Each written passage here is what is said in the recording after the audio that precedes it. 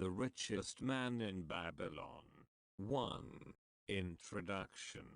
The Success Secrets of the Ancients. The most inspiring book on wealth ever written. Book by George S Clason. Money is the medium by which earthly success is measured. Money makes possible the enjoyment of the best the earth affords. Money is plentiful for those who understand the simple laws which govern its acquisition. Money is governed today by the same laws which controlled it when prosperous men thronged the streets of Babylon 6,000 years ago. Lo! Money is plentiful for those who understand the simple rules of its acquisition. 1. Start thy purse to fattening. 2. Control thy expenditures. 3. Make thy gold multiply. 4.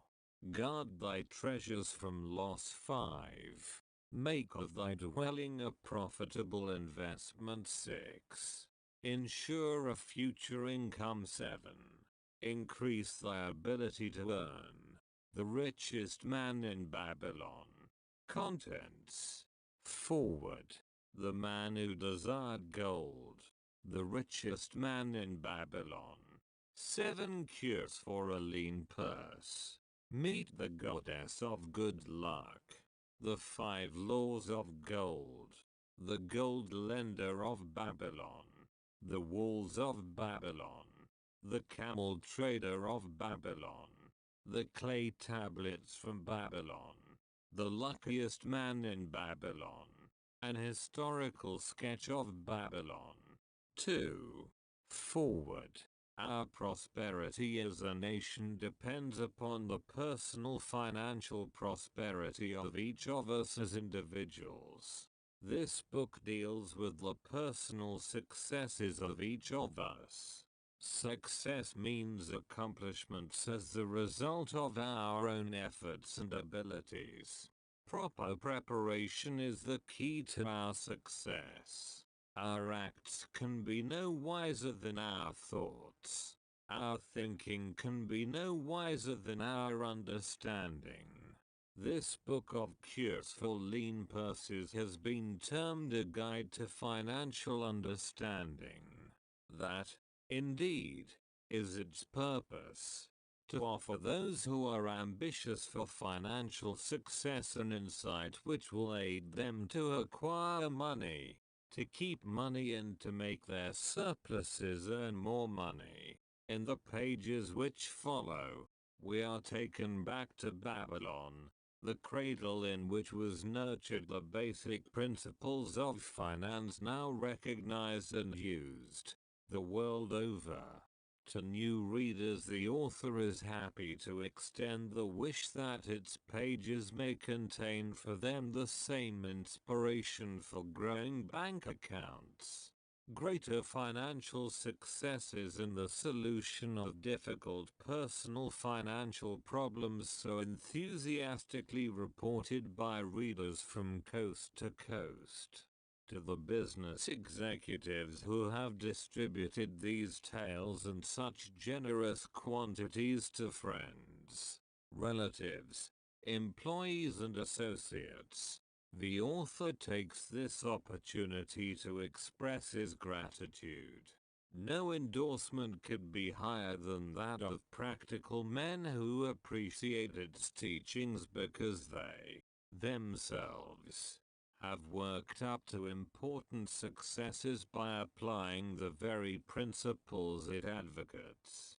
Babylon became the wealthiest city of the ancient world because its citizens were the richest people of their time.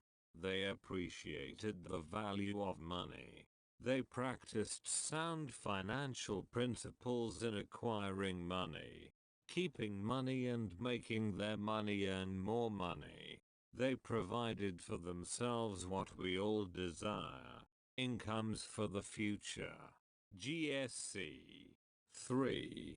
The man WHO desired gold. Banksy, the chariot builder of Babylon, was thoroughly discouraged. From his seat upon the low walls surrounding his property, he gazed sadly at his simple home and the open workshop in which stood a partially completed chariot. His wife frequently appeared at the open door.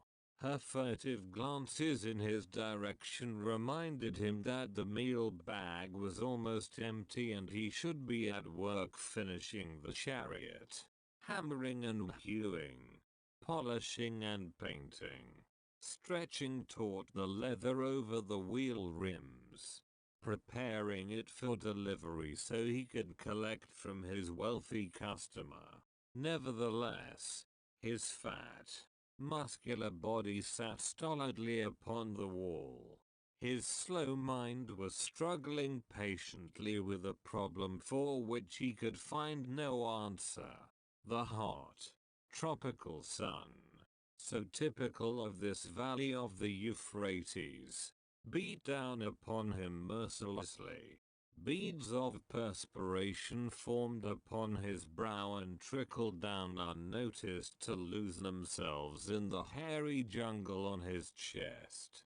Beyond his home towered the high terraced walls surrounding the king's palace. Nearby, cleaving the blue heavens, was the painted tower of the Temple of Bel. In the shadow of such grandeur was his simple home and many others far less neat and well cared for.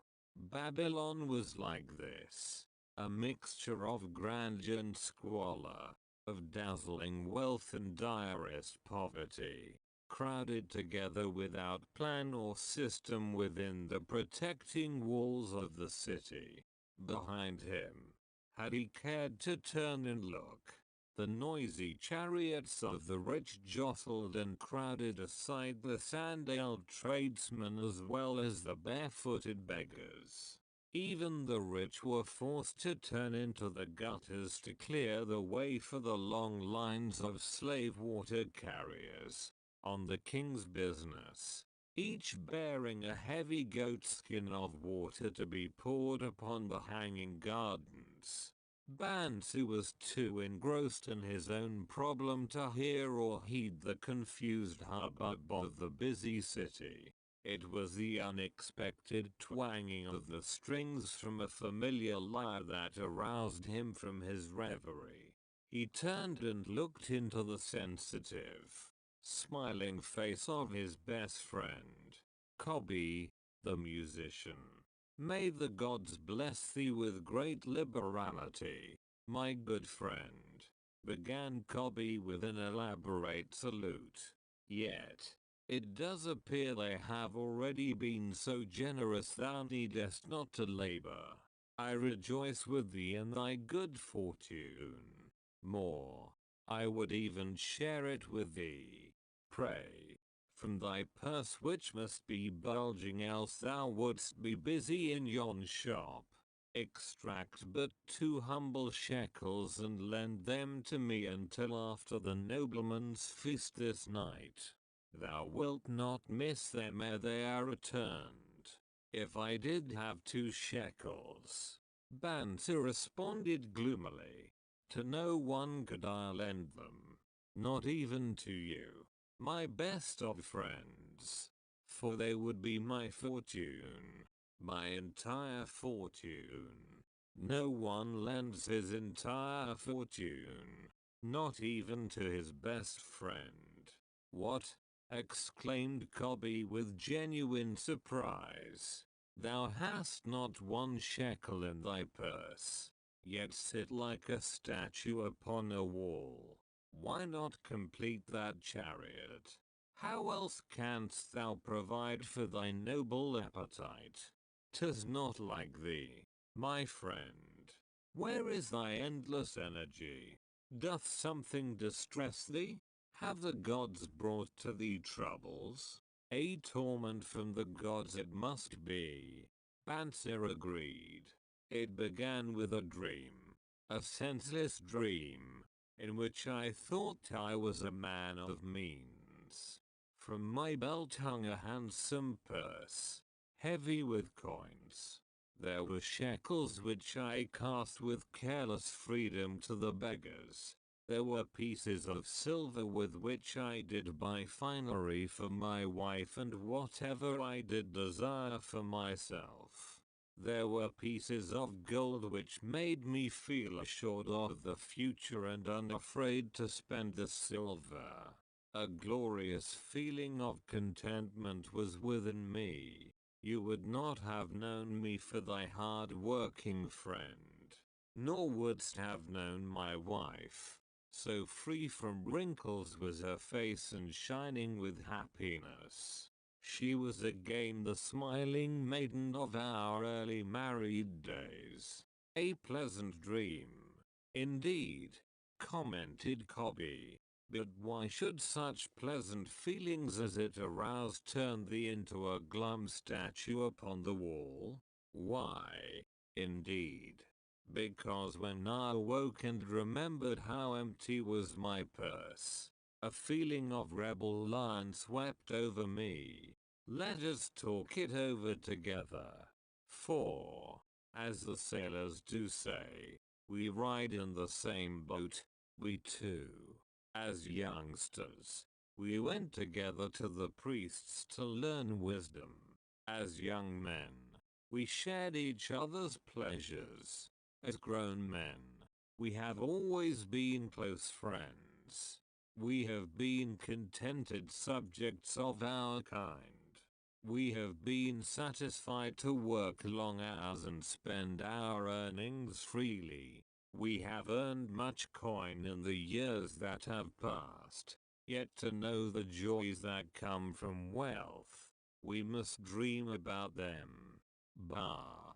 Are we more than dumb sheep? We live in the richest city in all the world. The travelers do say none equals it in wealth. About us is much display of wealth, but of it we ourselves have naught.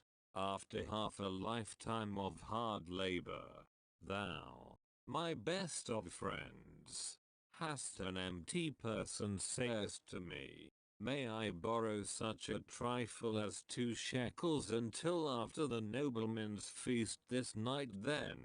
What do I reply? Do I say, here is my purse, its contents will I gladly share? No. I admit that my purse is as empty as thine. What is the matter? Why cannot we acquire silver and gold? More than enough for food and robes. Consider, also, our sons. Banter continued. Are they not following in the footsteps of their fathers?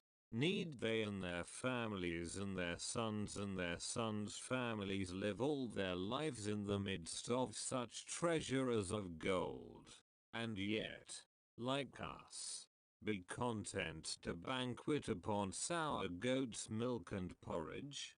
Never, in all the years of our friendship, didst thou talk like this before? Bansu. Cobby was puzzled. Never in all those years did I think like this before. From early dawn until darkness stopped me, I have labored to build the finest chariots any man could make, soft-heartedly hoping someday the gods would recognize my worthy deeds and bestow upon me great prosperity.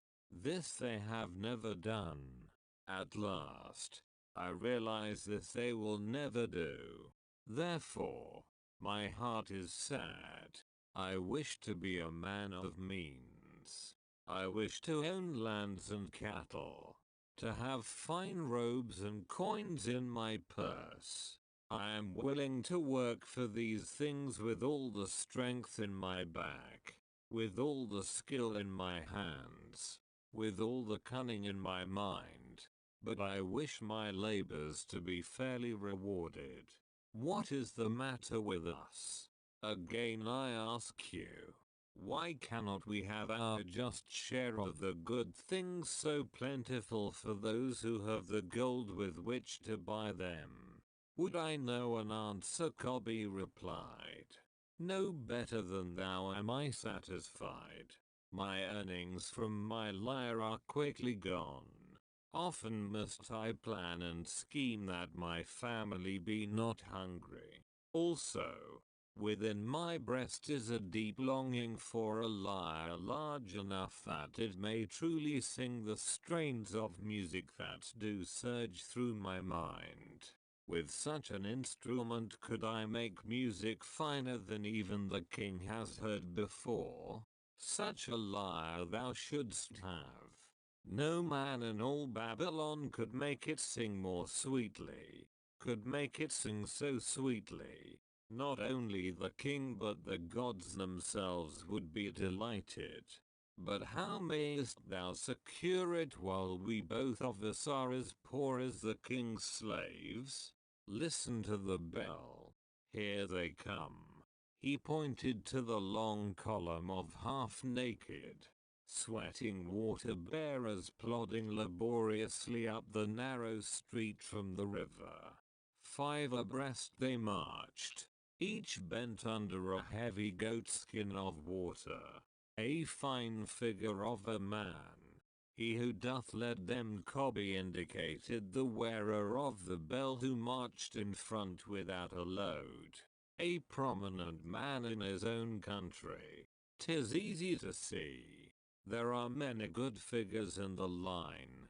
Banser agreed. As good men as we. Tall, blonde men from the north. Laughing black men from the south. Little brown men from the nearer countries. All marching together from the river to the gardens. Back and forth. Day after day. Year after year. Naught of happiness to look forward to. Beds of straw upon which to sleep. Hard grain porridge to eat. Pity the poor brutes, Cobby. Pity them I do. Yet, thou dost make me see how little better off are we. Free men though we call ourselves. That is truth. Cobby, unpleasant thought though it be. We do not wish to go on year after year living slavish lives. Working, working, working, getting nowhere. Might we not find out how others acquire gold and do as they do? Cobby inquired. Perhaps there is some secret we might learn if we but sought from those who knew, replied Banser thoughtfully. This very day, suggested Cobby, I did pass our old friend, Arkad, riding in his golden chariot. This I will say. He did not look over my humble head as many in his station might consider his right. Instead, he did wave his hand that all onlookers might see him pay greetings and bestow his smile of friendship upon Cobby, the musician. He is claimed to be the richest man in all Babylon. Banser mused. So rich the king is said to seek his golden aid in affairs of the treasury, Cobby replied. So rich? Banser interrupted. I fear if I should meet him in the darkness of the night, I should lay my hands upon his fat wallet. Nonsense, reproved Cobby. A man's wealth is not in the purse he carries. A fat purse quickly empties if there be no golden stream to refill it. Arkad has an income that constantly keeps his purse full, no matter how liberally he spends. Income, that is the thing, ejaculated Banser. I wish an income that will keep flowing into my purse whether I sit upon the wall or travel to far lands. Arkad must know how a man can make an income for himself. Dost suppose it is something he could make clear to a mind as slow as mine? Methinks he did teach his knowledge to his son. Nomasid, Cobby responded. Did he not go to Nineveh and, so it is told at the inn, become, without aid from his father, one of the richest men in that city? Copy. Thou bringest to me a rare thought. A new light gleamed in Bance's eyes. It costs nothing to ask wise advice from a good friend, and Arkad was always that. Never mind though our purses be as empty as the falcon's nest of a year ago. Let that not detain us. We are weary of being without gold in the midst of plenty. We wish to become men of means. Come, let us go to Arkad and ask how we, also, may acquire incomes for ourselves. Thou speakest with true inspiration, Bansu. Thou bringest to my mind a new understanding. Thou makest me to realize the reason why we have never found any measure of wealth. We never sought it. Thou hast labored patiently to build the staunchest chariots in Babylon. To that purpose was devoted your best endeavors. Therefore, added thou didst succeed. I strove to become a skillful lyre player, and, added I did succeed. In those things toward which we exerted our best endeavors we succeeded. The gods were content to let us continue thus. Now, at last, we see a light, bright like that from the rising sun. It biddeth us to learn more that we may prosper more. With a new understanding we shall find honorable ways to accomplish our desires. Let us go to Arkad this very day, Banser urged. Also, let us ask other friends of our boyhood days who have fared no better than ourselves, to join us that they, too, may share in his wisdom. Thou wert ever thus thoughtful of thy friends, Bansu. Therefore hast thou many friends. It shall be as thou sayest. We go this day and take them with us. In old Babylon there once lived a certain very rich man named Arkad. Far and wide he was famed for his great wealth. Also was he famed for his liberality. He was generous in his charities. He was generous with his family. He was liberal in his own expenses. But nevertheless each year his wealth increased more rapidly than he spent it. And there were certain friends of younger days who came to him and said, "You, Arkad, are more fortunate than we. You have become the richest man in all Babylon while we struggle for existence. You can wear the finest garments and you can enjoy the rarest foods, while we must be content if we can clothe our families in raiment that is presentable and feed them as best we can. Yet, once we were equal. We studied under the same master. We played in the same games, and in neither the studies nor the games did you outshine us. And in the years since, you have been no more an honorable citizen than we, nor have you worked harder or more faithfully, insofar as we can judge. Why, then, should a fickle fate single you out to enjoy all the good things of life and ignore us who are equally deserving?"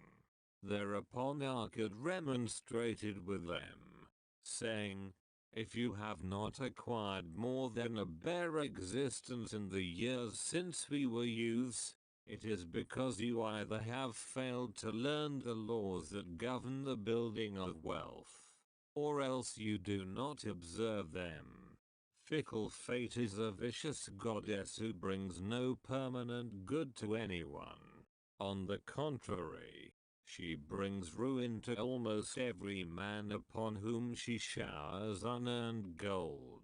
She makes wanton spenders, who soon dissipate all they receive and are left beset by overwhelming appetites and desires they have not the ability to gratify. Yet others whom she favors become misers and hoard their wealth, fearing to spend what they have, knowing they do not possess the ability to replace it. They further are beset by fear of robbers and doom themselves to lives of emptiness and secret misery.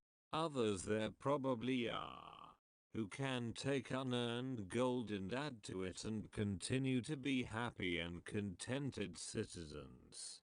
But so few are they. I know of them but by hearsay. Think you of the men who have inherited sudden wealth, and see if these things are not so. His friends admitted that of the men they knew who had inherited wealth these words were true, and they besought him to explain to them how he had become possessed of so much prosperity.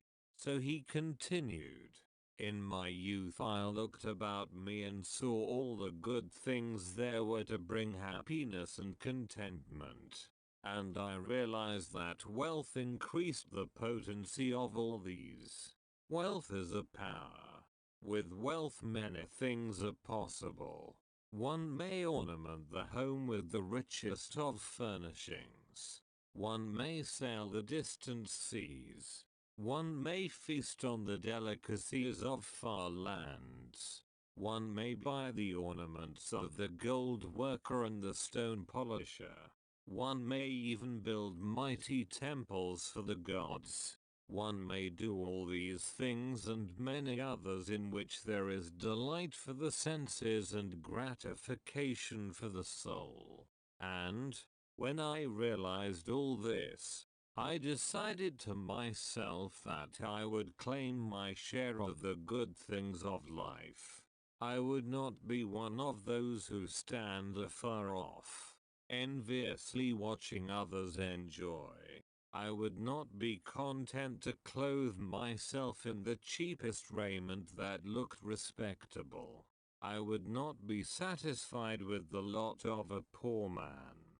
On the contrary, I would make myself a guest at this banquet of good things. Being, as you know, the son of a humble merchant, one of a large family with no hope of an inheritance, and not being endowed, as you have so frankly said, with superior powers or wisdom, I decided that if I was to achieve what I desired, time and study would be required. As for time, all men have it in abundance. You, each of you, have let slip by sufficient time to have made yourselves wealthy. Yet, you admit, you have nothing to show except your good families, of which you can be justly proud. As for study, did not our wise teacher teach us that learning was of two kinds? The one kind being the things we learned and knew, and the other being the training that taught us how to find out what we did not know. Therefore did I decide to find out how one might accumulate wealth, and when I had found out, to make this my task and do it well. For, is it not wise that we should enjoy while we dwell in the brightness of the sunshine? For sorrows enough shall descend upon us when we depart for the darkness of the world of spirit. I found employment as a scribe in the hall of records, and long hours each day I labored upon the clay tablets. Week after week, and month after month, I labored, yet for my earnings I had naught to show. Food and clothing and penance to the gods, and other things of which I could remember not what. absorbed all my earnings. But my determination did not leave me, and one day Algamish, the moneylender, came to the house of the city master and ordered a copy of the 9th law, and he said to me, I must have this in 2 days, and if the task is done by that time, 2 coppers will I give to thee. So I labored hard, but the law was long, and when Algamish returned the task was unfinished. He was angry, and had I been his slave, he would have beaten me. But knowing the city master would not permit him to injure me, I was unafraid. So I said to him, Algamish, you are a very rich man. Tell me how I may also become rich. And all night I will carve upon the clay, and when the sun rises it shall be completed. He smiled at me and replied, you are a forward knave, but we will call it a bargain. All that night I carved, though my back pained and the smell of the wick made my head ache until my eyes could hardly see. But when he returned at sunup, the tablets were complete. Now I said, tell me what you promised. You have fulfilled your part of our bargain, my son. He said to me kindly, and I am ready to fulfill mine. I will tell you these things you wish to know because I am becoming an old man, and an old tongue loves to wag. And when youth comes to age for advice he receives the wisdom of years. But too often does youth think that age knows only the wisdom of days that are gone, and therefore profits not. But remember this, the sun that shines today is the sun that shone when thy father was born, and will still be shining when thy last grandchild shall pass into the darkness. The thoughts of youth, he continued, are bright lights that shine forth like the meteors that oft make brilliant the sky. But the wisdom of age is like the fixed stars that shine so unchanged that the sailor may depend upon them to steer his course. Mark you well my words, for if you do not you will fail to grasp the truth that I will tell you, and you will think that your night's work has been in vain. Then he looked at me shrewdly from under his shaggy brows and said in a low, forceful tone, I found the road to wealth when I decided that a part of all I earned was mine to keep. And so will you. Then he continued to look at me with a glance that I could feel pierce me but said no more. Is that all I asked? That was sufficient to change the heart of a sheep herder into the heart of a moneylender. He replied, but all I earn is mine to keep. Is it not? I demanded. Far from it, he replied. Do you not pay the garment maker? Do you not pay the sandal maker? Do you not pay for the things you eat? Can you live in Babylon without spending? What have you to show for your earnings of the past month? What for the past year? Fool, you pay to everyone but yourself. Dullard, you labor for others. As well be a slave and work for what your master gives you to eat and wear. If you did keep for yourself 1/10 of all you earn, how much would you have in 10 years? My knowledge of the numbers did not forsake me, and I answered, as much as I earn in 1 year. You speak but half the truth, he retorted. Every gold piece you save is a slave to work for you. Every copper it earns is its child that also can earn for you. If you would become wealthy, then what you save must earn, and its children must earn, that all may help to give to you the abundance you crave. You think I cheat you for your long night's work, he continued, but I am paying you 1,000 times over if you have the intelligence to grasp the truth I offer you. A part of all you earn is yours to keep. It should be not less than 1/10 no matter how little you earn. It can be as much more as you can afford. Pay yourself first. Do not buy from the clothes maker and the sandal maker more than you can pay out of the rest and still have enough for food and charity and penance to the gods. Wealth, like a tree, grows from a tiny seed.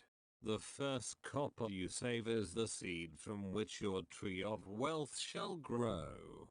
The sooner you plant that seed, the sooner shall the tree grow. And the more faithfully you nourish and water that tree with consistent savings, the sooner may you bask in contentment beneath its shade.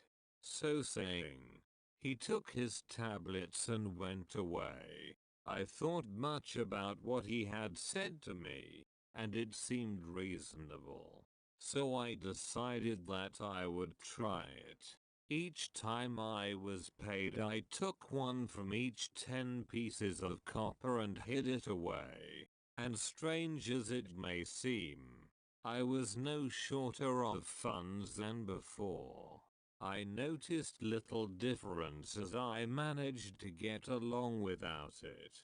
But often I was tempted, as my hoard began to grow, to spend it for some of the good things the merchants displayed, brought by camels and ships from the land of the Phoenicians. But I wisely refrained. A 12th month after Algamish had gone, he again returned and said to me, "Son, have you paid to yourself not less than 1/10 of all you have earned for the past year?" I answered proudly, "Yes, master, I have." "That is good," he answered, beaming upon me.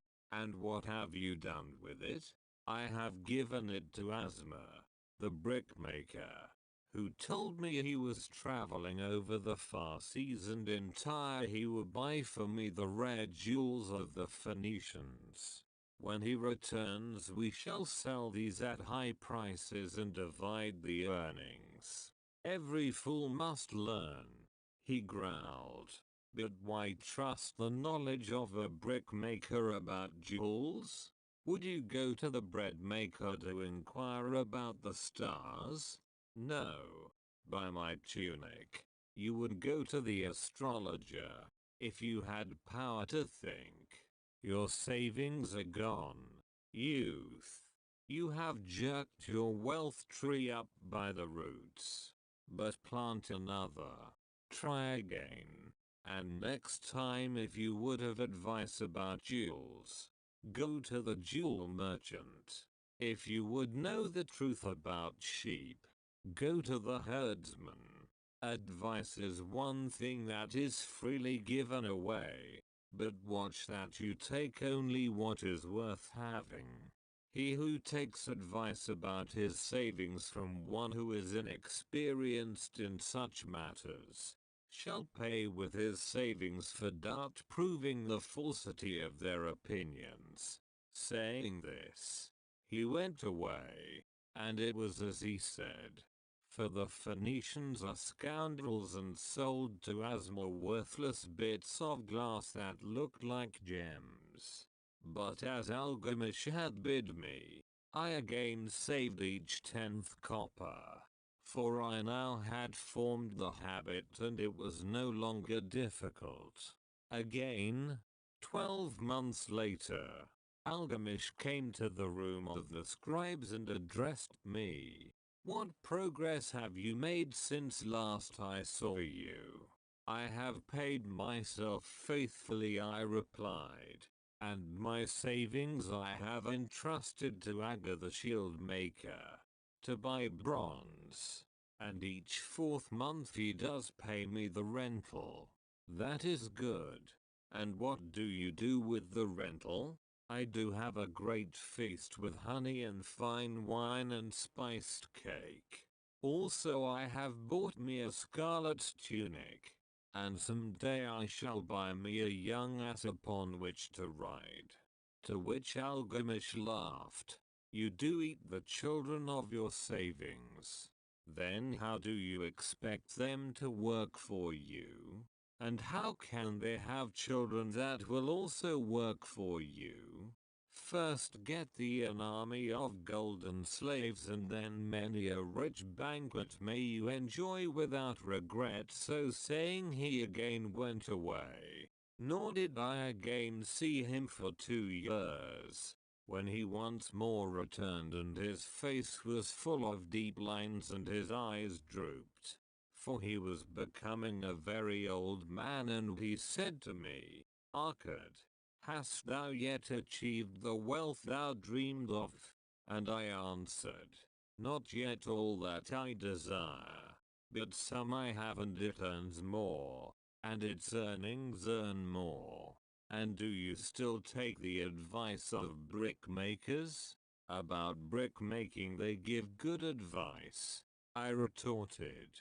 Arkad, he continued, you have learned your lessons well. You first learned to live upon less than you could earn. Next you learned to seek advice from those who were competent through their own experiences to give it. And, lastly, you have learned to make gold work for you. You have taught yourself how to acquire money, how to keep it and how to use it. Therefore, you are competent for a responsible position. I am becoming an old man. My sons think only of spending and give no thought to earning. My interests are great and I fear too much for me to look after. If you will go to Nipper and look after my lands there, I shall make you my partner and you shall share in my estate. So I went to Nipper and took charge of his holdings, which were large. And because I was full of ambition and because I had mastered the 3 laws of successfully handling wealth, I was enabled to increase greatly the value of his properties. So I prospered much, and when the spirit of Algamish departed for the sphere of darkness, I did share in his estate as he had arranged under the law. So spake Arkad. And when he had finished his tale, one of his friends said, you were indeed fortunate that Algamish made of you an heir. Fortunate only in that I had the desire to prosper before I first met him. For 4 years did I not prove my definiteness of purpose by keeping 1/10 of all I earned? Would you call a fisherman lucky who for years so studied the habits of the fish that with each changing wind he could cast his nets about them? Opportunity is a haughty goddess who wastes no time with those who are unprepared. You had strong willpower to keep on after you lost your first year's savings. You are unusual in that way, spoke up another. Willpower, retorted Arkad. What nonsense. Do you think willpower gives a man the strength to lift a burden the camel cannot carry, or to draw a load the oxen cannot budge? Willpower is but the unflinching purpose to carry a task you set for yourself to fulfillment. If I set for myself a task, be it ever so trifling, I shall see it through. How else shall I have confidence in myself to do important things? Should I say to myself, for 100 days as I walk across the bridge into the city, I will pick from the road a pebble and cast it into the stream. I would do it if on the seventh day I passed by without remembering. I would not say to myself, tomorrow I will cast two pebbles which will do as well instead. I would retrace my steps and cast the pebble. Nor on the 20th day would I say to myself, Arkad, this is useless. What does it avail you to cast a pebble every day? Throw in a handful and be done with it. No, I would not say that nor do it. When I set a task for myself, I complete it. Therefore, I am careful not to start difficult and impractical tasks, because I love leisure. And then another friend spoke up and said, if what you tell is true, and it does seem as you have said, reasonable, then being so simple, if all men did it, there would not be enough wealth to go around. Wealth grows wherever men exert energy. Arkad replied, if a rich man builds him a new palace, is the gold he pays out gone? No. The brickmaker has part of it and the laborer has part of it and the artist has part of it. And everyone who labors upon the house has part of it. Yet when the palace is completed, is it not worth all it cost? And is the ground upon which it stands not worth more because it is there? And is the ground that adjoins it not worth more because it is mere? Wealth grows in magic ways. No man can prophesy the limit of it. Have not the Phoenicians built great cities on barren coasts with the wealth that comes from their ships of commerce on the seas?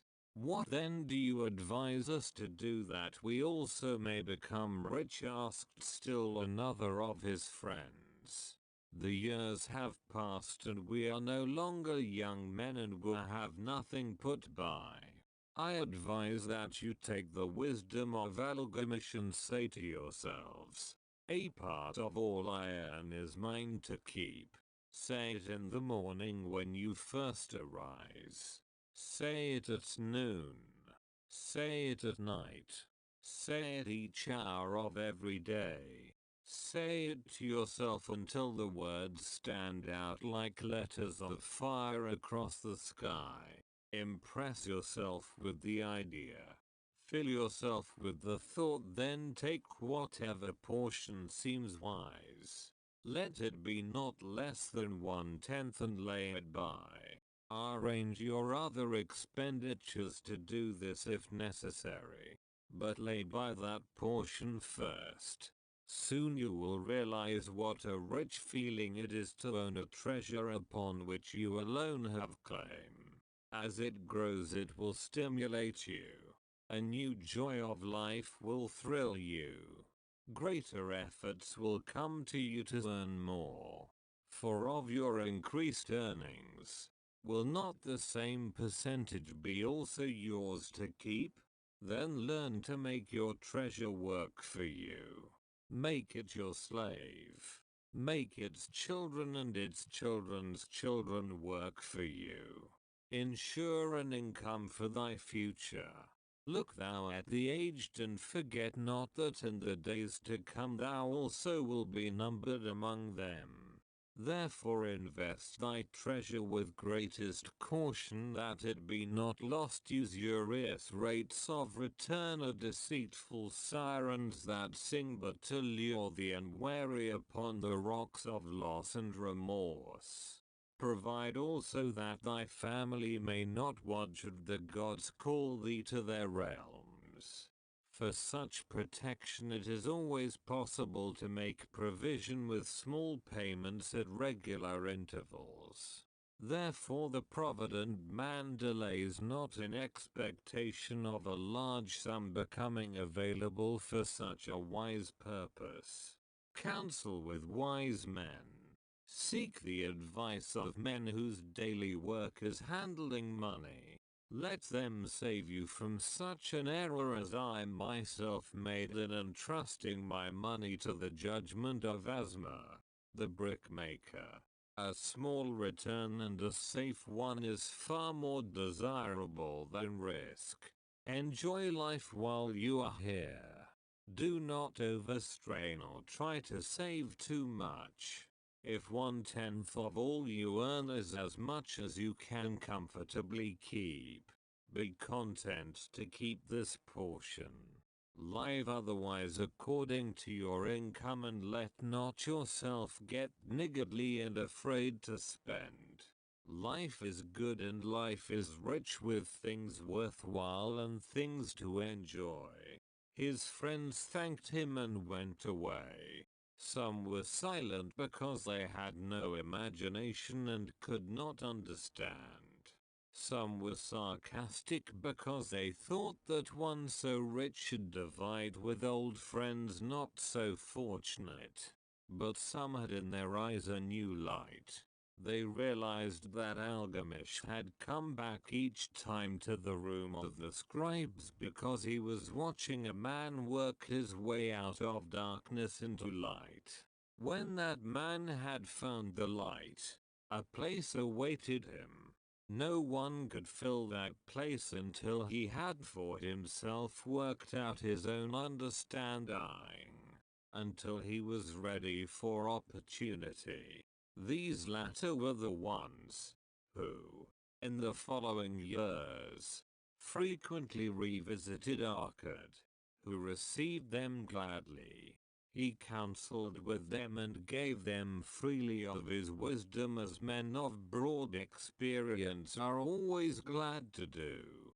And he assisted them in so investing their savings that it would bring in a good interest with safety and would neither be lost nor entangled in investments that paid no dividends.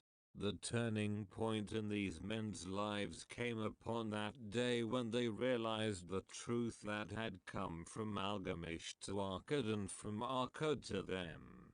A part of all you earn is yours to keep. 4. 7 Cures for a Lean Purse. The glory of Babylon endures. Down through the ages its reputation comes to us as the richest of cities, its treasures as fabulous. Yet it was not always so. The riches of Babylon were the results of the wisdom of its people. They first had to learn how to become wealthy.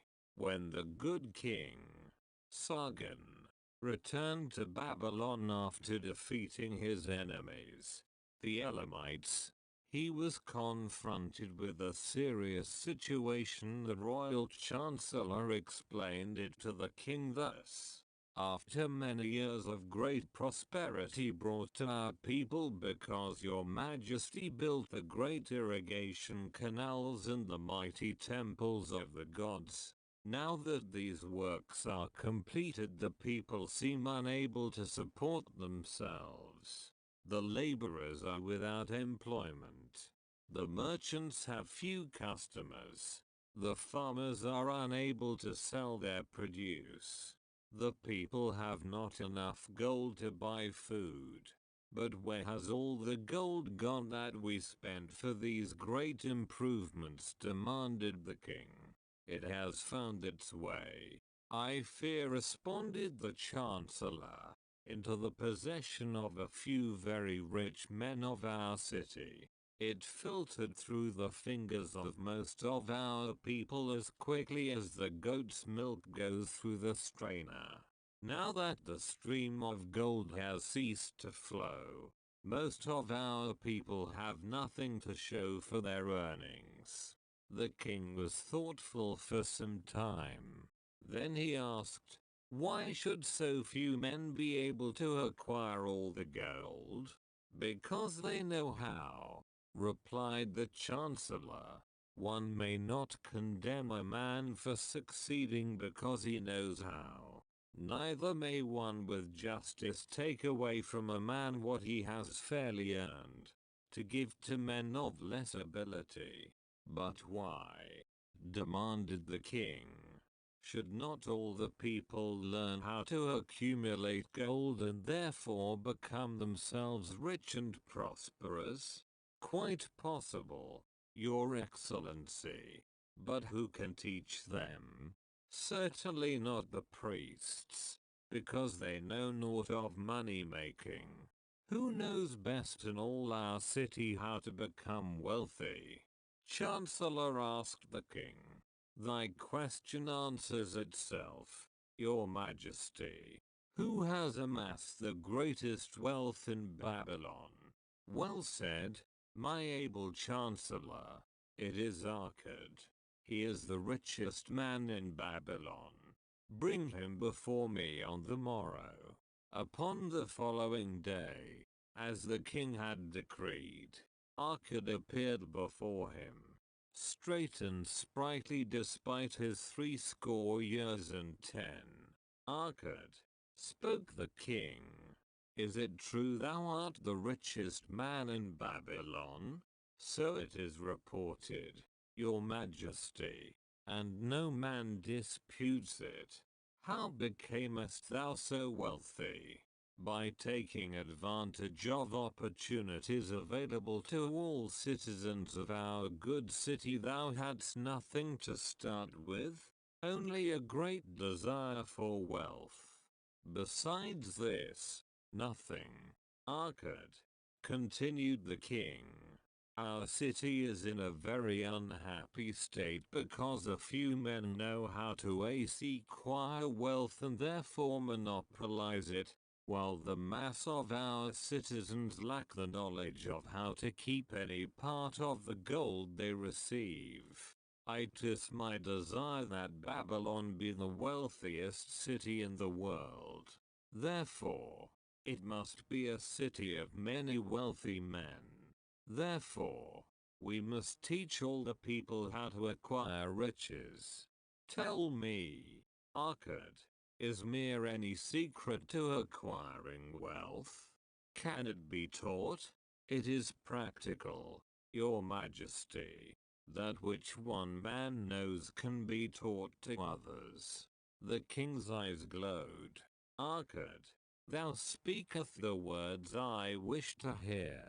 Wilt thou lend thyself to this great cause?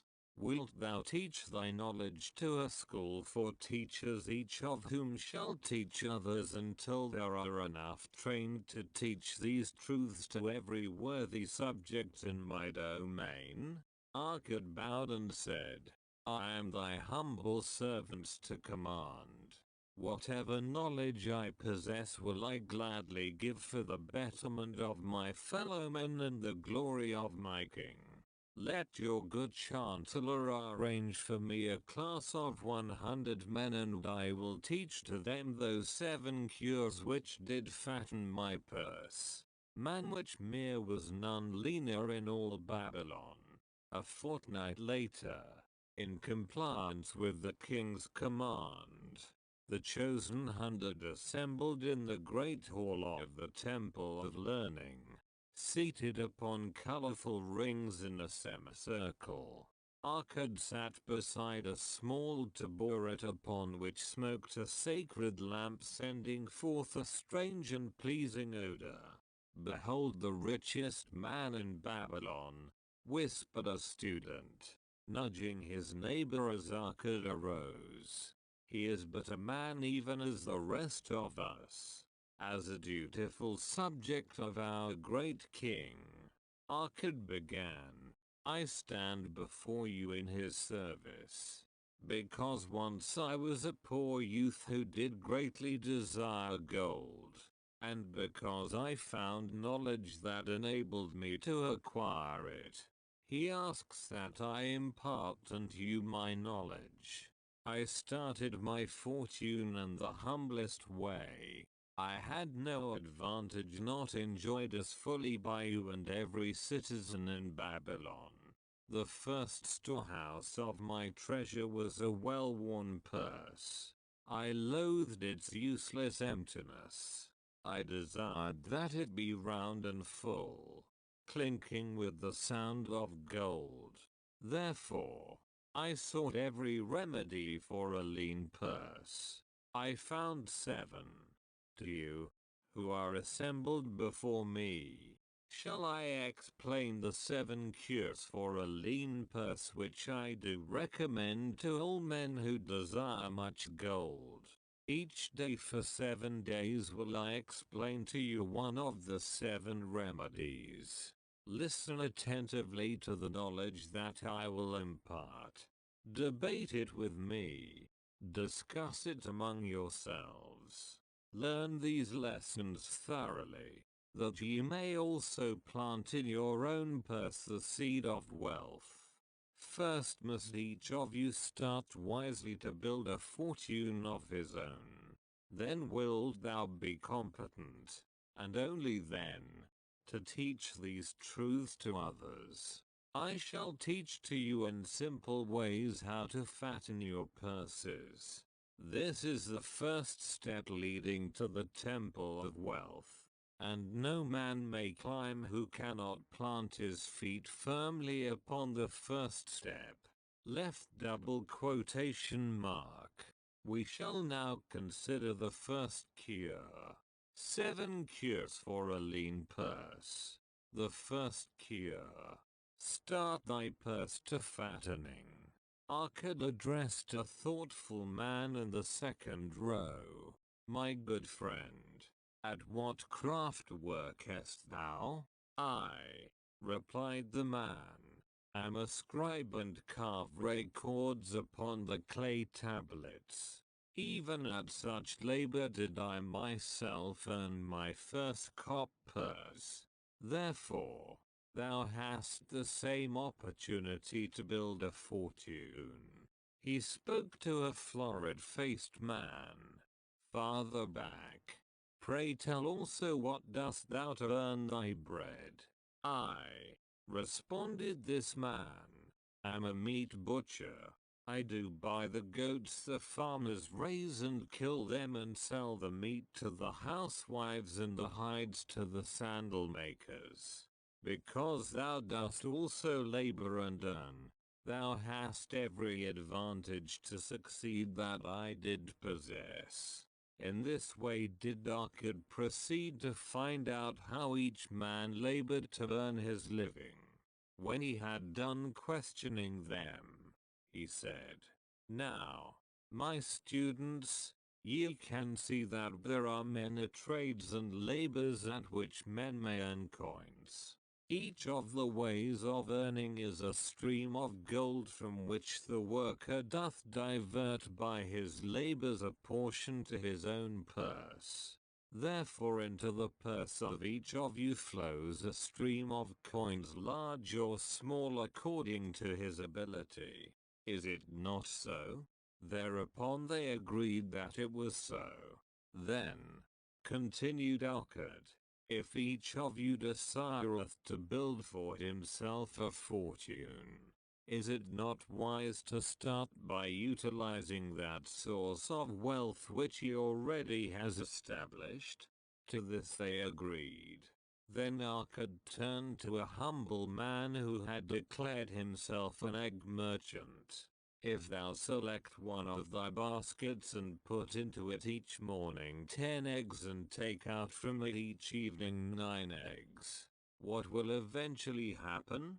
It will become in time overflowing. Why? Because each day I put in 1 more egg than I take out. Arcad turned to the class with a smile. Does any man here have a lean purse? First they looked amused. Then they laughed. Lastly they waved their purses in jest. All right, he continued. Now I shall tell thee the first remedy I learned to cure a lean purse. Do exactly as I have suggested to the egg merchant. For every 10 coins thou placest within thy purse take out 5, use but 9. Thy purse will start to fatten at once and its increasing weight will feel good in thy hand and bring satisfaction to thy soul. Deride not what I say because of its simplicity. Truth is always simple. I told thee I would tell how I built my fortune. This was my beginning. I, too, carried a lean purse and cursed it because there was naught within to satisfy my desires. But when I began to take out from my purse but 9 parts of 10 I put in, it began to fatten. So will thine. Now I will tell a strange truth, the reason for which I know not. When I ceased to pay out more than 9/10 of my earnings, I managed to get along just as well. I was not shorter than before. Also, ere long, did coins come to me more easily than before. Surely it is a law of the gods that unto him who keepeth and spendeth not a certain part of all his earnings, shall gold come more easily. Likewise, him whose purse is empty does gold avoid. Which desirest thou the most? Is it the gratification of thy desires of each day, a jewel, a bit of finery, better raiment, more food, things quickly gone and forgotten? Or is it substantial belongings, gold, lands, herds, merchandise, income-bringing investments? The coins thou takest from thy purse bring the first. The coins thou leavest within it will bring the latter. This, my students, was the first cure I did discover for my lean purse. For each 10 coins I put in, to spend but 9. Debate this among yourselves. If any man proves it untrue, tell me upon the morrow when we shall meet again. 7 cures for a lean purse. The second cure: control their expenditures. Some of your members, my students, have asked me this. How can a man keep 1/10 of all he earns in his purse when all the coins he earns are not enough for his necessary expenses? So did Arkad address his students upon the second day. Yesterday, how many of thee carried lean purses? All of us, answered the class. Yet, thou do not all earn the same. Some earn much more than others. Some have much larger families to support. Yet, all purses were equally lean. Now I will tell thee an unusual truth about men and sons of men. It is this: that what each of us calls our necessary expenses will always grow to equal our incomes unless we protest to the contrary. Confuse not the necessary expenses with thy desires. Each of you, together with your good families, have more desires than your earnings can gratify. Therefore are thy earnings spent to gratify these desires insofar as they will go. Still thou retainest many ungratified desires. All men are burdened with more desires than they can gratify. Because of my wealth thinkest thou I may gratify every desire? 'Tis a false idea. There are limits to my time. There are limits to my strength. There are limits to the distance I may travel. There are limits to what I may eat. There are limits to the zest with which I may enjoy. I say to you that just as weeds grow in a field wherever the farmer leaves space for their roots, even so freely do desires grow in men whenever there is a possibility of their being gratified. Thy desires are a multitude, and those that thou mayest gratify are but few. Study thoughtfully thy accustomed habits of living. Herein may be most often found certain accepted expenses that may wisely be reduced or eliminated. Let thy motto be 100% of appreciated value demanded for each coin spent. Therefore, engrave upon the clay each thing for which thou desireth to spend. Select those that are necessary and others that are possible through the expenditure of 9/10 of thy income. Cross out the rest and consider them but a part of that great multitude of desires that must go unsatisfied, and regret them not. Budget them thy necessary expenses. Touch not the 1/10 that is fattening thy purse. Let this be thy great desire that is being fulfilled. Keep working with thy budget. Keep adjusting it to help thee. Make it thy first assistant in defending thy fattening purse. Hereupon one of the students, wearing a robe of red and gold, arose and said, I am a free man. I believe that it is my right to enjoy the good things of life. Therefore do I rebel against the slavery of a budget which determines just how much I may spend and for what. I feel it would take much pleasure from my life and make me little more than a pack-ass to carry a burden. To him Arkad replied, Who, my friend, would determine thy budget? I would make it for myself, responded the protesting one. In that case, were a pack-ass to budget his burden, would he include therein jewels and rugs and heavy bars of gold? Not so. He would include hay and grain and a bag of water for the desert trail. The purpose of a budget is to help thy purse to fatten. It is to assist thee to have thy necessities and, insofar as attainable, thy other desires. It is to enable thee to realize thy most cherished desires by defending them from thy casual wishes. Like a bright light in a dark cave, thy budget shows up the leaks from thy purse and enables thee to stop them and control thy expenditures for definite and gratifying purposes. This, then, is the second cure for a lean purse. Budget thy expenses that thou mayest have coins to pay for thy necessities, to pay for thy enjoyments, and to gratify thy worthwhile desires without spending more than 9/10 of thy earnings. 7 cures for a lean purse. The third cure. Make thy gold multiply. Behold, thy lean purse is fattening. Thou hast disciplined thyself to leave therein 1/10 of all thou earnest. Thou hast controlled thy expenditures to protect thy growing treasure. Next, we will consider means to put thy treasure to labor and to increase. Gold in a purse is gratifying to own and satisfies the miserly soul, but earns nothing. The gold we may retain from our earnings is but the start.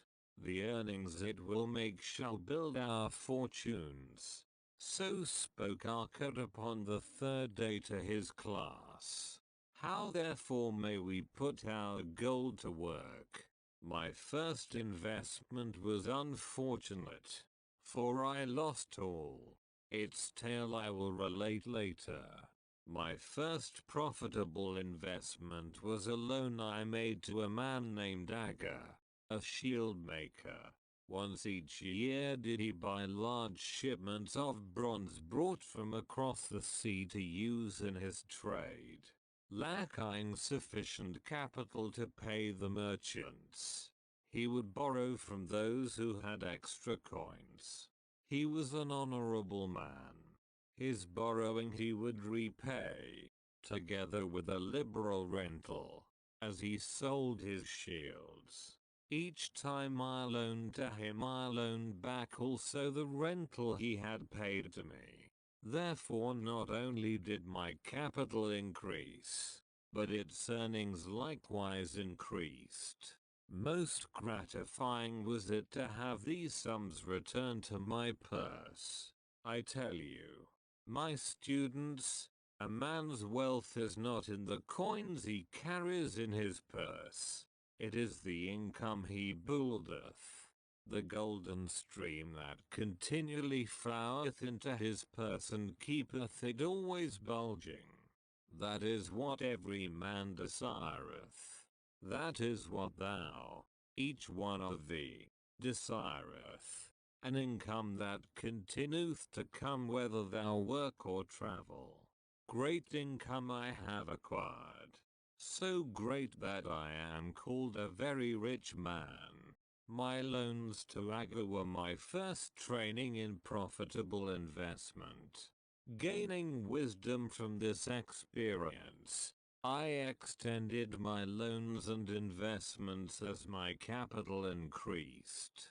From a few sources at first, from many sources later, flowed into my purse a golden stream of wealth available for such wise uses as I should decide. Behold, from my humble earnings I had begotten a horde of golden slaves, each laboring and earning more gold, as they labored for me. So their children also labored and their children's children until great was the income from their combined efforts. Gold increaseth rapidly, when making reasonable earnings, as thou wilt see from the following. A farmer, when his first son was born, took 10 pieces of silver to a money lender and asked him to keep it on rental for his son until he became 20 years of age.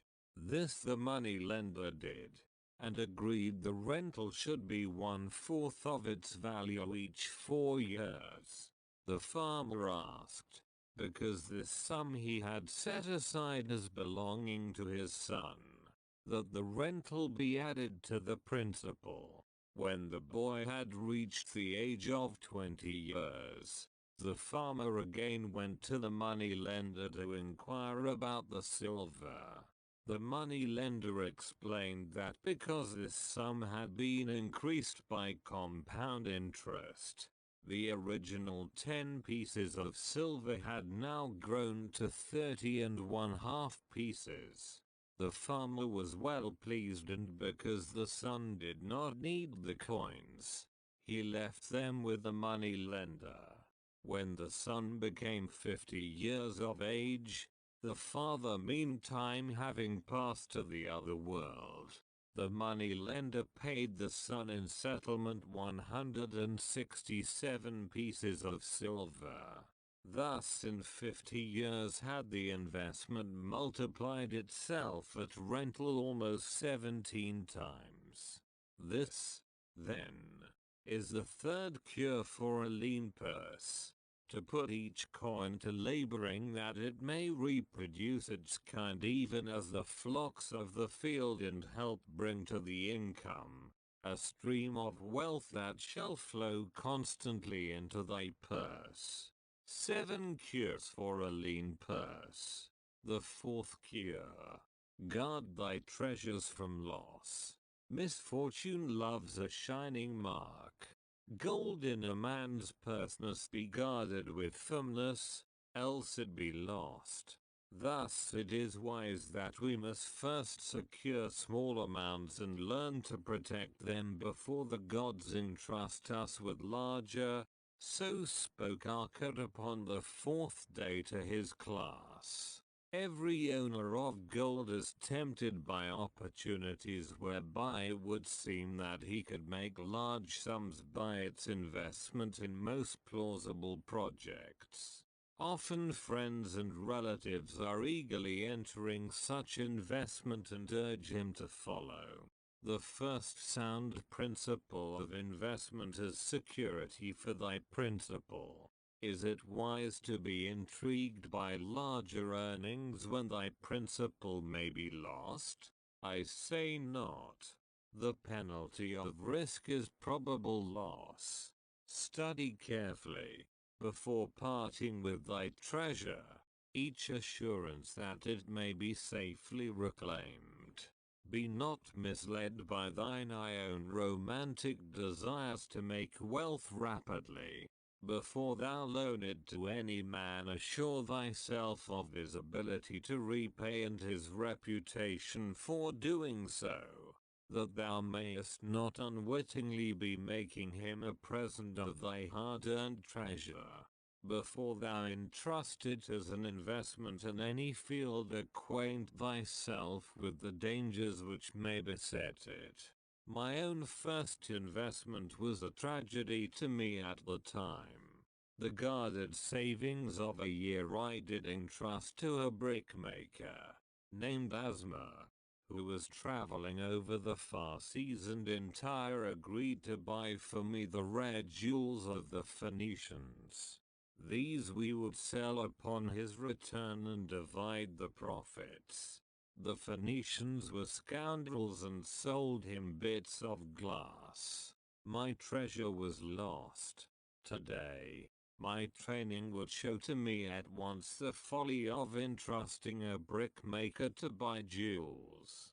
Therefore, do I advise thee from the wisdom of my experiences. Be not too confident of thine own wisdom in entrusting thy treasures to the possible pitfalls of investments. Better by far to consult the wisdom of those experienced in handling money for profit. Such advice is freely given for the asking and may readily possess a value equal in gold to the sum thou considerest investing. In truth, such is its actual value if it save thee from loss. This, then, is the fourth cure for a lean purse, and of great importance if it prevent thy purse from being emptied once it has become well filled. Guard thy treasure from loss by investing only where thy principal is safe, where it may be reclaimed if desirable, and where thou wilt not fail to collect a fair rental. Consult with wise men. Secure the advice of those experienced in the profitable handling of gold. Let their wisdom protect thy treasure from unsafe investments. 7 cures for a lean purse. The fifth cure. Make of thy dwelling a profitable investment. If a man setteth aside 9 parts of his earnings upon which to live and enjoy life, and if any part of this 9 parts he can turn into a profitable investment without detriment to his well-being, then so much faster will his treasures grow. So spake Akkad to his class at their 5th lesson. All too many of our men of Babylon do raise their families in unseemly quarters. They do pay to exacting landlords liberal rentals for rooms where their wives have not a spot to raise the blooms that gladden a woman's heart, and their children have no place to play their games except in the unclean alleys. No man's family can fully enjoy life unless they do have a plot of ground wherein children can play in the clean earth, and where the wife may raise not only blossoms but good rich herbs to feed her family. To a man's heart it brings gladness to eat the figs from his own trees and the grapes of his own vines. To own his own domicile and to have it a place he is proud to care for, putteth confidence in his heart and greater effort behind all his endeavors. Therefore, do I recommend that every man own the roof that sheltereth him and his. Nor is it beyond the ability of any well-intentioned man to own his home. Hath not our great king so widely extended the walls of Babylon that within them much land is now unused and may be purchased at sums most reasonable? Also I say to you, my students, that the money lenders gladly consider the desires of men who seek homes and land for their families. Readily may thou borrow to pay the brickmaker and the builder for such commendable purposes, if thou can show a reasonable portion of the necessary sum which thou thyself hath provided for the purpose. Then when the house be built, thou canst pay the money lender with the same regularity as thou didst pay the landlord, because each payment will reduce thy indebtedness to the money lender. A few years will satisfy his loan.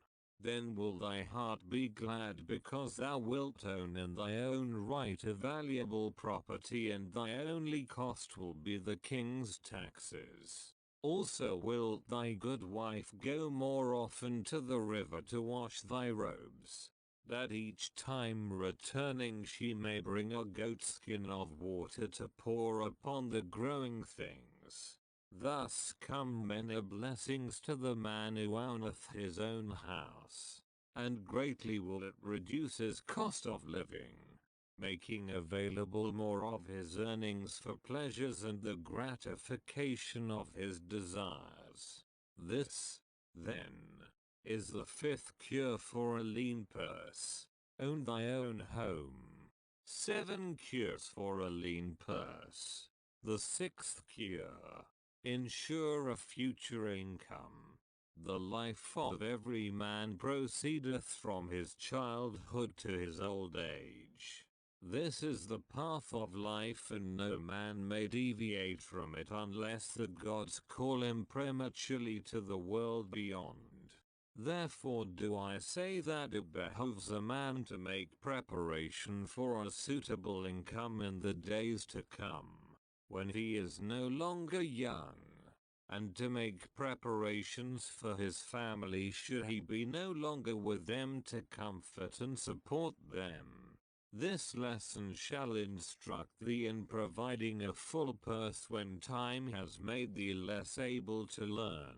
So Akkad addressed his class upon the 6th day. The man who, because of his understanding of the laws of wealth, acquireth a growing surplus, should give thought to those future days. He should plan certain investments or provisions that may endure safely for many years, yet will be available when the time arrives which he has so wisely anticipated. There are diverse ways by which a man may provide with safety for his future. He may provide a hiding place and there bury a secret treasure. Yet, no matter with what skill it be hidden, it may nevertheless become the loot of thieves. For this reason I recommend not this plan. A man may buy houses or lands for this purpose, if wisely chosen as to their usefulness and value in the future. They are permanent in their value, and their earnings or their sale will provide well for his purpose.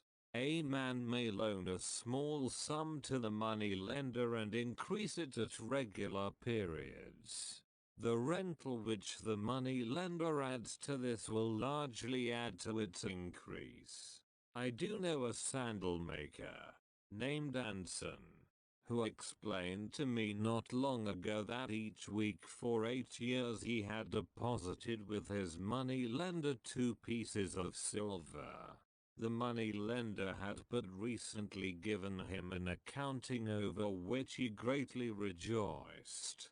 The total of his small deposits, with their rental at the customary rate of 1/4 their value for each 4 years, had now become 1,040 pieces of silver. I did gladly encourage him further by demonstrating to him with my knowledge of the numbers that in 12 years more, If he would keep his regular deposits of but 2 pieces of silver each week, the money lender would then owe him 4,000 pieces of silver, a worthy competence for the rest of his life. Surely, when such a small payment made with regularity doth produce such profitable results, no man can afford not to ensure a treasure for his old age and the protection of his family. No matter how prosperous his business and his investments may be. I would that I might say more about this. In my mind rests a belief that someday wise thinking men will devise a plan to ensure against death whereby many men pay but a trifling sum regularly, the aggregate making a handsome sum for the family of each member who passeth to the beyond. This do I see as something desirable and which I could highly recommend. But today it is not possible because it must reach beyond the life of any man or any partnership to operate. It must be as stable as the king's throne. Someday do I feel that such a plan shall come to pass and be a great blessing to many men. Because even the first small payment will make available a snug fortune for the family of a member should he pass on. But because we live in our own day and not in the days which are to come, must we take advantage of those means and ways of accomplishing our purposes. Therefore do I recommend to all men, that they, by wise and well thought out methods, do provide against a lean purse in their mature years. For a lean purse to a man no longer able to earn or to a family without its head is a sore tragedy. This, then, is the 6th cure for a lean purse. Provide in advance for the needs of thy growing age and the protection of thy family. 7 cures for a lean purse. The 7th cure. Increase thy ability to earn. This day do I speak to thee, my students, of one of the most vital remedies for a lean purse. Yet, I will talk not of gold but of yourselves, of the men beneath the robes of many colors who do sit before me. I will talk to you of those things within the minds and lives of men which do work for or against their success. So did Lockwood address his class upon the 7th day. Not long ago came to me a young man seeking to borrow. When I questioned him the cause of his necessity, he complained that his earnings were insufficient to pay his expenses. Thereupon I explained to him, this being the case, he was a poor customer for the moneylender, as he possessed no surplus earning capacity to repay the loan. What you need, young man, I told him, is to earn more coins. What dost thou to increase thy capacity to earn? All that I can do, he replied. 6 times within 2 moons have I approached my master to request my pay be increased, but without success. No man can go oftener than that. We may smile at his simplicity, yet he did possess one of the vital requirements to increase his earnings. Within him was a strong desire to earn more, a proper and commendable desire. Preceding accomplishment must be desire. Thy desires must be strong and definite. General desires are but weak longings. For a man to wish to be rich is of little purpose. For a man to desire 5 pieces of gold is a tangible desire which he can press to fulfillment. After he has backed his desire for 5 pieces of gold with strength of purpose to secure it, next he can find similar ways to obtain 10 pieces and then 20 pieces and later 1,000 pieces, and behold, he has become wealthy. In learning to secure his one definite small desire, he hath trained himself to secure a larger one. This is the process by which wealth is accumulated, first in small sums, then in larger ones as a man learns and becomes more capable.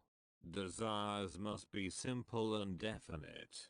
They defeat their own purpose should they be too many, too confusing, or beyond a man's training to accomplish. As a man perfecteth himself in his calling, even so doth his ability to earn increase. In those days when I was a humble scribe carving upon the clay for a few coppers each day, I observed that other workers did more than I and were paid more. Therefore, did I determine that I would be exceeded by none. Nor did it take long for me to discover the reason for their greater success.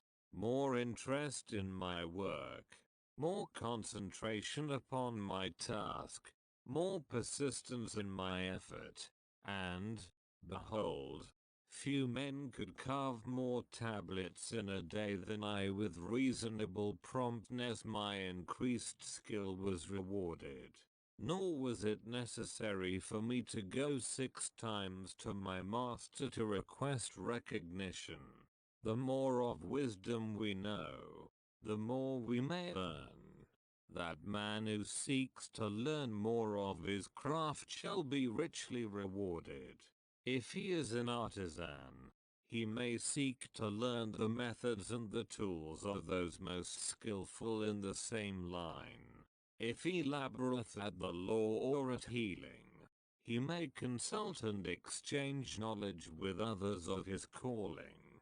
If he be a merchant, he may continually seek better goods that can be purchased at lower prices. Always do the affairs of man change and improve, because keen-minded men seek greater skill that they may better serve those upon whose patronage they depend. Therefore, I urge all men to be in the front rank of progress and not to stand still, lest they be left behind. Many things come to make a man's life rich with gainful experiences. Such things as the following a man must do if he respects himself. He must pay his debts with all the promptness within his power, not purchasing that for which he is unable to pay. He must take care of his family that they may think and speak well of him. He must make a will of record that, in case the gods call him, proper and honorable division of his property be accomplished. He must have compassion upon those who are injured and smitten by misfortune and aid them within reasonable limits.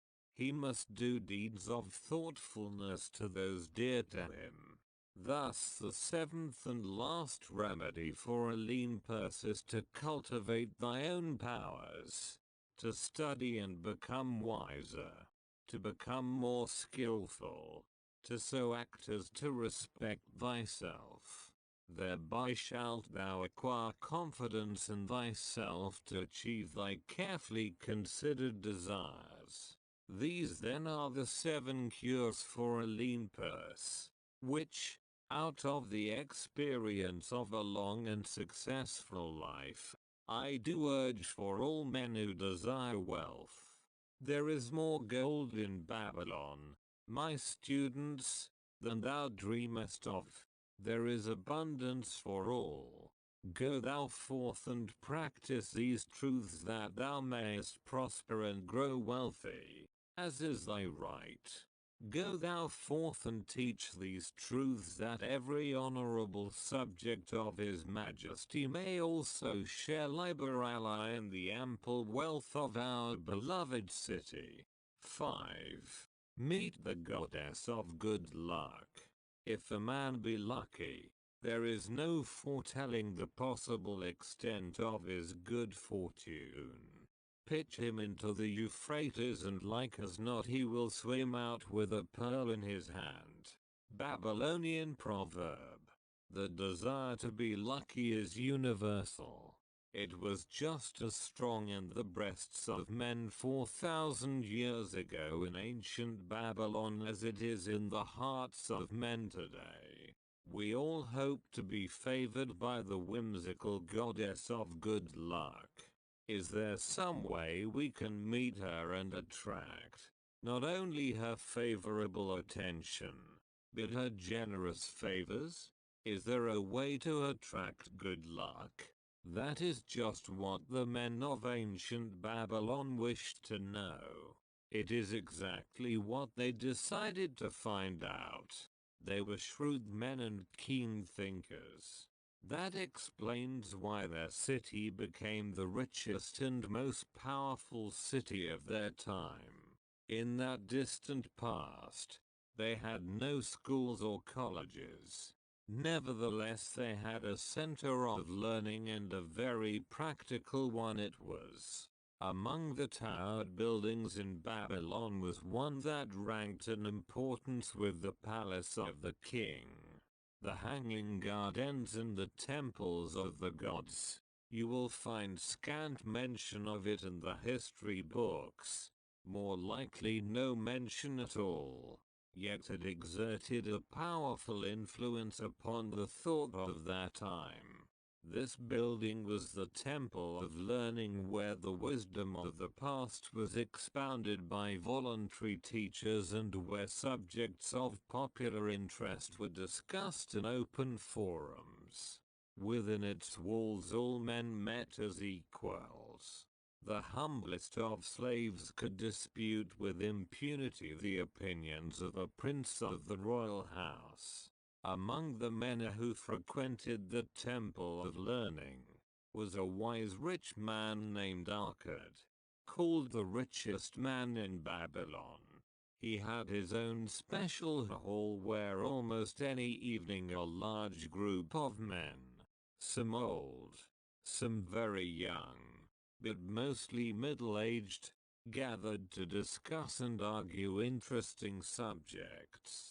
Suppose we listen in to see whether they knew how to attract good luck. The sun had just set like a great red ball of fire shining through the haze of desert dust when Akkad strolled to his accustomed platform. Already full 40 men were awaiting his arrival, reclining on their small rugs spread upon the floor. More were still arriving. What shall we discuss this night? Akkad inquired.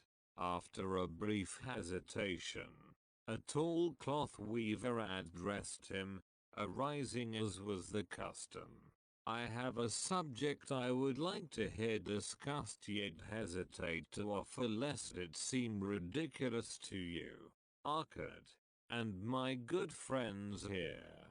Upon being urged to offer it, both by Akkad and by calls from the others, he continued, this day I have been lucky, for I have found a purse in which there are pieces of gold. To continue to be lucky is my great desire. Feeling that all men share with me this desire, I do suggest we debate how to attract good luck, that we may discover ways it can be enticed to one. A most interesting subject has been offered, Akkad commented. One most worthy of our discussion. To some men, good luck bespeaks but a chance happening that, like an accident, may befall one without purpose or reason. Others do believe that the instigator of all good fortune is our most bounteous goddess, Ashtar, ever anxious to reward with generous gifts those who please her. Speak up, my friends. What say you? Shall we seek to find if there be means by which good luck may be enticed to visit each and all of us? Yea, yea, and much of it, responded the growing group of eager listeners. Thereupon Arkad continued. To start our discussion, let us first hear from those among us who have enjoyed experiences similar to that of the cloth weaver in finding or receiving, without effort upon their part, valuable treasures or jewels. There was a pause in which all looked about expecting someone to reply, but no one did. What? No one, Arkad asked. Then rare indeed must be this kind of good luck. Who now will offer a suggestion as to where we shall continue our search? That I will do, spoke a well-robed young man, arising. When a man speaketh of luck, is it not natural that his thoughts turn to the gaming tables? Is it not that we find many men courting the favor of the goddess in hope she will bless them with rich winnings? As he resumed his seat, a voice called, "Do not stop. Continue thy story. Tell us, didst thou find favor with the goddess at the gaming tables? Did she turn the cubes with red side up so thou filled thy purse at the dealer's expense, or did she permit the blue sides to come up so the dealer raked in thy hard-earned pieces of silver?" The young man joined the good-natured laughter, then replied, "I am not averse to admitting she seemed not to know I was even there. But how about the rest of you? Have you found her waiting about such places to roll the cubes in your favor? We are eager to hear as well as to learn." "A wise start," broke in Arkad. "We meet here to consider all sides of each question. To ignore the gaming table would be to overlook an instinct common to most men. The love of taking a chance with a small amount of silver in the hope of winning much gold. That doth remind me of the races but yesterday," called out another listener. "If the goddess frequents the gaming tables, certainly she does not overlook the races where the gilded chariots and the foaming horses offer far more excitement. Tell us honestly, Arkad, didst she whisper to you to place your bet upon those grey horses from Nineveh yesterday? I was standing just behind thee and could scarce believe my ears when I heard thee place thy bet upon the greys. Thou knowest as well as any of us that no team in all Assyria can beat our beloved bays in a fair race. Didst the goddess whisper in thy ear to bet upon the greys because at the last turn the inside black would stumble and so interfere with our bays that the greys would win the race and score an unearned victory?" Arkad smiled indulgently at the banter. "What reason have we to feel the good goddess would take that much interest in any man's bet upon a horse race? To me she is a goddess of love and dignity whose pleasure it is to aid those who are in need and to reward those who are deserving. I look to find her, not at the gaming tables or the races where men lose more gold than they win, but in other places where the doings of men are more worthwhile and more worthy of reward. In tilling the soil, in honest trading, in all of man's occupations, there is opportunity to make a profit upon his efforts and his transactions. Perhaps not all the time will he be rewarded, because sometimes his judgment may be faulty, and other times the winds and the weather may defeat his efforts. Yet, if he persists, he may usually expect to realize his profit. This is so because the chances of profit are always in his favor. But, when a man plays off the games, the situation is reversed, for the chances of profit are always against him and always in favor of the gamekeeper. The game is so arranged that it will always favor the keeper. It is his business at which he plans to make a liberal profit for himself from the coins bet by the players. Few players realize how certain are the gamekeeper's profits and how uncertain are their own chances to win. For example, let us consider wagers placed upon the cube. Each time it is cast, we bet which side will be uppermost. If it be the red side, the game master pays to us 4 times our bet. But if any other of the 5 sides come uppermost, we lose our bet. Thus the figures show that for each cast we have 5 chances to lose. But because the red pays 4 for 1, we have 4 chances to win. In a night's play, the game master can expect to keep for his profit 1/5 of all the coins wagered. Can a man expect to win more than occasionally against odds so arranged that he should lose 1/5 of all his bets? Yet some men do win large sums at times, volunteered one of the listeners. Quite so, they do. Arkad continued.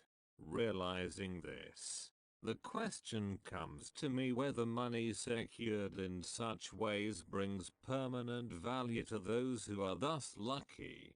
Among my acquaintances are many of the successful men of Babylon, yet among them I am unable to name a single one who started his success from such a source. You who are gathered here tonight know many more of our substantial citizens. To me it would be of much interest to learn how many of our successful citizens can credit the gaming tables with their start to success. Suppose each of you tell of those you know. What say you? After a prolonged silence, a wag ventured. Wouldst thy inquiry include the gamekeepers?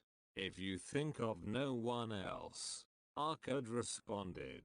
If not one of you can think of anyone else, then how about yourselves? Are there any consistent winners with us who hesitate to advise such a source for their incomes? His challenge was answered by a series of groans from the rear, taken up and spread amid much laughter. It would seem we are not seeking good luck in such places as the goddess frequents. He continued. Therefore let us explore other fields. We have not found it in picking up lost wallets. Neither have we found it haunting the gaming tables. As to the races, I must confess to have lost far more coins there than I have ever won. Now, suppose we consider our trades and businesses. Is it not natural, if we conclude a profitable transaction, to consider it not good luck but a just reward for our efforts? I am inclined to think we may be overlooking the gifts of the goddess. Perhaps she really does assist us when we do not appreciate her generosity. Who can suggest further discussion? Thereupon an elderly merchant arose, smoothing his genteel white robe. With thy permission, most honorable Arkad and my friends, I offer a suggestion. If, as you have said, We take credit to our own industry and ability for our business success. Why not consider the successes we almost enjoyed but which escaped us? Happenings which would have been most profitable. They would have been rare examples of good luck if they had actually happened. Because they were not brought to fulfillment, we cannot consider them as our just rewards. Surely many men here have such experiences to relate. Here is a wise approach. Arkad approved. Who among you have had good luck within your grasp only to see it escape? Many hands were raised, among them that of the merchant. Arkad motioned to him to speak. As you suggested this approach, we should like to hear first from you. I will gladly relate a tale. He resumed. That doth illustrate how closely, unto a man good luck may approach and how blindly he may permit it to escape, much to his loss and later regret. Many years ago, when I was a young man, just married and well started to earning, my brother did come one day and urge most strongly that I enter upon an investment. The son of one of his good friends had taken notice of a barren tract of land not far beyond the outer walls of our city. It lay high above the canal where no water could reach it. The son of my father's friend devised a plan to purchase this land, build 3 large water wheels that could be operated by oxen and thereby raise the life-giving waters to the fertile soil.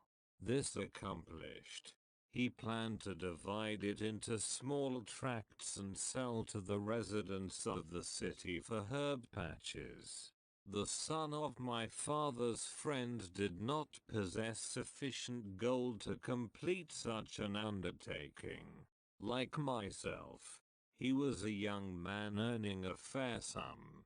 His father, like mine, was a man of large family and small means. He, therefore, decided to entrust a group of men to enter the enterprise with him.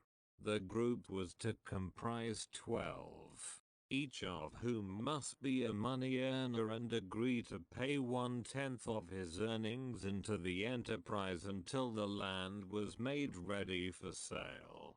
All would then share justly in the profits in proportion to their investment. Thou, my son, bespoke my father unto me, art now in thy young manhood. It is my deep desire that thou begin the building of a valuable estate for thyself, that thou mayest become respected among men. I desire to see thou profit from a knowledge of the thoughtless mistakes of thy father. This do I most ardently desire, my father, I replied. Then, this do I advise. Do what I should have done at thy age. From thy earnings keep out 1/10 to put into favorable investments. With this 1/10 of thy earnings and what it will also earn, thou canst, before thou art my age, accumulate for thyself a valuable estate. Thy words are words of wisdom, my father. Greatly do I desire riches, yet there are many uses to which my earnings are called.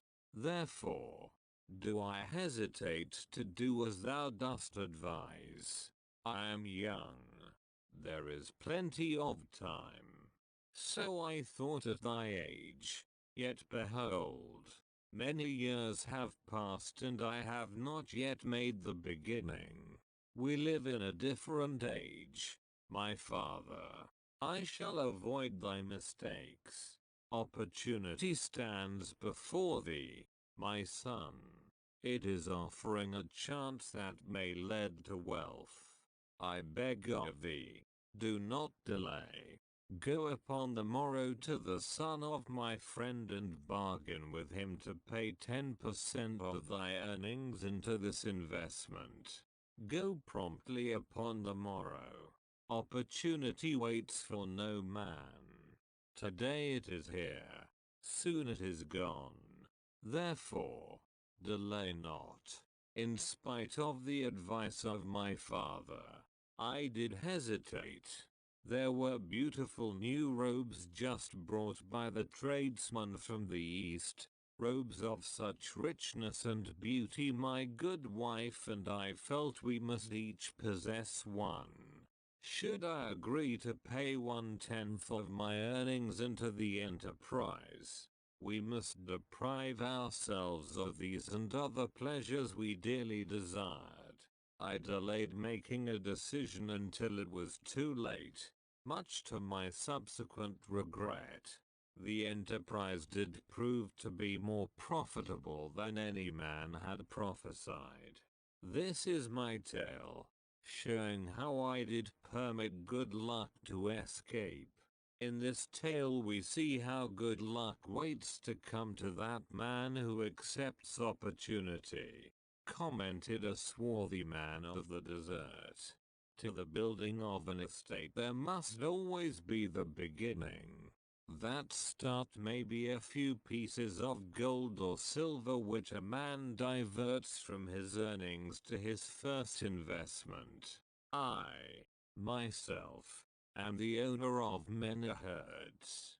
The start of my herds I did begin when I was a mere boy and did purchase with one piece of silver a young calf. This, being the beginning of my wealth, was of great importance to me. To take his first start to building an estate is as good luck as can come to any man. With all men, that first step, which changes them from men who earn from their own labor to men who draw dividends from the earnings of their gold, is important. Some, fortunately, take it when young and thereby outstrip in financial success those who do take it later, or those unfortunate men, like the father of this merchant, who never take it. Had our friend, the merchant, taken the step in his early manhood when this opportunity came to him, this day he would be blessed with much more of this world's goods. Should the good luck of our friend, the cloth weaver, cause him to take such a step at this time, it will indeed be but the beginning of much greater good fortune. Thank you. I like to speak. Also, a stranger from another country arose. I am a Syrian. Not so well. Do I speak your tongue? I wish to call this friend, the merchant, a name. Maybe you think it not polite, this name. Yet I wish to call him that. But, alas, I not know your word for it. If I do call it in Syrian, you will not understand. Therefore, please some good gentleman, tell me that right name you call man who puts off doing those things that mighty good for him. Procrastinator, called a voice. That's him, shouted the Syrian, waving his hands excitedly. He accepts not opportunity when she comes. He waits. He says I have much business right now. By and by I talk to you. Opportunity. She will not wait for such slow fellow. She thinks if a man desires to be lucky he will step quick. Any man who not step quick when opportunity comes, he big procrastinator like our friend, this merchant. The merchant arose and bowed good-naturedly in response to the laughter.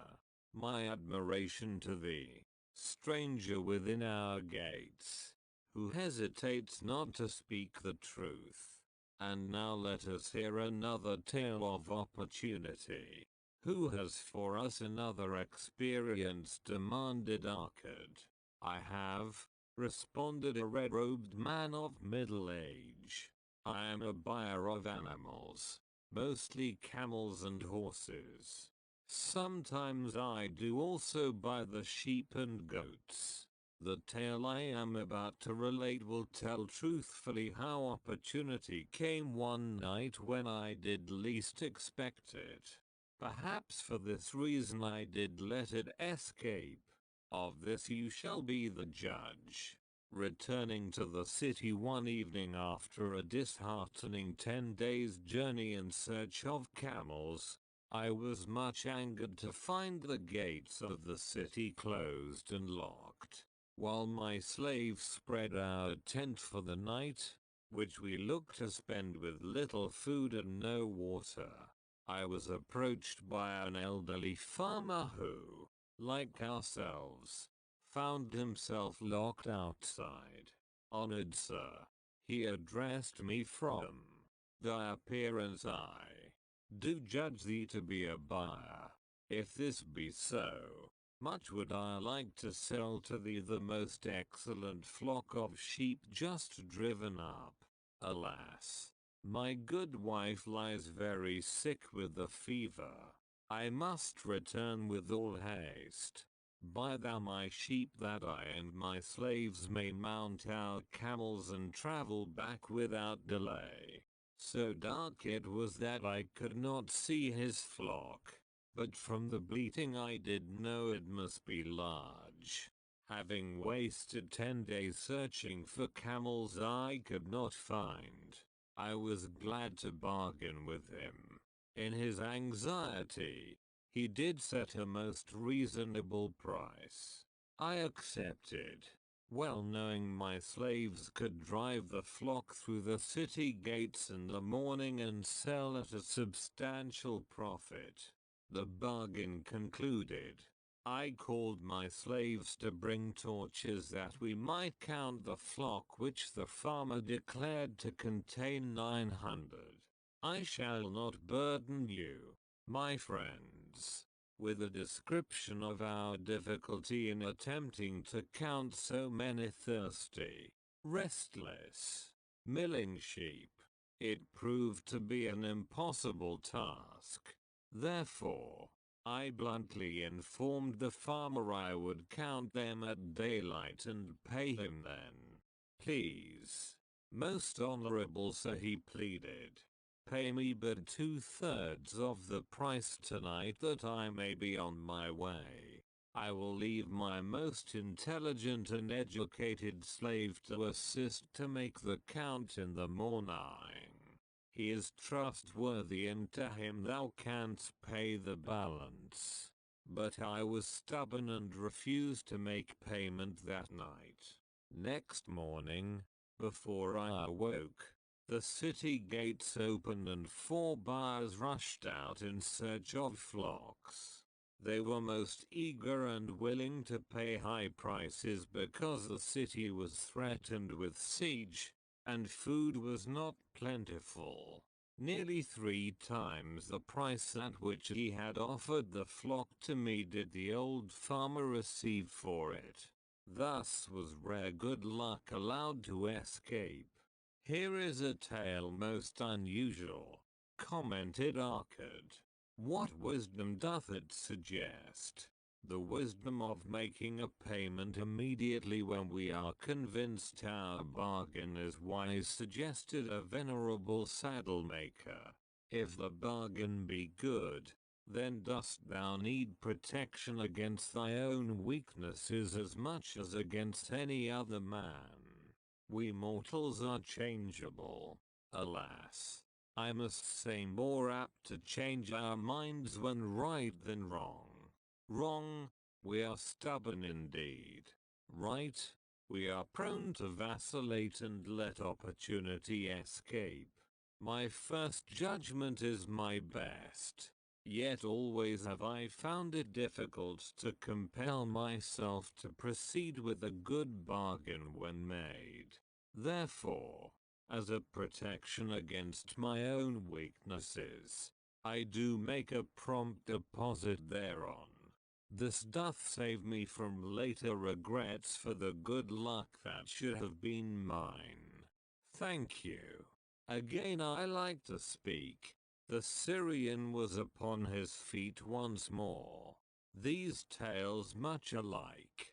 Each time opportunity fly away for same reason. Each time she come to procrastinator, bringing good plan. Each time they hesitate, not say, right now best time, I do it quick. How can men succeed that way? Wise are thy words, my friend, responded the buyer. Good luck fled from procrastination in both these tales. Yet, this is not unusual. The spirit of procrastination is within all men. We desire riches, yet, how often when opportunity doth appear before us, that spirit of procrastination from within doth urge various delays in our acceptance. In listening to it we do become our own worst enemies. In my younger days I did not know it by this long word our friend from Syria doth enjoy. I did think at first it was my own poor judgment that did cause me loss of many profitable trades. Later, I did credit it to my stubborn disposition. At last, I did recognize it for what it was. A habit of needless delaying where action was required. Action prompt and decisive. How I did hate it when its true character stood revealed. With the bitterness of a wild ass hitched to a chariot, I did break loose from this enemy to my success. Thank you. I like ask question from Mr. Merchant. The Syrian was speaking. You wear fine robes, not like those of poor man. You speak like successful man. Tell us, do you listen now when procrastination whispers in your ear? Like our friend the buyer, I also had to recognize and conquer procrastination, responded the merchant. To me, it proved to be an enemy, ever watching and waiting to thwart my accomplishments. The tale I did relate is but one of many similar instances I could tell to show how it drove away my opportunities. 'Tis not difficult to conquer, once understood. No man willingly permits a thief to rob his bins of grain. Nor does any man willingly permit an enemy to drive away his customers and rob him of his profits. When once I did recognize that such acts as these my enemy was committing, with determination I conquered him. So must every man master his own spirit of procrastination before he can expect to share in the rich treasures of Babylon. What sayest, Arcad? Because thou art the richest man in Babylon, many do proclaim thee to be the luckiest. Dost agree with me that no man can arrive at a full measure of success until he hath completely crushed the spirit of procrastination within him? It is even as thou sayest, Arcad admitted. During my long life I have watched generation following generation, marching forward along those avenues of trade, science and learning that led to success in life. Opportunities came to all these men. Some grasped theirs and moved steadily to the gratification of their deepest desires, but the majority hesitated, faltered and fell behind. Arcad turned to the cloth weaver. thou didst suggest that we debate good luck. Let us hear what thou now thinkest upon the subject. I do see good luck in a different light. I had thought of it as something most desirable that might happen to a man without effort upon his part. Now, I do realize such happenings are not the sort of thing one may attract to himself. From our discussion have I learned that to attract good luck to oneself, it is necessary to take advantage of opportunities. Therefore, in the future, I shall endeavor to make the best of such opportunities as do come to me. Thou hast well grasped the truths brought forth in our discussion. Arcad replied. Good luck, we do find, often follows opportunity but seldom comes otherwise. Our merchant friend would have found great good luck had he accepted the opportunity the good goddess did present to him. Our friend the buyer, likewise, would have enjoyed good luck had he completed the purchase of the flock and sold at such a handsome profit. We did pursue this discussion to find a means by which good luck could be enticed to us. I feel that we have found the way. Both the tales did illustrate how good luck follows opportunity. Herein lies a truth that many similar tales of good luck, won or lost, could not change. The truth is this: good luck can be enticed by accepting opportunity. Those eager to grasp opportunities for their bed torment do attract the interest of the good goddess. She is ever anxious to aid those who please her. Men of action please her best. Action will lead thee forward to the successes thou dost desire. Men of action are favored by the goddess of good luck. 6. The 5 Laws of Gold. A bag heavy with gold or a clay tablet carved with words of wisdom. If thou hadst thy choice, which wouldst thou choose? By the flickering light from the fire of desert shrubs, the sun-tanned faces of the listeners gleamed with interest. The gold. The gold. Chorus the 27. Old Calibab smiled knowingly. Hark, he resumed, raising his hand. Hear the wild dogs out there in the night. They howl and wail because they are lean with hunger. Yet feed them. And what do they? Fight and strut. Then fight and strut some more, giving no thought to the morrow that will surely come. Just so it is with the sons of men. Give them a choice of gold and wisdom. What do? Ignore the wisdom and waste the gold. On the morrow they wail because they have no more gold. Gold is reserved for those who know its laws and abide by them. Calibab drew his white robe close about his lean legs, for a cool night wind was blowing. Because thou hast served me faithfully upon our long journey, because thou cared well for my camels, because thou toiled uncomplainingly across the hot sands of the desert, because thou fought bravely the robbers that sought to despoil my merchandise, I will tell thee this night the tale of the 5 Laws of Gold. Such a tale as thou never hast heard before. Hark ye, with deep attention to the words I speak, for if you grasp their meaning and heed them, in the days that come thou shalt have much gold. He paused impressively. Above in a canopy of blue, the stars shone brightly in the crystal clear skies of Babylonia. Behind the group loomed their faded tents, tightly staked against possible desert storms.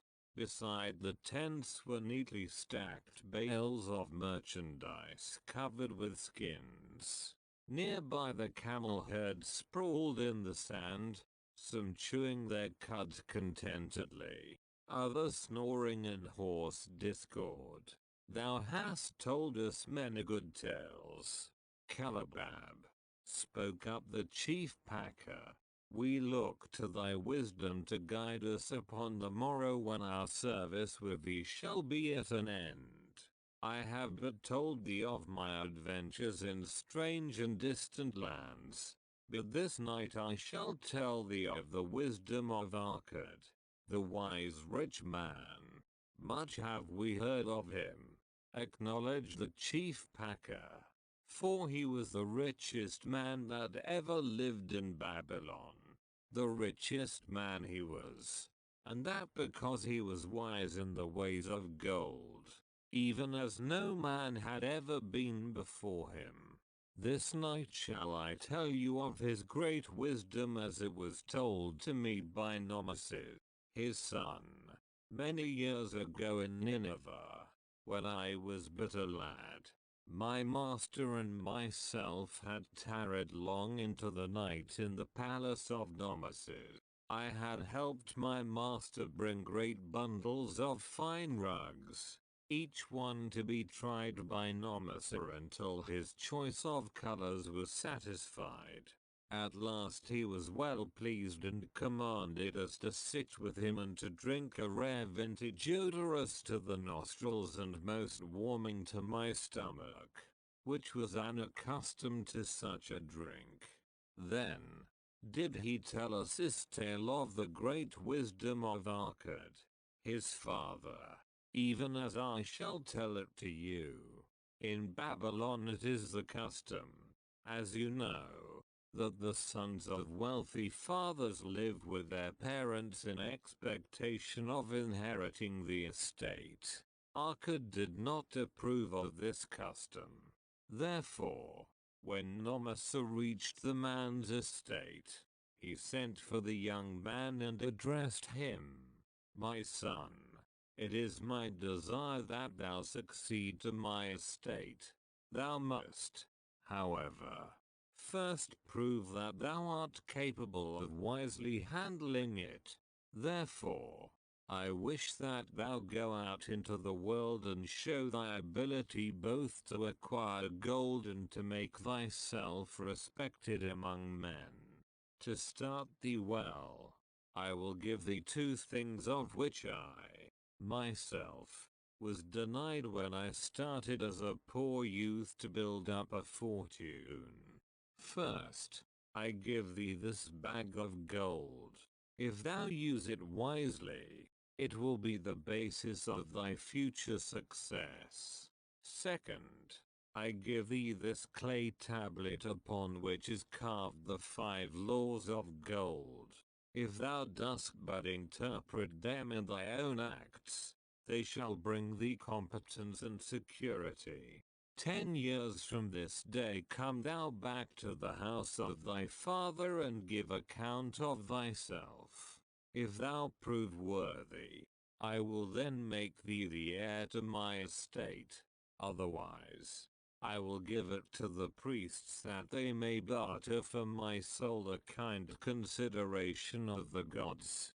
So Nomesis went forth to make his own way, taking his bag of gold, the clay tablet carefully wrapped in silken cloth, his slave and the horses upon which they rode.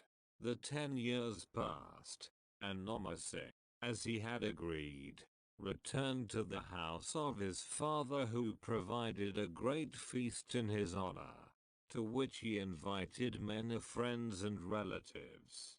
After the feast was over, the father and mother mounted their throne-like seats at one side of the great hall, and Nomesis stood before them to give an account of himself as he had promised his father.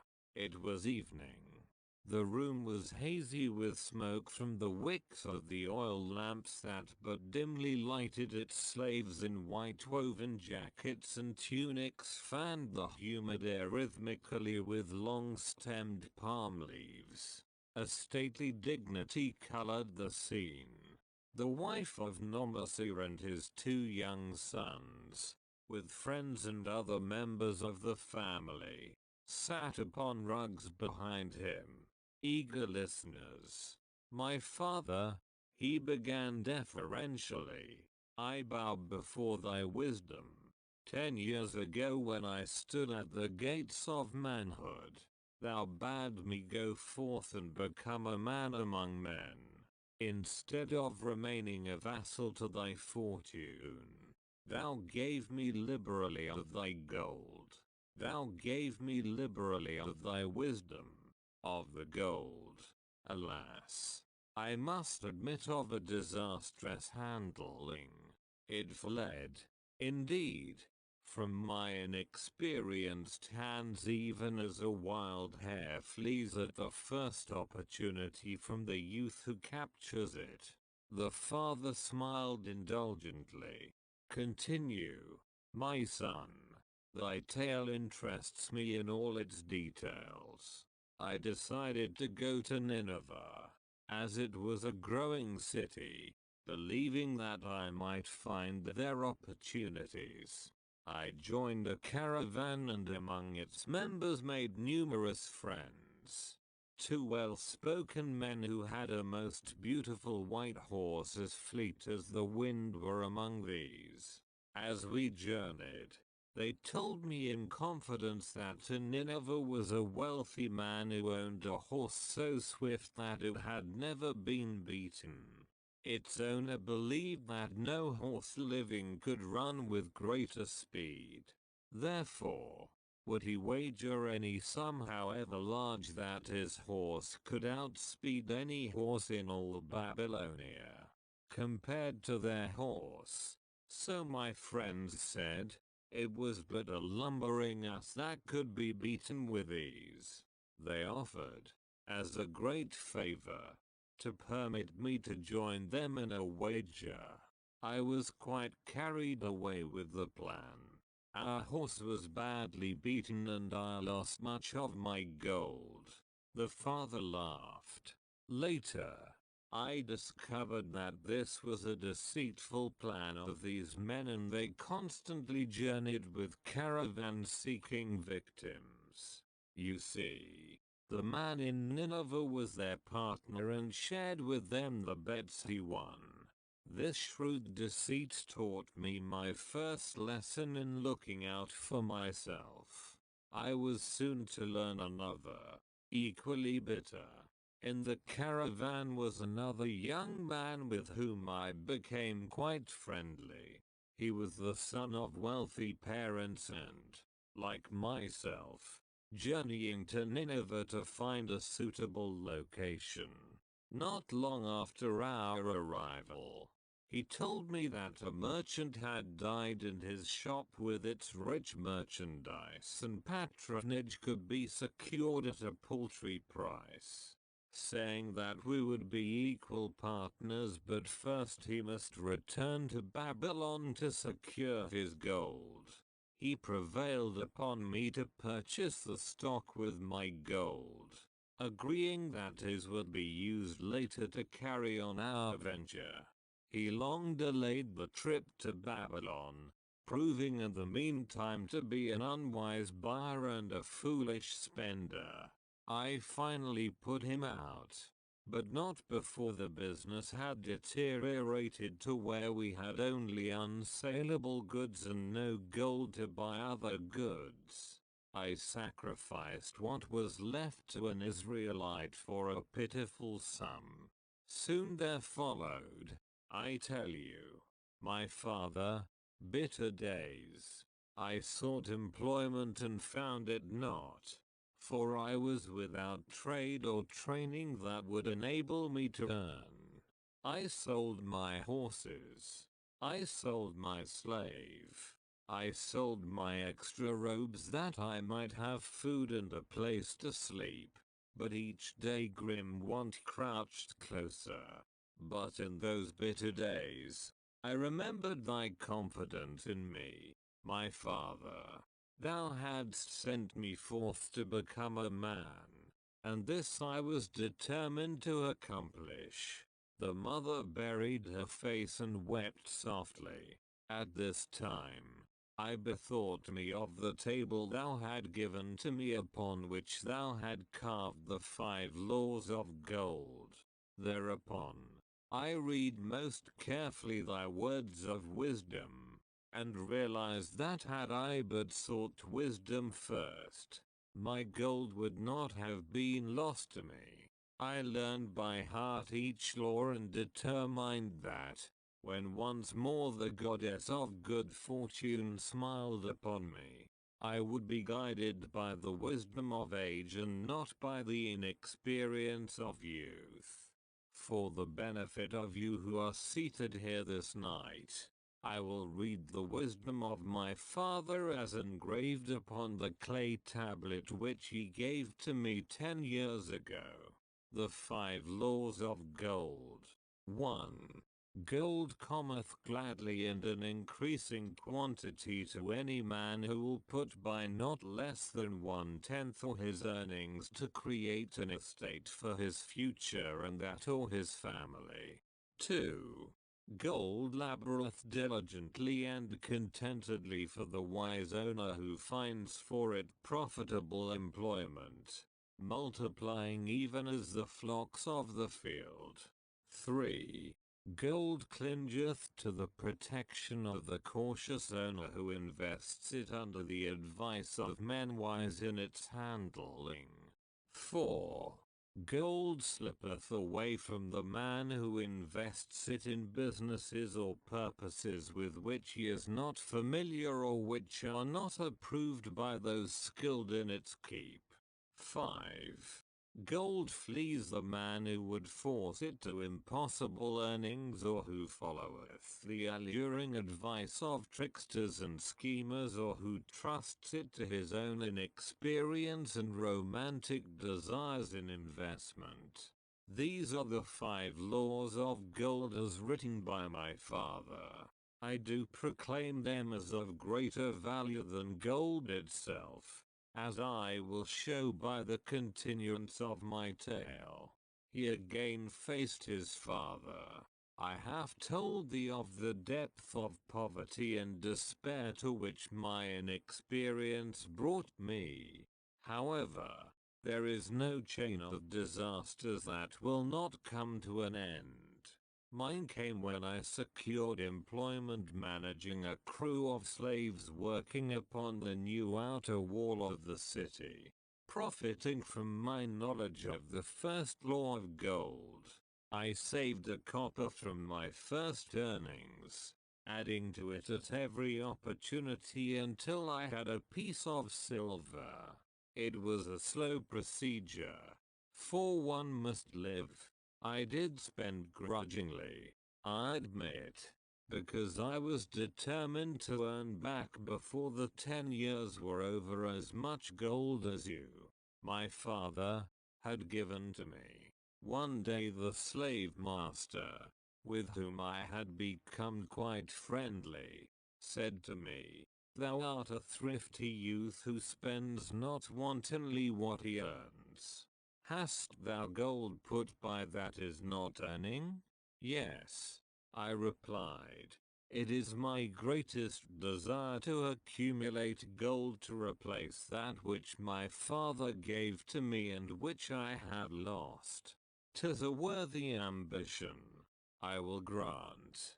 And do you know that the gold which you have saved can work for you and earn much more gold?" Alas, my experience has been bitter, for my father's gold has fled from me, and I am in much fear lest my own do the same. If thou hast confidence in me, I will give thee a lesson in the profitable handling of gold." He replied, Within a year the outer wall will be complete and ready for the great gates of bronze that will be built at each entrance to protect the city from the king's enemies. In all Nineveh there is not enough metal to make these gates, and the king has not thought to provide it. Here is my plan. A group of us will pull our gold and send a caravan to the mines of copper and tin, which are distant, and bring to Nineveh the metal for the gates. When the king says, "Make the great gates," we alone can supply the metal, and a rich price he will pay. If the king will not buy from us, we will yet have the metal which can be sold for a fair price. In his offer I recognized an opportunity to abide by the third law and invest my savings under the guidance of wise men. Nor was I disappointed. Our pull was a success, and my small store of gold was greatly increased by the transaction. In due time, I was accepted as a member of this same group in other ventures. They were men wise in the profitable handling of gold. They talked over each plan presented with great care. Before entering upon it, they would take no chance on losing their principal or tying it up in unprofitable investments from which their gold could not be recovered. Such foolish things as the horse race and the partnership into which I had entered with my inexperience would have had scant consideration with them. They would have immediately pointed out their weaknesses. Through my association with these men, I learned to safely invest gold to bring profitable returns. As the years went on, my treasure increased more and more rapidly. I not only made back as much as I lost, but much more. Through my misfortunes, my trials and my success, I have tested time and again the wisdom of the 5 laws of gold, my father, and have proven them true in every test. To him who is without knowledge of the 5 laws, gold comes not often, and goeth away quickly. But to him who abide by the 5 laws, gold comes and works as his dutiful slave. Nemesis ceased speaking and motioned to a slave in the back of the room. The slave brought forward, one at a time, 3 heavy leather bags. One of these Nemesis took and placed upon the floor before his father, addressing him again. "Thou didst give to me a bag of gold, Babylon gold. Behold, in its place, I do return to thee a bag of Nineveh gold of equal weight, an equal exchange, as all will agree. Thou didst give to me a clay tablet inscribed with wisdom. Behold, in its stead, I do return 2 bags of gold." So saying, he took from the slave the other 2 bags and, likewise, placed them upon the floor before his father.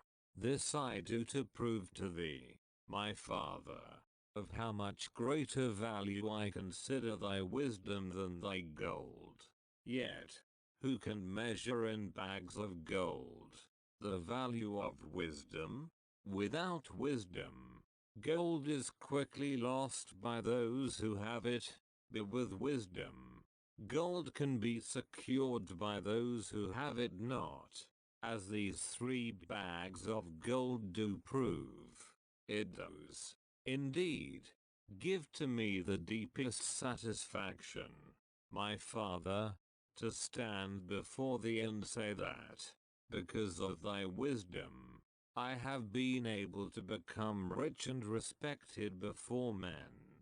The father placed his hand fondly upon the head of Nemesis. "Thou hast learned well thy lessons, and I am Indeed, fortunate to have a son to whom I may entrust my wealth.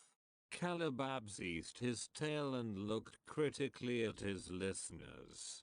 What means this to thee, this tale of Nomasa? He continued. Who among thee can go to thy father or to the father of thy wife and give an account of wise handling of his earnings? What would these venerable men think were you to say, I have traveled much and learned much and labored much and earned much, yet alas, of gold I have little. Some I spent wisely, some I spent foolishly, and much I lost in unwise ways. Dost still think it but an inconsistency of fate that some men have much gold and others have naught? Then you err. Men have much gold when they know the 5 laws of gold and abide thereby. Because I learned these 5 laws in my youth and abided by them, I have become a wealthy merchant. Not by some strange magic did I accumulate my wealth. Wealth that comes quickly goeth the same way. Wealth that stayeth to give enjoyment and satisfaction to its owner comes gradually, because it is a child born of knowledge and persistent purpose. To earn wealth is but a slight burden upon the thoughtful man. Bearing the burden consistently from year to year accomplishes the final purpose. The 5 laws of gold offer to thee a rich reward for their observance. Each of these 5 laws is rich with meaning, and lest thou overlook this in the briefness of my tale, I will now repeat them. I do know them each by heart because in my youth I could see their value and would not be content until I knew them word for word. The first law of gold. Gold cometh gladly and an increasing quantity to any man who will put by not less than 1/10 of his earnings to create an estate for his future and that of his family. Any man who will put by 1/10 of his earnings consistently and invest it wisely will surely create a valuable estate that will provide an income for him in the future and further guarantee safety for his family in case the gods call him to the world of darkness. This law always saith that gold cometh gladly to such a man. I can truly certify this in my own life. The more gold I accumulate, the more readily it comes to me and in increased quantities. The gold which I save earns more, even as yours will, and its earnings earn more, and this is the working out of the first law. The second law of gold. Gold laboureth diligently and contentedly for the wise owner who finds for it profitable employment, multiplying even as the flocks of the field. Gold, indeed, is a willing worker.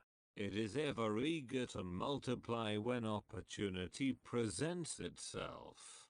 To every man who hath a store of gold set by, opportunity comes for its most profitable use. As the years pass, it multiplies itself in surprising fashion.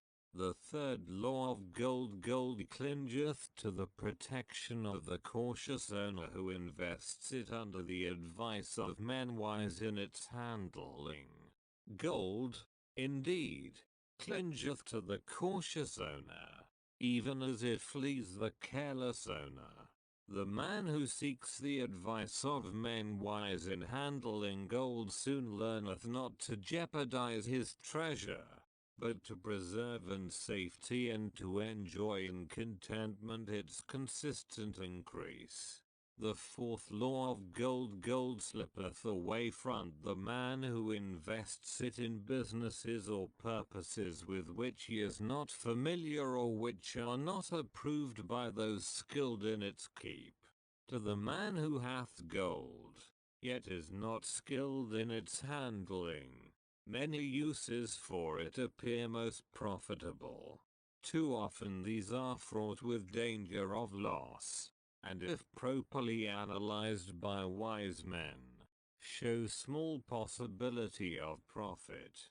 Therefore, the inexperienced owner of gold who trusts to his own judgment and invests it in businesses or purposes with which he is not familiar, too often finds his judgment imperfect, and pays with his treasure for his inexperience.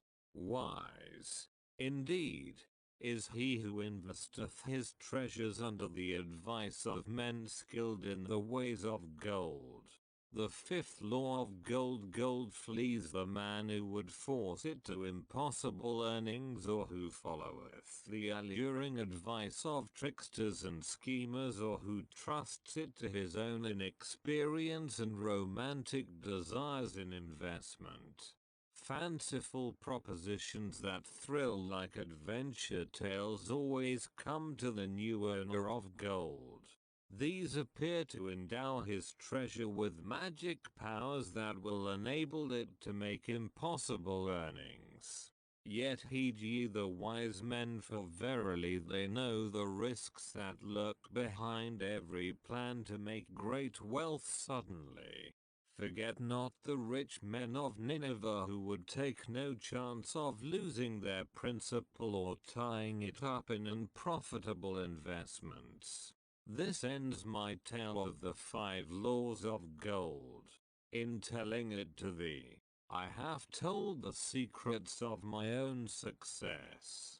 Yet, they are not secrets but truths which every man must first learn and then follow who wishes to step out of the multitude that, like yon wild dogs, I must worry each day for food to eat. Tomorrow, we enter Babylon. Look, see the fire that burns eternal above the temple of Bel. We are already in sight of the golden city. Tomorrow, each of thee shall have gold, the gold thou hast so well earned by thy faithful services. 10 years from this night, what can you tell about this gold? If there be men among you, who, like Namaseh, will use a portion of their gold to start for themselves an estate and be thenceforth wisely guided by the wisdom of Akkad. 10 years from now, 'tis a safe wager, like the son of Akkad, they will be rich and respected among men. Our wise acts accompany us through life to please us and to help us. Just as surely, our unwise acts follow us to plague and torment us. Alas, they cannot be forgotten. In the front rank of the torments that do follow us are the memories of the things we should have done, of the opportunities which came to us and we took not. Rich are the treasures of Babylon, so rich no man can count their value in pieces of gold. Each year, they grow richer and more valuable. Like the treasures of every land, they are a reward, a rich reward awaiting those men of purpose who determine to secure their just share. In the strength of thine own desires is a magic power. Guide this power with thy knowledge of the 5 laws of gold, and thou shalt share the treasures of Babylon. 7. The gold lender of Babylon. 50 pieces of gold. Never before had Rodan, the spear maker of old Babylon, carried so much gold in his learner wallet. Happily down the king's highway from the palace of his most liberal majesty he strode. Cheerfully the gold clinked as the wallet at his belt swayed with each step. The sweetest music he had ever heard. 50 pieces of gold. All his. He could hardly realize his good fortune. What power in those clinking discs. They could purchase anything he wanted. A grand house, land, cattle, camels, horses, chariots, whatever he might desire. What use should he make of it?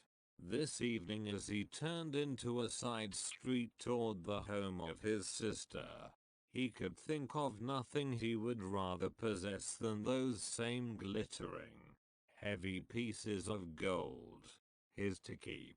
It was upon an evening some days later that a perplexed Roden entered the shop of Mathan, the lender of gold and dealer in jewels and rare fabrics, glancing neither to the right nor the left at the colorful articles artfully displayed. He passed through to the living quarters at the rear. Here he found the genteel Mathan lounging upon a rug partaking of a meal served by a black slave. "I would counsel with thee, for I know not what to do." Roden stood stolidly, feet apart, hairy breast exposed by the gaping front of his leather jacket. Mathan's narrow, sallow face smiled a friendly greeting. "What indiscretions hast thou done that thou shouldst seek the lender of gold? Hast been unlucky at the gaming table, or hath some plump dame entangled thee? For many years have I known thee, yet never hast thou sought me to aid thee in thy troubles. No, no, not such as that. I seek no gold. Instead, I crave thy wise advice. Hear, hear, what this man doth say. No one comes to the lender of gold for advice. My ears must play me false. They listen true. Can this be so? Roden, the spearmaker, doth display more cunning than all the rest. For he comes to Mathan, not for gold, but for advice. Many men come to me for gold to pay for their follies, but as for advice, they want it not. Yet who is more able to advise than the lender of gold, to whom many men come in trouble? Thou shalt eat with me, Roden, he continued. Thou shalt be my guest for the evening. And though he commanded of the black slave, "Draw up a rug for my friend, Roden, the spearmaker, who comes for advice. He shall be mine honored guest. Bring to him much food and get for him my largest cup. Choose well of the best wine that he may have satisfaction in the drinking. Now, tell me what troubles thee." "It is the king's gift." "The king's gift? The king did make thee a gift and it gives thee trouble? What manner of gift?" "Because he was much pleased with the design I did submit to him for a new point on the spears of the royal guard. He did present me with 50 pieces of gold, and now I am much perplexed. I am besieged each hour the sun doth travel across the sky by those who would share it with me. That is natural. More men want gold than have it, and would wish one who comes by it easily to divide. But can you not say no? Is thy will not as strong as thy fist? To many I can say no, yet sometimes it would be easier to say yes.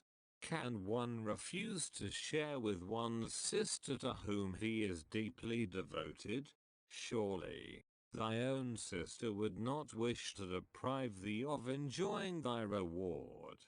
But it is for the sake of Ahriman, her husband, whom she wishes to see a rich merchant. She does feel that he has never had a chance, and she beseeches me to loan to him this gold that he may become a prosperous merchant and repay me from his profits.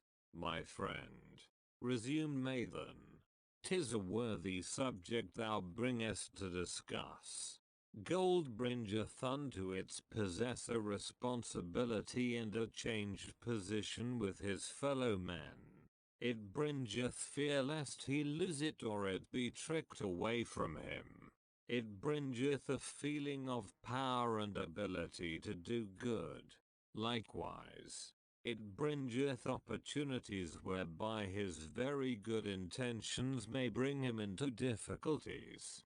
Didst ever hear of the farmer of Nineveh who could understand the language of animals? I wot not.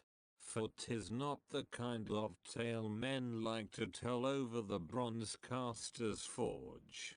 I will tell it to thee, for thou shouldst know that to borrowing and lending there is more than the passing of gold from the hands of one to the hands of another. This farmer, who could understand what the animals said to each other, did linger in the farmyard each evening just to listen to their words. One evening he did hear the ox bemoaning to the ass the hardness of his lot. I do labor pulling the plough from morning until night, no matter how hot the day, or how tired my legs, or how the bow doth chafe my neck, still must I work. But you are a creature of leisure. You are trapped with a colorful blanket and do nothing more than carry our master about where he wishes to go. When he goes nowhere, you do rest and eat the green grass all the day. Now the ass, in spite of his vicious heels, was a goodly fellow and sympathized with the ox. My good friend, he replied, you do work very hard and I would help ease your lot. Therefore, will I tell you how you may have a day of rest. In the morning when the slave comes to fetch you to the plough, lie upon the ground and bellow much that he may say you are sick and cannot work. So the ox took the advice of the ass, and the next morning the slave returned to the farmer and told him the ox was sick and could not pull the plough. Then, said the farmer, hitch the ass to the plough, for the ploughing must go on. All that day the ass, who had only intended to help his friend, found himself compelled to do the ox's task. When night came and he was released from the plough, his heart was bitter and his legs were weary and his neck was sore where the bough had chafed it. The farmer lingered in the barnyard to listen. The ox began first. You are my good friend. Because of your wise advice I have enjoyed a day of rest. And I, retorted the ass, am like many another simple-hearted one who starts to help a friend and ends up by doing his task for him. Hereafter you draw your own plough. For I did hear the master tell the slave to send for the butcher were you sick again. I wish he would. For you are a lazy fellow. Thereafter they spoke to each other no more. This ended their friendship. Canst thou tell the moral to this tale, Roden? 'Tis a good tale, responded Roden, but I see not the moral. I thought not that you would. But it is there and simple too. Just this, if you desire to help thy friend, do so in a way that will not bring thy friend's burdens upon thyself. I had not thought of that. It is a wise moral. I wish not to assume the burdens of my sister's husband. But tell me, you lend to men, do not the borrowers repay? Mathan smiled the smile of one whose soul is rich with much experience. Could a loan be well made if the borrower cannot repay? Must not the lender be wise and judge carefully whether his gold can perform a useful purpose to the borrower and return to him once more, or whether it will be wasted by one unable to use it wisely and leave him without his treasure, and leave the borrower with a debt he cannot repay? I will show to thee the tokens in my token chest and let them tell thee some of their stories. Into the room he brought a chest as long as his arm, covered with red pigskin and ornamented with bronze designs. He placed it upon the floor and squatted before it, both hands upon the lid. From each person to whom I lend, I do exact a token for my token chest, to remain there until the loan is repaid. When they repay, I give it back, but if they never repay, it will always remind me of one who was not faithful to my confidence. The safest loans, my token box tells me, to those whose possessions are of more value than the one they desire. They own lands, or jewels, or camels, or other things which could be sold to repay the loan. Some of the tokens given to me are jewels of more value than the loan. Others are promises that if the loan be not repaid as agreed, they will deliver to me certain property settlement.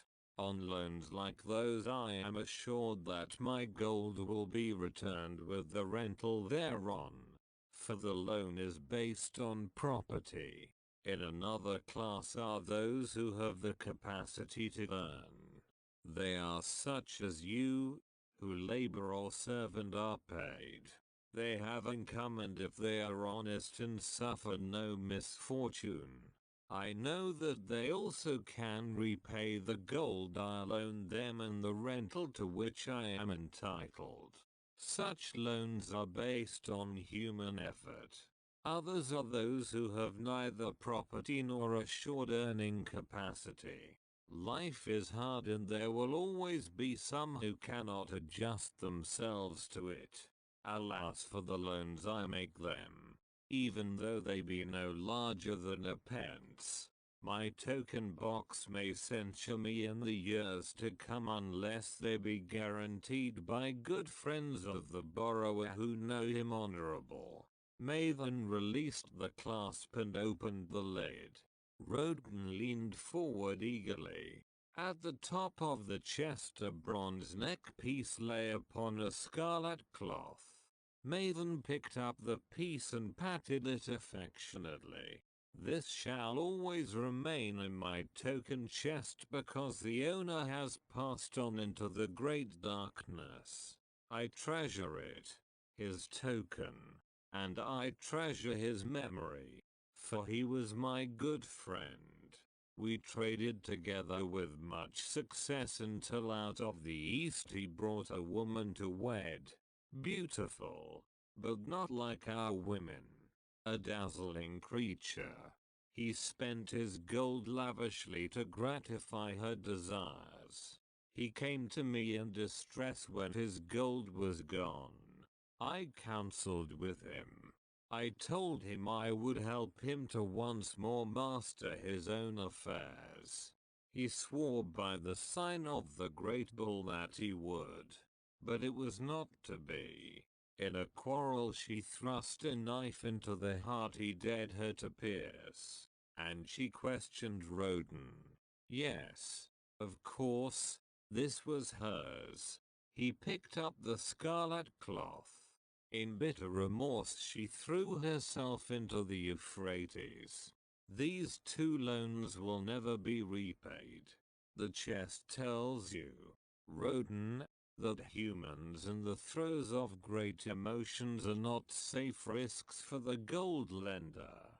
Here, now this is different. He reached for a ring carved of ox bone. This belongs to a farmer. I buy the rugs of his women. The locusts came and they had not food. I helped him, and when the new crop came he repaid me. Later he came again and told of strange goats in a distant land as described by a traveler. They had long hair so fine and soft it would weave into rugs more beautiful than any ever seen in Babylon. He wanted a herd but he had no money. So I did lend him gold to make the journey and bring back goats. Now his herd has begun, and next year I shall surprise the lords of Babylon with the most expensive rugs it has been their good fortune to buy. Soon I must return his ring. He doth insist on repaying promptly. Some borrowers do that, queried Roden. If they borrow for purposes that bring money back to them, I find it so. But if they borrow because of their indiscretions, I warn thee to be cautious if thou wouldst ever have thy gold back in hand again. Tell me about this, requested Roden, picking up a heavy gold bracelet inset with jewels and rare designs. The women do appeal to my good friend, bantered Maiden. I am still much younger than you, retorted Roden. I grant that. But this time thou doth suspicion romance where it is not. The owner of this is fat and wrinkled and doth talk so much and say so little she drives me mad. Once they had much money and were good customers, but ill times came upon them. She has a son of whom she would make a merchant. So she came to me and borrowed gold that he might become a partner of a caravan owner who travels with his camels, bartering in one city what he buys in another. This man proved a rascal, for he left the poor boy in a distant city without money and without friends, pulling out early while the youth slept. Perhaps when this youth has grown to manhood, he will repay. Until then I get no rental for the loan, only much talk. But I do admit the jewels are worthy of the loan. Did this lady ask thy advice as to the wisdom of the loan? Quite otherwise. She had pictured to herself this son of hers as a wealthy and powerful man of Baby, the gold lender of Babylon 83 Lon. To suggest the contrary was to infuriate her. A fair rebuke I had. I knew the risk for this inexperienced boy, but as she offered security I could not refuse her. This, continued Maiden, waving a bit of pack rope tied into a knot, belongs to Nebatur, the camel trader. When he would buy a herd larger than his funds he brings to me this knot and I lend to him according to his needs. He is a wise trader. I have confidence in his good judgment and can lend him freely. Many other merchants of Babylon have my confidence because of their honorable behavior. Their tokens come and go frequently in my token box. Good merchants are an asset to our city and it profits me to aid them to keep trade moving that Babylon be prosperous. Maiden picked out a beetle carved in turquoise and tossed it contemptuously on the floor. A bug from Egypt. The lad who owns this does not care whether I ever receive back my gold. When I reproach him he replies, "How can I repay when ill fate pursues me? You have plenty more. What can I do?" The token is his father's, a worthy man of small means who did pledge his land and herd to back his son's enterprises.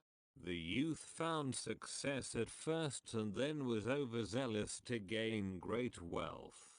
His knowledge was immature. His enterprises collapsed.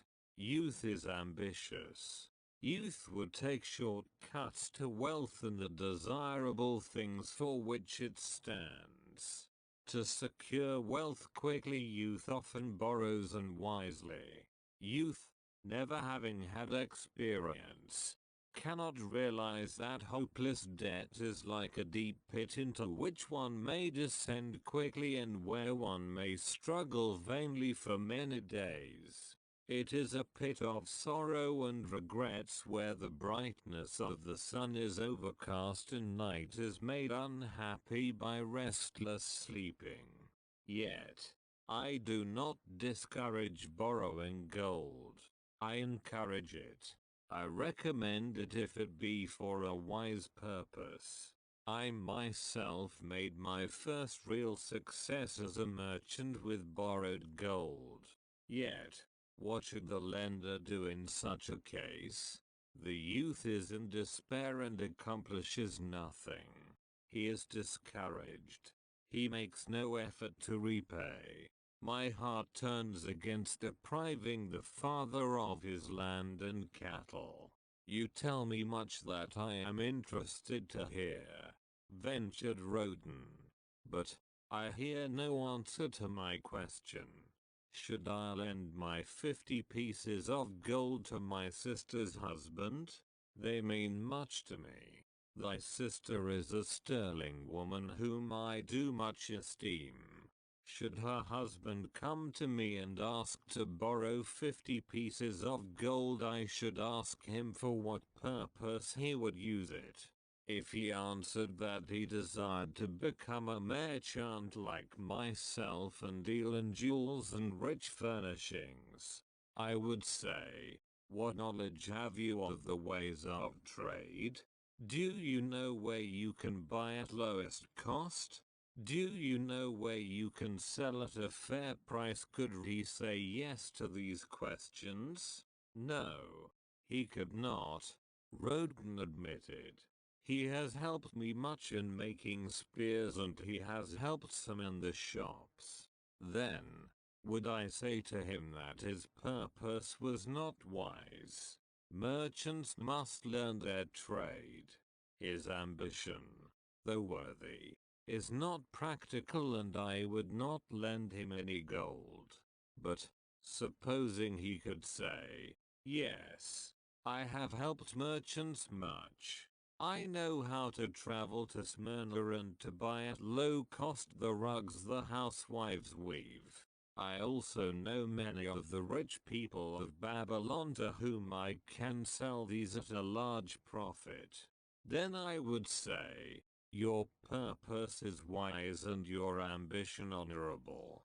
I shall be glad to lend you the 50 pieces of gold if you can give me security that they will be returned. But would he say, I have no security other than that I am an honored man and will pay you well for the loan?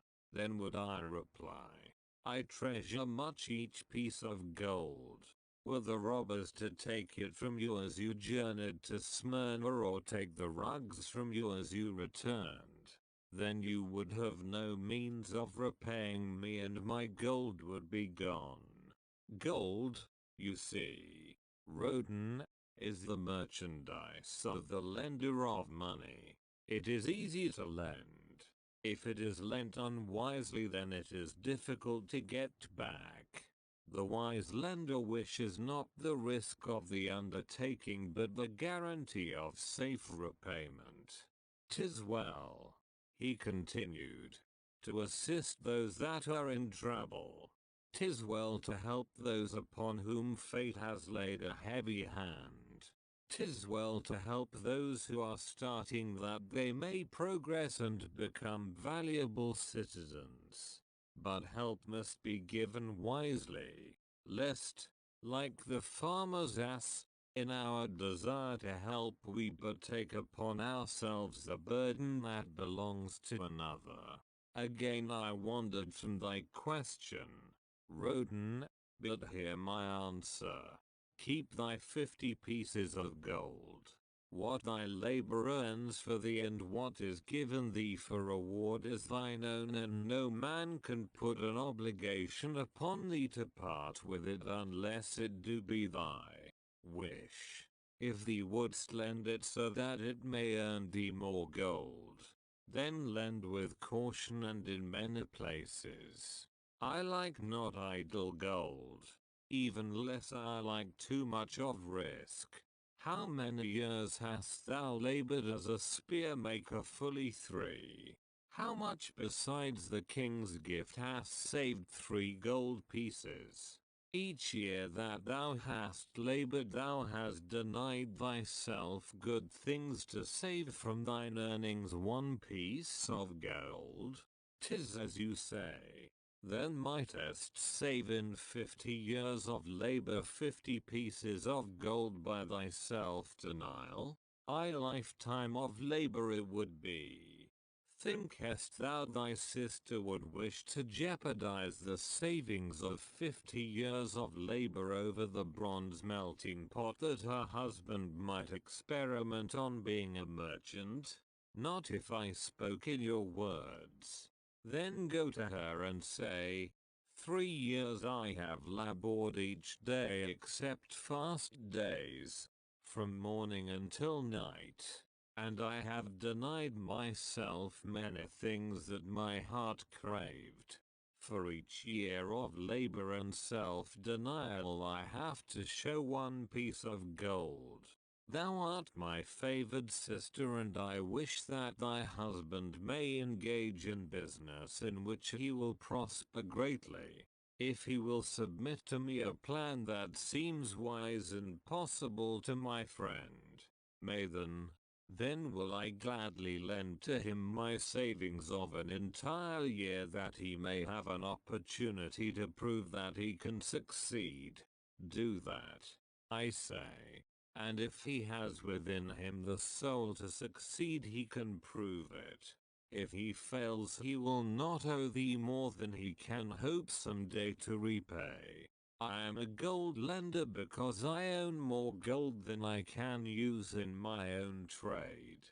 I desire my surplus gold to labor for others and thereby earn more gold. I do not wish to take risk of losing my gold, for I have labored much and denied myself much to secure it. Therefore, I will no longer lend any of it where I am not confident that it is safe and will be returned to me. Neither will I lend it where I am not convinced that its earnings will be promptly paid to me. I have told to thee, Roden, a few of the secrets of my token chest. From them you may understand the weakness of men and their eagerness to borrow that which they have no certain means to repay.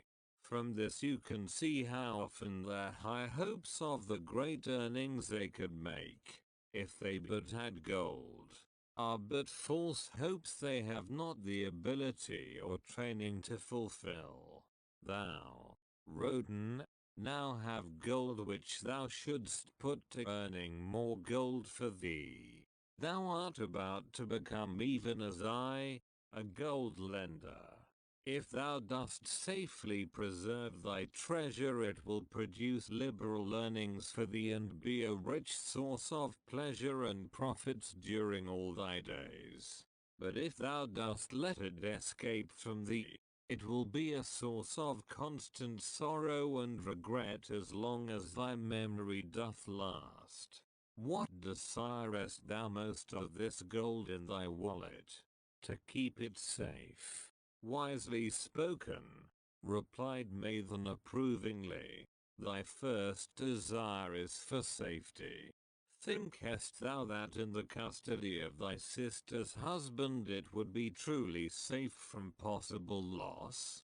I fear not, for he is not wise in guarding gold.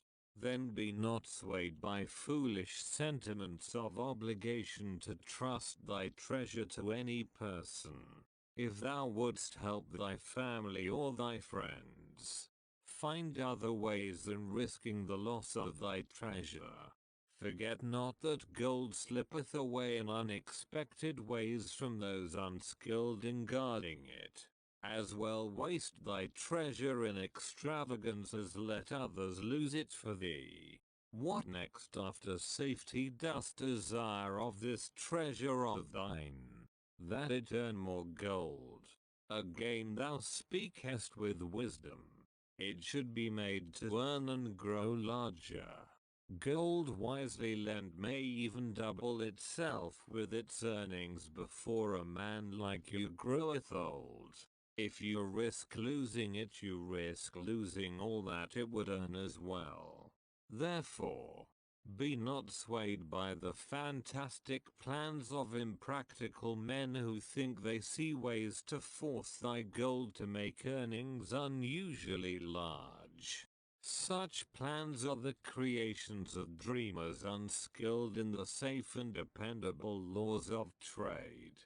Be conservative in what thou expected to earn, that thou mayest keep and enjoy thy treasure. To hire it out with a promise of usurious returns is to invite loss. Seek to associate thyself with men and enterprises whose success is established, that thy treasure may earn liberally under their skillful use and be guarded safely by their wisdom and experience. Thus, mayst thou avoid the misfortunes that follow most of the sons of men to whom the gods see fit to entrust gold. When Roden would thank him for his wise advice, he would not listen, saying, "The king's gift shall teach thee much wisdom. If wouldst keep thy 50 pieces of gold, thou must be discreet indeed. Many uses will tempt thee. Much advice will be spoken to thee. Numerous opportunities to make large profits will be offered thee. The stories from my token box should warn thee, before thou let any piece of gold leave thy pouch, to be sure that thou hast a safe way to pull it back again. Should my further advice appeal to thee, return again. It is gladly given. Ere thou goest, read this which I have carved beneath the lid of my token box. It applies equally to the borrower and the lender. Better a little caution than a great regret. 8. The Walls of Babylon. Old Banzer, grim warrior of another day, stood guard at the passageway leading to the top of the ancient walls of Babylon. Up above, valiant defenders were battling to hold the walls. Upon them depended the future existence of this great city with its hundreds of thousands of citizens. Over the walls came the roar of the attacking armies, the yelling of many men, the trampling of thousands of horses, the deafening boom of the battering rams pounding the bronzed gates. In the street behind the gate lounged the spearmen, waiting to defend the entrance should the gates give way. They were but few for the task. The main armies of Babylon were with their king, far away in the east on the great expedition against the Elamites. No attack upon the city having been anticipated during their absence, the defending forces were small. Unexpectedly from the north, bore down the mighty armies of the Assyrians. And now the walls must hold or Babylon was doomed. About Banzer were great crowds of citizens, white-faced and terrified, eagerly seeking news of the Battle. With hushed awe they viewed the stream of wounded and dead being carried or led out of the passageway. Here was the crucial point of attack. After 3 days of circling about the city, the enemy had suddenly thrown his great strength against this section and this gate. The defenders from the top of the wall fought off the climbing platforms and the scaling ladders of the attackers with arrows, burning oil and, if any reached the top, spears. Against the defenders, thousands of the enemy's archers poured a deadly barrage of arrows. Old Banzer had the vantage point for news. He was closest to the conflict and first to hear of each fresh repulse of the frenzied attackers. An elderly merchant crowded close to him, his palsied hands quivering. Tell me, he pleaded. They cannot get in. My sons are with the good king. There is no one to protect my old wife. My goods, they will steal all. My food, they will leave nothing. We are old. Too old to defend ourselves. Too old for slaves. We shall starve. We shall die. Tell me they cannot get in. Calm thyself, good merchant. The guard responded. The walls of Babylon are strong. Go back to the bazaar and tell your wife that the walls will protect you and all of your possessions as safely as they protect the rich treasures of the king. Keep close to the walls, lest the arrows flying over strike you. A woman with a babe in arms took the old man's place as he withdrew. Sergeant, what news from the top? Tell me truly that I may reassure my poor husband. He lies with fever from his terrible wounds, yet insists upon his armor and his spear to protect me, who am with child. Terrible, he says, will be the vengeful lust of our enemies should they break in. Be thou of good heart, thou mother that is, and is again to be. The walls of Babylon will protect you and your babes. They are high and strong. Hear ye not the yells of our valiant defenders as they empty the cauldrons of burning oil upon the ladder scalers? Yes, that do I hear, and also the roar of the battering rams that do hammer at our gates. Back to thy husband. Tell him the gates are strong and withstand the rams. Also that the scalers climb the walls but to receive the waiting spear thrust. Watch thy way and hasten behind yon buildings. Banzer stepped aside to clear the passage for heavily armed reinforcements, as, with clanking bronze shields and heavy tread, they tramped by. A small girl plucked at his girdle. Tell me please, soldier, are we safe? She pleaded. I hear the awful noises. I see the men all bleeding. I am so frightened. What will become of our family, of my mother, little brother and the baby? The grim old campaigner blinked his eyes and thrust forward his chin as he beheld the child. Be not afraid, little one, he reassured her. The walls of Babylon will protect you and mother and little brother and the baby. It was for the safety of such as you that the good Queen Semiramis built them over 100 years ago. Never have they been broken through. Go back and tell your mother and little brother and the baby that the walls of Babylon will protect them and they need have no fear.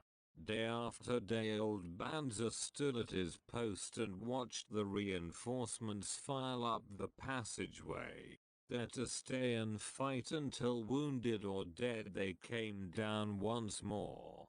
Around him, unceasingly crowded the throngs of frightened citizens eagerly seeking to learn if the walls would hold.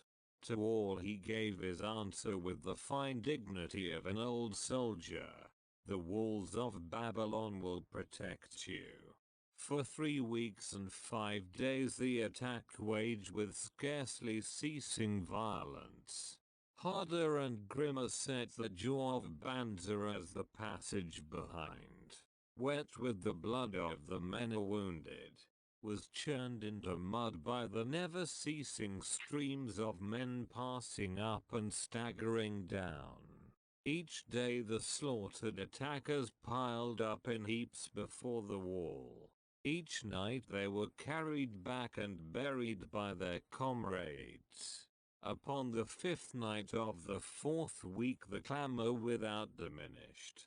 The first streaks of daylight, illuminating the plains, disclosed great clouds of dust raised by the retreating armies. A mighty shout went up from the defenders. There was no mistaking its meaning. It was repeated by the waiting troops behind the walls. It was echoed by the citizens upon the streets. It swept over the city with the violence of a storm. People rushed from the houses. The streets were jammed with a throbbing mob. The pent-up fear of weeks found an outlet in the wild chorus of joy. From the top of the high tower of the Temple of Bel burst forth the flames of victory. Skyward floated the column of blue smoke to carry the message far and wide. The walls of Babylon had once again repulsed a mighty and vicious foe determined to loot her rich treasures and to ravish and enslave her citizens. Babylon endured century after century because it was fully protected. It could not afford to be otherwise. The walls of Babylon were an outstanding example of man's need and desire for protection. This desire is inherent in the human race. It is just as strong today as it ever was. But we have developed broader and better plans to accomplish the same purpose. In this day, behind the impregnable walls of insurance, savings accounts and dependable investments, we can guard ourselves against the unexpected tragedies that may enter any door and seat themselves before any fireside. We cannot afford to be without adequate protection. 9. The Camel Trader of Babylon. The hungrier one becomes, the clearer one's mind works. Also the more sensitive one becomes to the odors of food. Tarkad, the son of Azure, certainly thought so.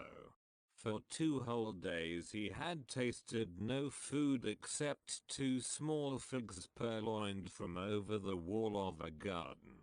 Not another could he grab before the angry woman rushed forth and chased him down the street. Her shrill cries were still ringing in his ears as he walked through the marketplace. They helped him to restrain his restless fingers from snatching the tempting fruits from the baskets of the market women. Never before had he realized how much food was brought to the markets of Babylon and how good it smelled. Leaving the market, he walked across to the inn and paced back and forth in front of the eating house. Perhaps here he might meet someone he knew. Someone from whom he could borrow a copper that would gain him a smile from the unfriendly keeper of the inn and, with it, a liberal helping. Without the copper he knew all too well how unwelcome he would be.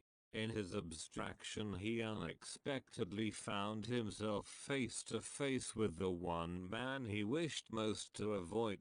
The tall bony figure of Dabasis, the camel trader. Of all the friends and others from whom he had borrowed small sums, Dabasis made him feel the most uncomfortable because of his failure to keep his promises to repay promptly. Dabas's face lighted up at the sight of him. "Ha! 'Tis Tarkad," Just the one I have been seeking, that he might repay the 2 pieces of copper which I lent him a moon ago. Also the piece of silver which I lent to him before that. We are well met. I can make good use of the coins this very day. What say, boy? What say? Tarkard stuttered and his face flushed. He had naught in his empty stomach to nerve him to argue with the outspoken Dabbasid. I am sorry, very sorry, he mumbled weakly. But this day I have neither the copper nor the silver with which I could repay. Then get it, Dabbasid insisted. Surely thou canst get hold of a few coppers and a piece of silver to repay the generosity of an old friend of thy father who aided thee whence thou wast in need. 'Tis because ill fortune does pursue me that I cannot pay. Ill fortune. Wouldst blame the gods for thine own weakness? Ill fortune pursues every man who thinks more of borrowing than of repaying. Come with me, boy, while I eat. I am hungry and I would tell thee a tale. Tarkard flinched from the brutal frankness of Dabbasid. But here at least was an invitation to enter the coveted doorway of the eating house. Dabbasid pushed him to a far corner of the room where they seated themselves upon small rugs. When Korska, the proprietor, appeared smiling, Dabbasid addressed him with his usual freedom. Fat lizard of the desert, bring to me a leg of the goat, very brown with much juice, and bread and all of the vegetables, for I am hungry and want much food. Do not forget my friend here. Bring to him a jug of water. Have it cooled, for the day is hot. Tarkard's heart sank. Must he sit here and drink water while he watched this man devour an entire goat leg? He said nothing. He thought of nothing he could say. Dabbasid, however, knew no such thing as silence. Smiling and waving his hand good-naturedly to the other customers, all of whom knew him, he continued, I did hear from a traveler just returned from Earth of a certain rich man who has a piece of stone cut so thin that one can look through it. He put it in the window of his house to keep out the rains. It is yellow, so this traveler does relate, and he was permitted to look through it, and all the outside world looked strange and not like it really is. What say you to that, Tarkard? Thinkest all the world could look to a man a different color from what it is? I dare say, responded the youth, much more interested in the fat leg of goat placed before Dabbasid. Well, I know it to be true, for I myself have seen the world all of a different color from what it really is, and the tale I am about to tell relates how I came to see it in its right color once more. Dabbasid will tell a tale, whispered a neighboring diner to his neighbor, and dragged his rug close. Other diners brought their food and crowded in a semicircle. They crunched noisily in the ears of Tarkard and brushed him with their meaty bones. He alone was without food. Dabbasid did not offer to share with him, nor even motion him to a small corner of the hard bread that was broken off and had fallen from the platter to the floor. The tale that I am about to tell, began Dabbasid, pausing to bite a goodly chunk from the goat leg, relates to my early life and how I came to be a camel trader. Didst anyone know that I once was a slave in Syria? A murmur of surprise ran through the audience, to which Dabasa listened with satisfaction. When I was a young man, continued Dabasa after another vicious onslaught on the goat leg, I learned the trade of my father, the making of saddles. I worked with him in his shop and took to myself a wife. Being young and not greatly skilled, I could earn but little, just enough to support my excellent wife in a modest way. I craved good things which I could not afford. Soon I found that the shopkeepers would trust me to pay later even though I could not pay at the time. Being young and without experience, I did not know that he who spends more than he earns is sowing the winds of needless self-indulgence, from which he is sure to reap the whirlwinds of trouble and humiliation. So I indulged my whims for fine raiment and bought luxuries for my good wife and our home, beyond our means. I paid as I could, and for a while all went well. But in time I discovered I could not use my earnings both to live upon and to pay my debts. Creditors began to pursue me to pay for my extravagant purchases, and my life became miserable. I borrowed from my friends, but could not repay them either. Things went from bad to worse. My wife returned to her father, and I decided to leave Babylon and seek another city where a young man might have better chances. For 2 years I had a restless and unsuccessful life working for caravan traders. From this I fell in with a set of likable robbers who scoured the desert for unarmed caravans. Such deeds were unworthy of the son of my father, but I was seeing the world through a colored stone and did not realize to what degradation I had fallen. We met with success on our first trip, capturing a rich haul of gold and silks and valuable merchandise. This loot we took to Jinnah and squandered. The second time we were not so fortunate.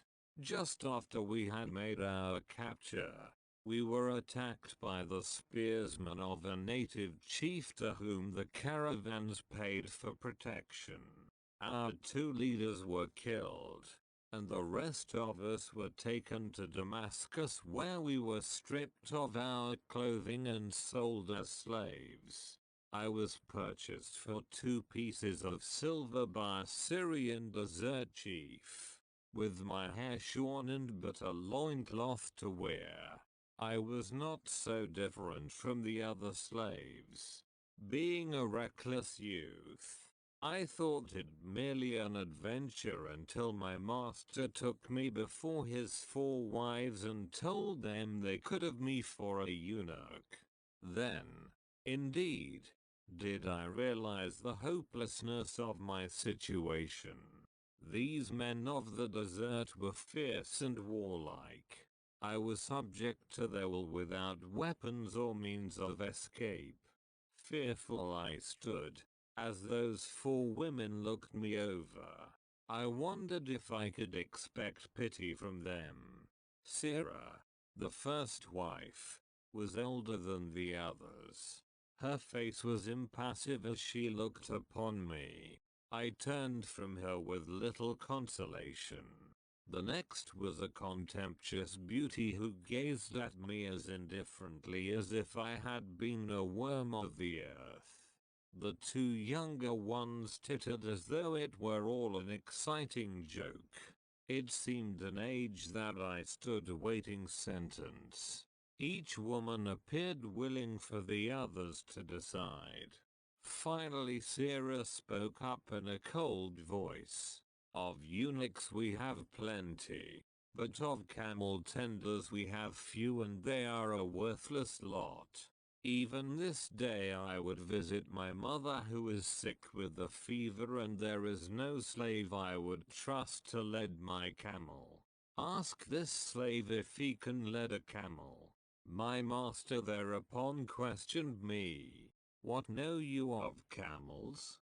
Striving to conceal my eagerness, I replied, "I can make them kneel. I can load them. I can lead them on long trips without tiring. If need be, I can repair their trappings." "The slave speaks forward enough," observed my master. "If thou so desire, Sirrah, take this man for thy camel tender." So I was turned over to Sirrah, and that day one led her camel upon a long journey to her sick mother.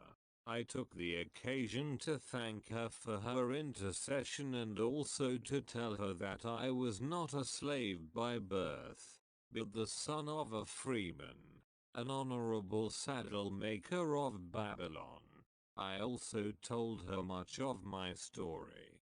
Her comments were disconcerting to me, and one pondered much afterward on what she said. How can you call yourself a free man when your weakness has brought you to this? If a man has in himself the soul of a slave, will he not become one no matter what his birth, even as water seeks its level? If a man has within him the soul of a free man, will he not become respected and honored in his own city in spite of his misfortune?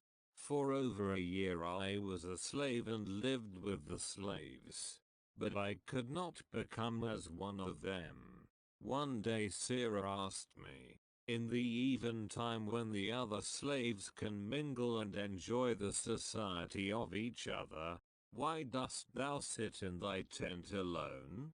To which I responded, "I am pondering what you have said to me. I wonder if I have the soul of a slave. I cannot join them, so I must sit apart." "I, too, must sit apart," she confided. "My dowry was large and my lord married me because of it. Yet he does not desire me. What every woman longs for is to be desired. Because of this, and because I am barren and have neither son nor daughter, must I sit apart. Were I a man, I would rather die than be such a slave. But the conventions of our tribe make slaves of women. What think thou of me by this time?" I asked her suddenly. "Have I the soul of a man, or have I the soul of a slave? Have you a desire to repay the just debts you owe in Babylon?" She parried. "Yes, I have the desire, but I see no way. If thou contentedly let the years slip by and make no effort to repay, then thou hast but the contemptible soul of a slave. No man is otherwise who cannot respect himself, and no man can respect himself who does not repay honest debts. But what can I do who am a slave in Syria? Stay a slave in Syria, thou weakling." "I am not a weakling," I denied hotly. "Then prove it." "How? Does not thy great king fight his enemies in every way he can and with every force he has? Thy debts are thy enemies. They ran thee out of Babylon. You left them alone and they grew too strong for thee. Hadst fought them as a man, thou couldst have conquered them and been one honored among the townspeople. But thou had not the soul to fight them, and behold, thy pride hast gone down until thou art a slave in Syria." Much I thought over her unkind accusations, and many defensive phrases I worded to prove myself not a slave at heart. But I was not to have the chance to use them. 3 days later the maid of Sirrah took me to her mistress. My mother is again very sick, she said. Saddle the 2 best camels in my husband's herd. Tie on water skins and saddlebags for a long journey. The maid will give thee food at the kitchen tent. I packed the camels, wondering much at the quantity of provisions the maid provided, for the mother dwelt less than a day's journey away. The maid rode the rear camel which followed, and I led the camel of my mistress. When we reached her mother's house it was just dark. Sarah dismissed the maid and said to me, Dabase, hast thou the soul of a free man or the soul of a slave? The soul of a free man, I insisted. Now is thy chance to prove it. Thy master hath imbibed deeply and his chiefs are in a stupor. Take then these camels and make thy escape. Here in this bag is raiment of thy master's to disguise thee. I will say thou stole the camels and ran away while I visited my sick mother. Thou hast the soul of a queen. I told her, much do I wish that I might lead thee to happiness. Happiness, she responded, awaits. Not the runaway wife who seeks it in far lands among strange people. Go thy own way and may the gods of the desert protect thee, for the way is far and barren of food or water. I needed no further urging, but thanked her warmly and was away into the night. I knew not this strange country and had only a dim idea of the direction in which lay Babylon, but struck out bravely across the desert toward the hills. One camel I rode and the other I led.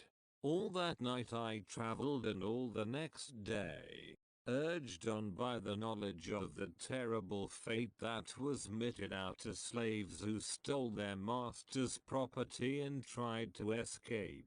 Late that afternoon, one reached a rough country as uninhabitable as the desert. The sharp rocks bruised the feet of my faithful camels and soon they were picking their way slowly and painfully along. I met neither man nor beast and could well understand why they shunned this inhospitable land. It was such a journey from then on as few men lived to tell of. Day after day we plodded along. Food and water gave out. The heat of the sun was merciless. At the end of the 9th day, I slid from the back of my mount with the feeling that I was too weak to ever remount and I would surely die, lost in this abandoned country. I stretched out upon the ground and slept, not waking until the first gleam of daylight. I sat up and looked about me. There was a coolness in the morning air. My camels lay dejected not far away. About me was a vast waste of broken country covered with rock and sand and thorny things. No sign of water, naught to eat for man or camel. Could it be that in this peaceful quiet I faced my end? My mind was clearer than it had ever been before. My body now seemed of little importance. My parched and bleeding lips, my dry and swollen tongue, my empty stomach, all had lost their supreme agonies of the day before. I looked across into the uninviting distance and once again came to me the question, have I the soul of a slave or the soul of a free man? Then with clearness I realized that if I had the soul of a slave, I should give up, lie down in the desert and die, a fitting end for a runaway slave. But if I had the soul of a free man, what then? Surely I would force my way back to Babylon, repay the people who had trusted me, bring happiness to my wife who truly loved me, and bring peace and contentment to my parents. Thy debts are thine enemies who have run thee out of Babylon. Sarah had said. Yes, it was so. Why had I refused to stand my ground like a man? Why had I permitted my wife to go back to her father? Then a strange thing happened. All the world seemed to be of a different color, as though I had been looking at it through a colored stone which had suddenly been removed. At last I saw the true values in life. Die in the desert. Not I. With a new vision, I saw the things that I must do. First, I would go back to Babylon and face every man to whom I owed an unpaid debt. I should tell them that after years of wandering and misfortune, I had come back to pay my debts as fast as the gods would permit. Next, I should make a home for my wife and become a citizen of whom my parents should be proud. My debts were my enemies, but the men I owed were my friends, for they had trusted me and believed in me. I staggered weakly to my feet. What mattered hunger? What mattered thirst? They were but incidents on the road to Babylon. Within me surged the soul of a free man going back to conquer his enemies and reward his friends. I thrilled with the great resolve. The glazed eyes of my camels brightened at the new note in my husky voice. With great effort, after many attempts, they gained their feet.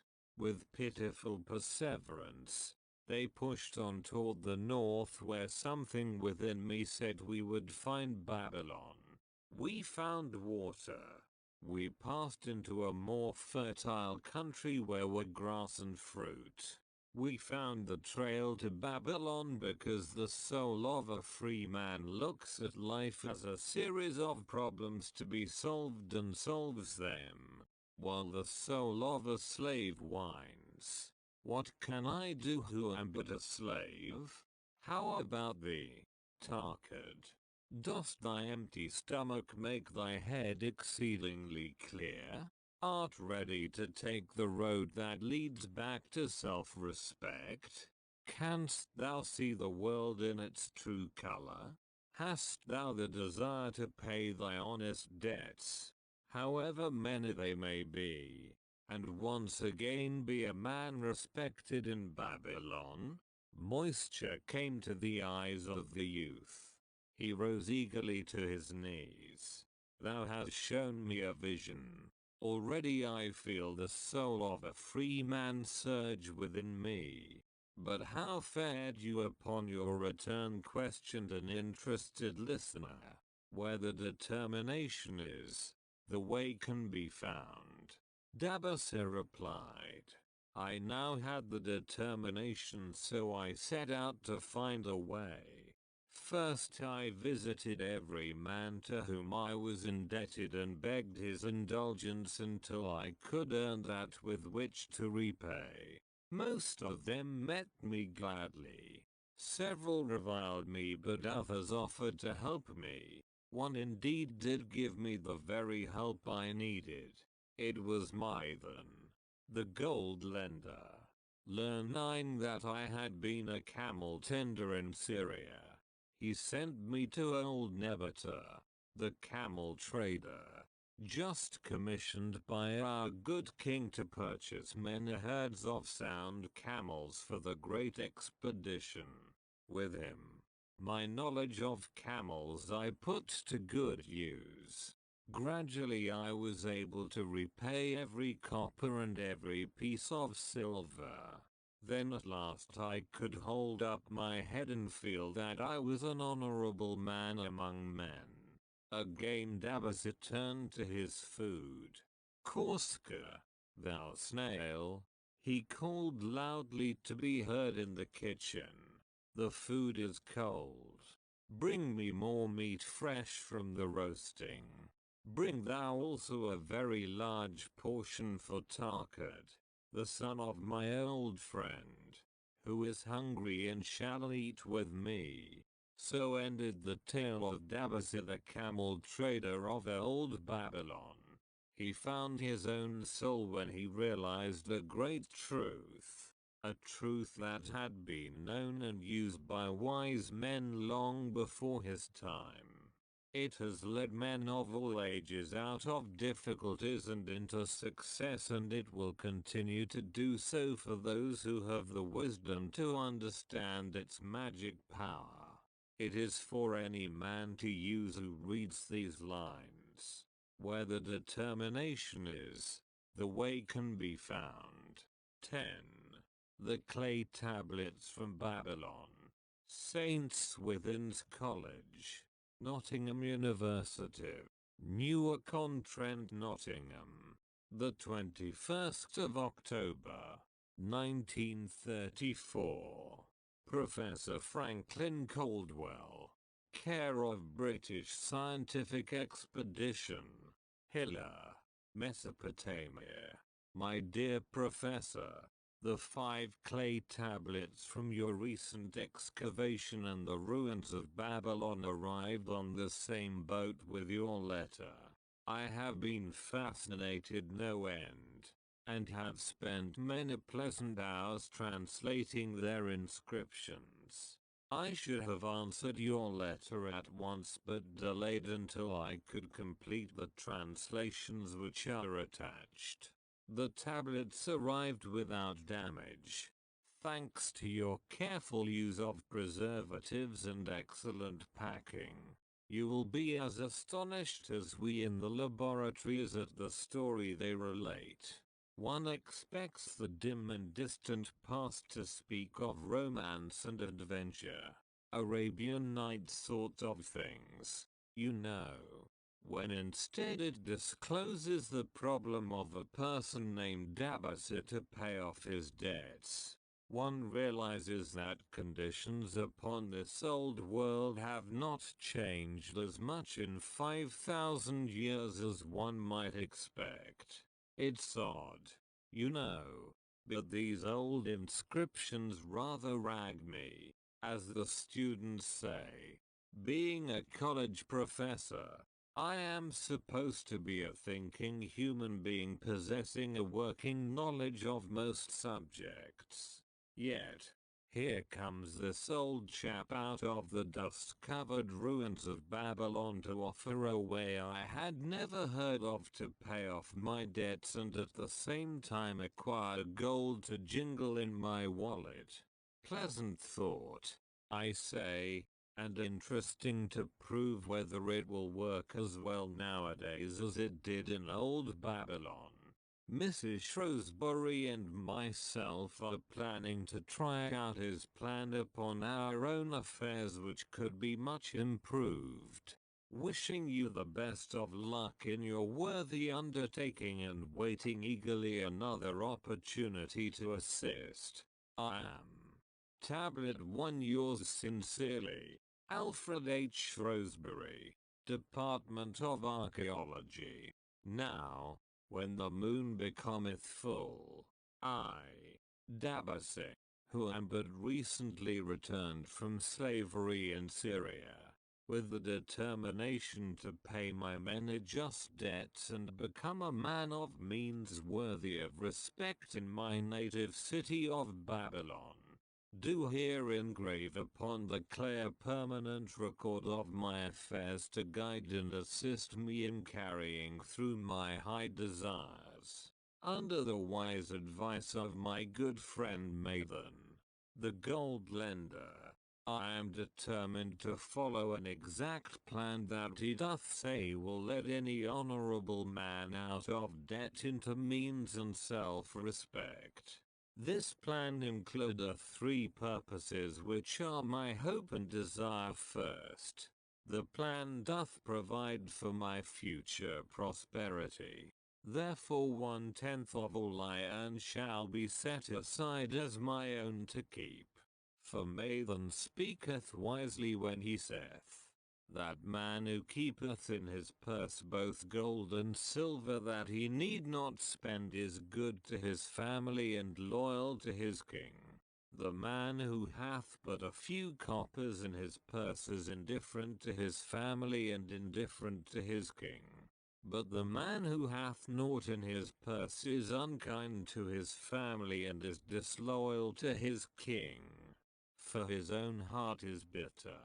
Therefore, the man who wisheth to achieve must have coin that he may keep to jingle in his purse, that he have in his heart love for his family and loyalty to his king.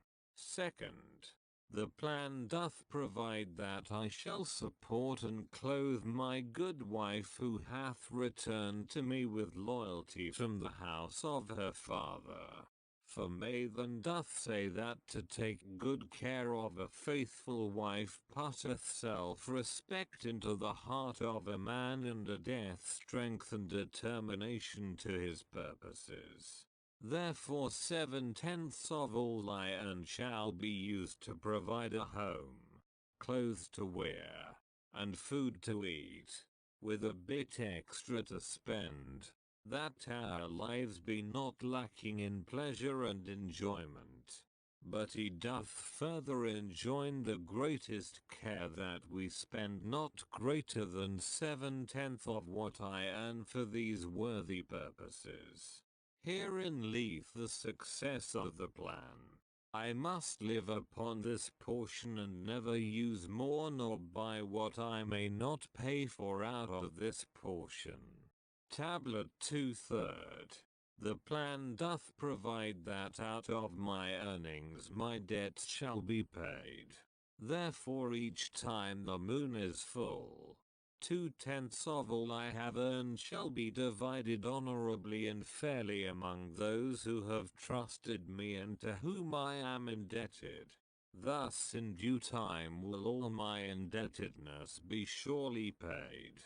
Therefore, do I here engrave the name of every man to whom I am indebted and the honest amount of my debt. Pharaoh the cloth weaver, 2 silver, 6 copper. Shijah, the couch maker, 1 silver.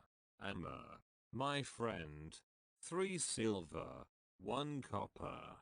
Zanka, my friend, 4 silver, 7 copper. Azkama, my friend, 1 silver, 3 copper. Hirinsi, the jewel maker, 6 silver, 2 copper. Diabaka, my father's friend, 4 silver, 1 copper. Alkahad, the house owner, 14 silver. Mathan, the gold lender, 9 silver. Biologic, the farmer, I silver, 7 copper. From here on, disintegrated, cannot be deciphered. Tablet 3. To these creditors do I owe in total 119 pieces of silver and 141 pieces of copper. Because I did owe these sums and saw no way to repay, in my folly I did permit my wife to return to her father and didst leave my native city and seek easy wealth elsewhere, only to find disaster and to see myself sold into the degradation of slavery.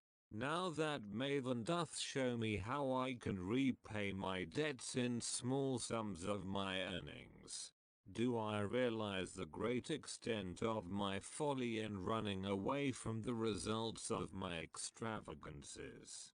Therefore have I visited my creditors and explained to them that I have no resources with which to pay except my ability to earn, and that I intend to apply 2/10 of all I earn upon my indebtedness evenly and honestly.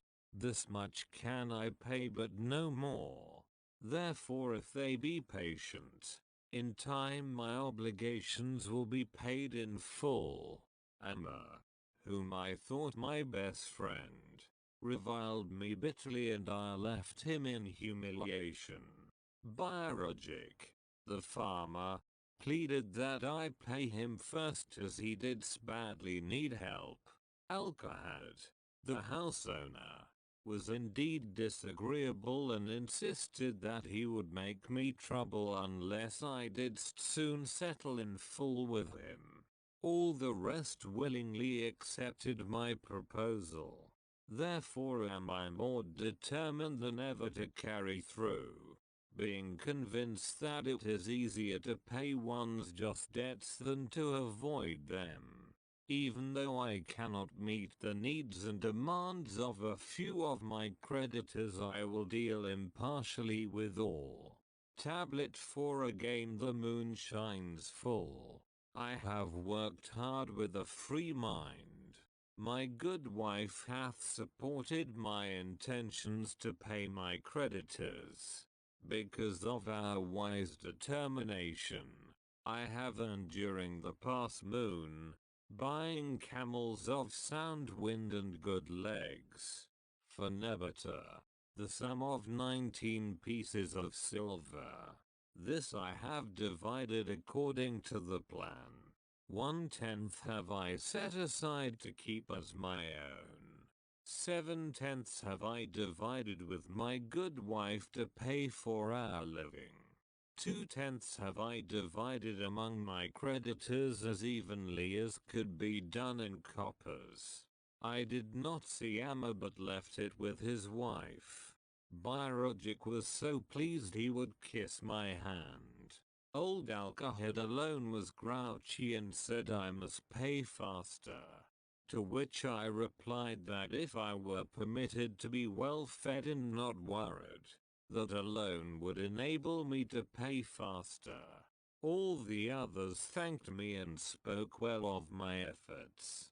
Therefore, at the end of one moon, my indebtedness is reduced by almost 4 pieces of silver, and I possess almost 2 pieces of silver besides, upon which no man hath claim.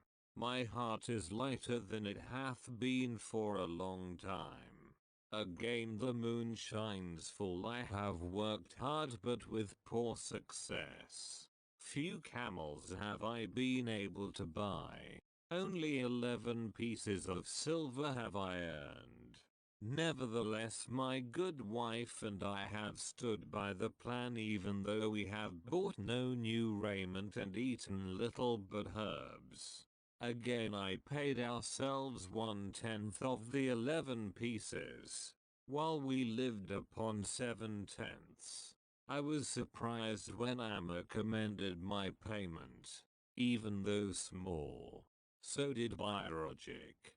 Alcahad flew into a rage, but when told to give back his portion if he did not wish it, he became reconciled. The others, as before, were content. Again the moon shines full and I am greatly rejoiced. I intercepted a fine herd of camels and bought many sound ones. Therefore my earnings were 42 pieces of silver. This moon my wife and myself have bought much needed sandals and raiment. Also we have dined well on meat and fowl. More than 8 pieces of silver we have paid to our creditors. Even Alcahad did not protest. Great is the plan, for it leadeth us out of debt and giveth us wealth which is ours to keep. 3 times the moon had been full since I last carved upon this clay. Each time I paid to myself 1/10 of all I earned. Each time my good wife and I have lived upon 7/10, even though at times it was difficult. Each time have I paid to my creditors 2/10. In my purse I now have 21 pieces of silver that are mine. It maketh my head to stand straight upon my shoulders, and maketh me proud to walk among my friends. My wife keepeth well our home and is becomingly gowned. We are happy to live together. The plan is of untold value. Hath it not made an honorable man of an ex-slave? Tablet 5. Again the moon shines full, and I remember that it is long since I carved upon the clay. 12 moons in truth have come and gone. But this day I will not neglect my record, because upon this day I have paid the last of my debts. This is the day upon which my good wife and my thankful self celebrate with great feasting that our determination hath been achieved. Many things occurred upon my final visit to my creditors that I shall long remember. Amma begged my forgiveness for his unkind words and said that I was one of all others he most desired for a friend. Old Alcohol is not so bad after all, for he said, "Thou wert once a piece of soft clay to be pressed and molded by any hand that touched thee, but now thou art a piece of bronze capable of holding an edge.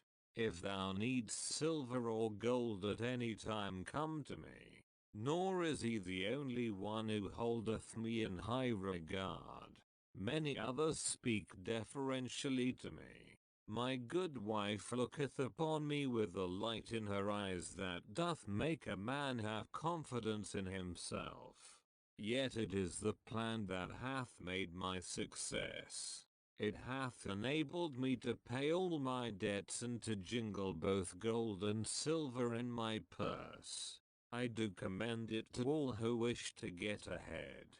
For truly, if it will enable an ex-slave to pay his debts and have gold in his purse, will it not aid any man to find independence? Nor am I, myself, finished with it. For I am convinced that if I follow it further it will make me rich among men. St. Swithin's College, Nottingham.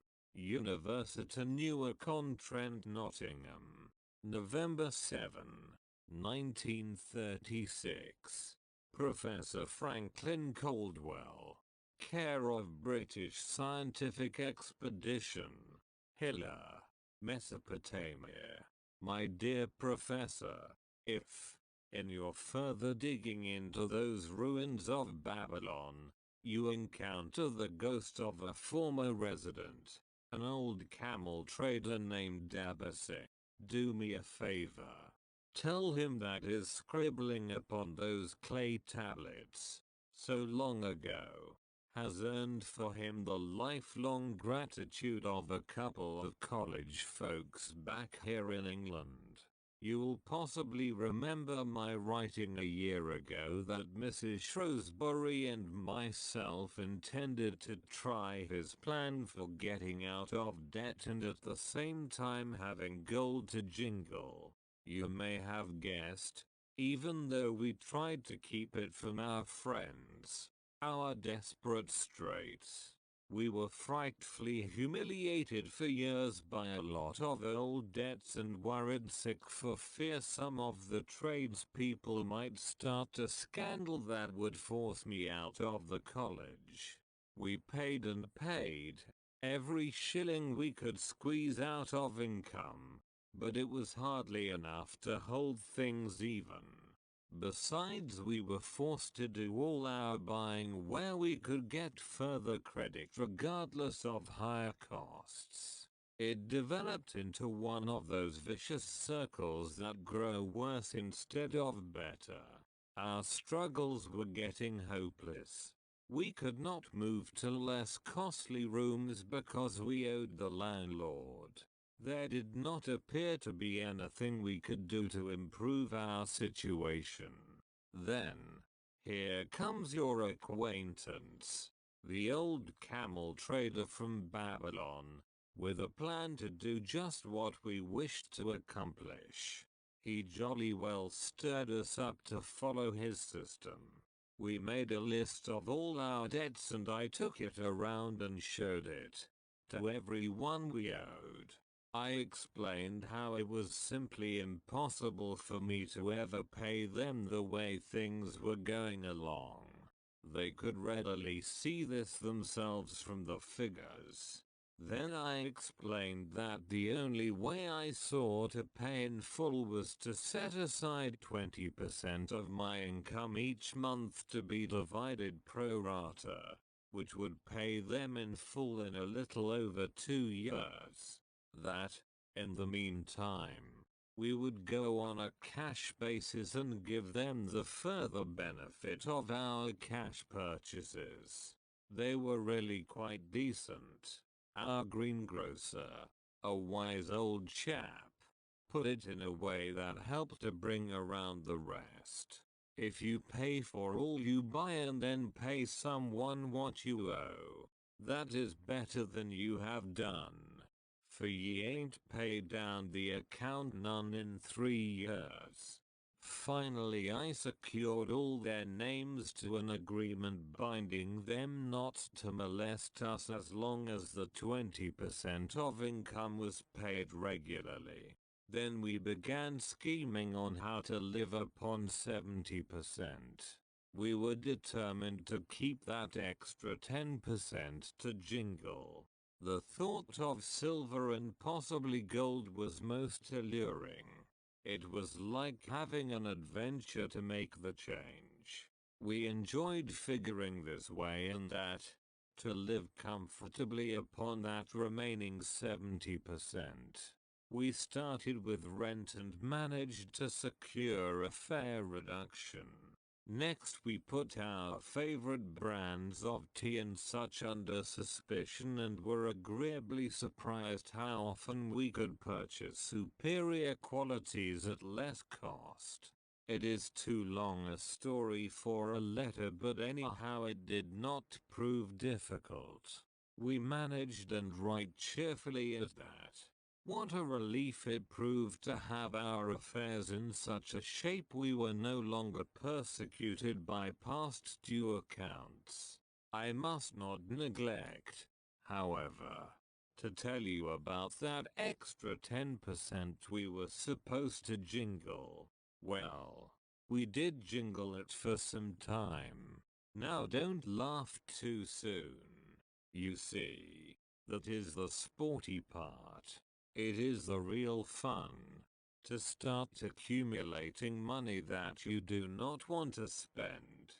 There is more pleasure in running up such a surplus than there could be in spending it. After we had jingled to our heart's content, we found a more profitable use for it. We took up an investment upon which we could pay that 10% each month. This is proving to be the most satisfying part of our regeneration. It is the first thing we pay out of my check. There is a most gratifying sense of security to know our investment is growing steadily. By the time my teaching days are over, it should be a snug sum, large enough so the income will take care of us from then on. All this out of my same old check. Difficult to believe, yet absolutely true. All our debts being gradually paid and at the same time our investment increasing. Besides, we get along, financially, even better than before. Who would believe there could be such a difference in results between following a financial plan and just drifting along? At the end of the next year, when all our old bills shall have been paid, we will have more to pay upon our investment besides some extra for travel. We are determined never again to permit our living expenses to exceed 70% of our income. Now you can understand why we would like to extend our personal thanks to that old chap whose plan saved us from our hell on earth. He knew. He had been through it all. He wanted others to benefit from his own bitter experiences.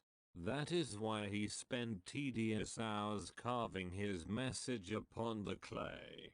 He had a real message for fellow sufferers. A message so important that after 5,000 years it has risen out of the ruins of Babylon, just as true and just as vital as the day it was buried. Yours sincerely, Alfred H. Roseberry, Department of Archaeology. 11. The luckiest man in Babylon.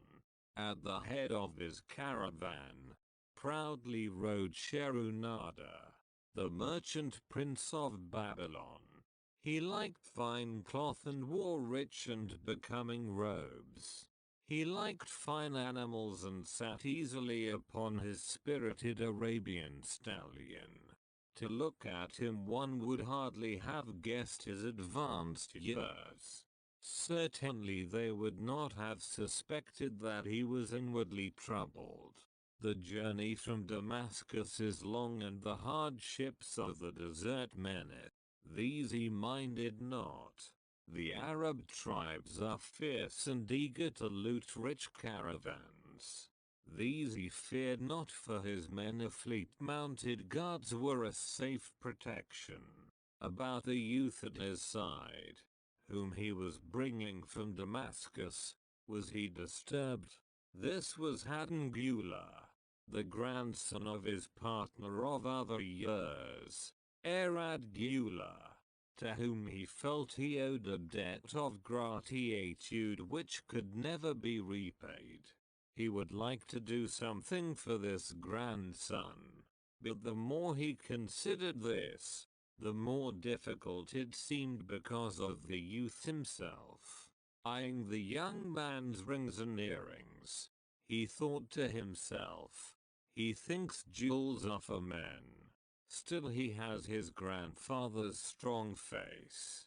But his grandfather wore no such gaudy robes. Yet, I sought him to come, hoping I might help him get a start for himself and get away from the wreck his father has made of their inheritance. Hadangula broken upon his thoughts.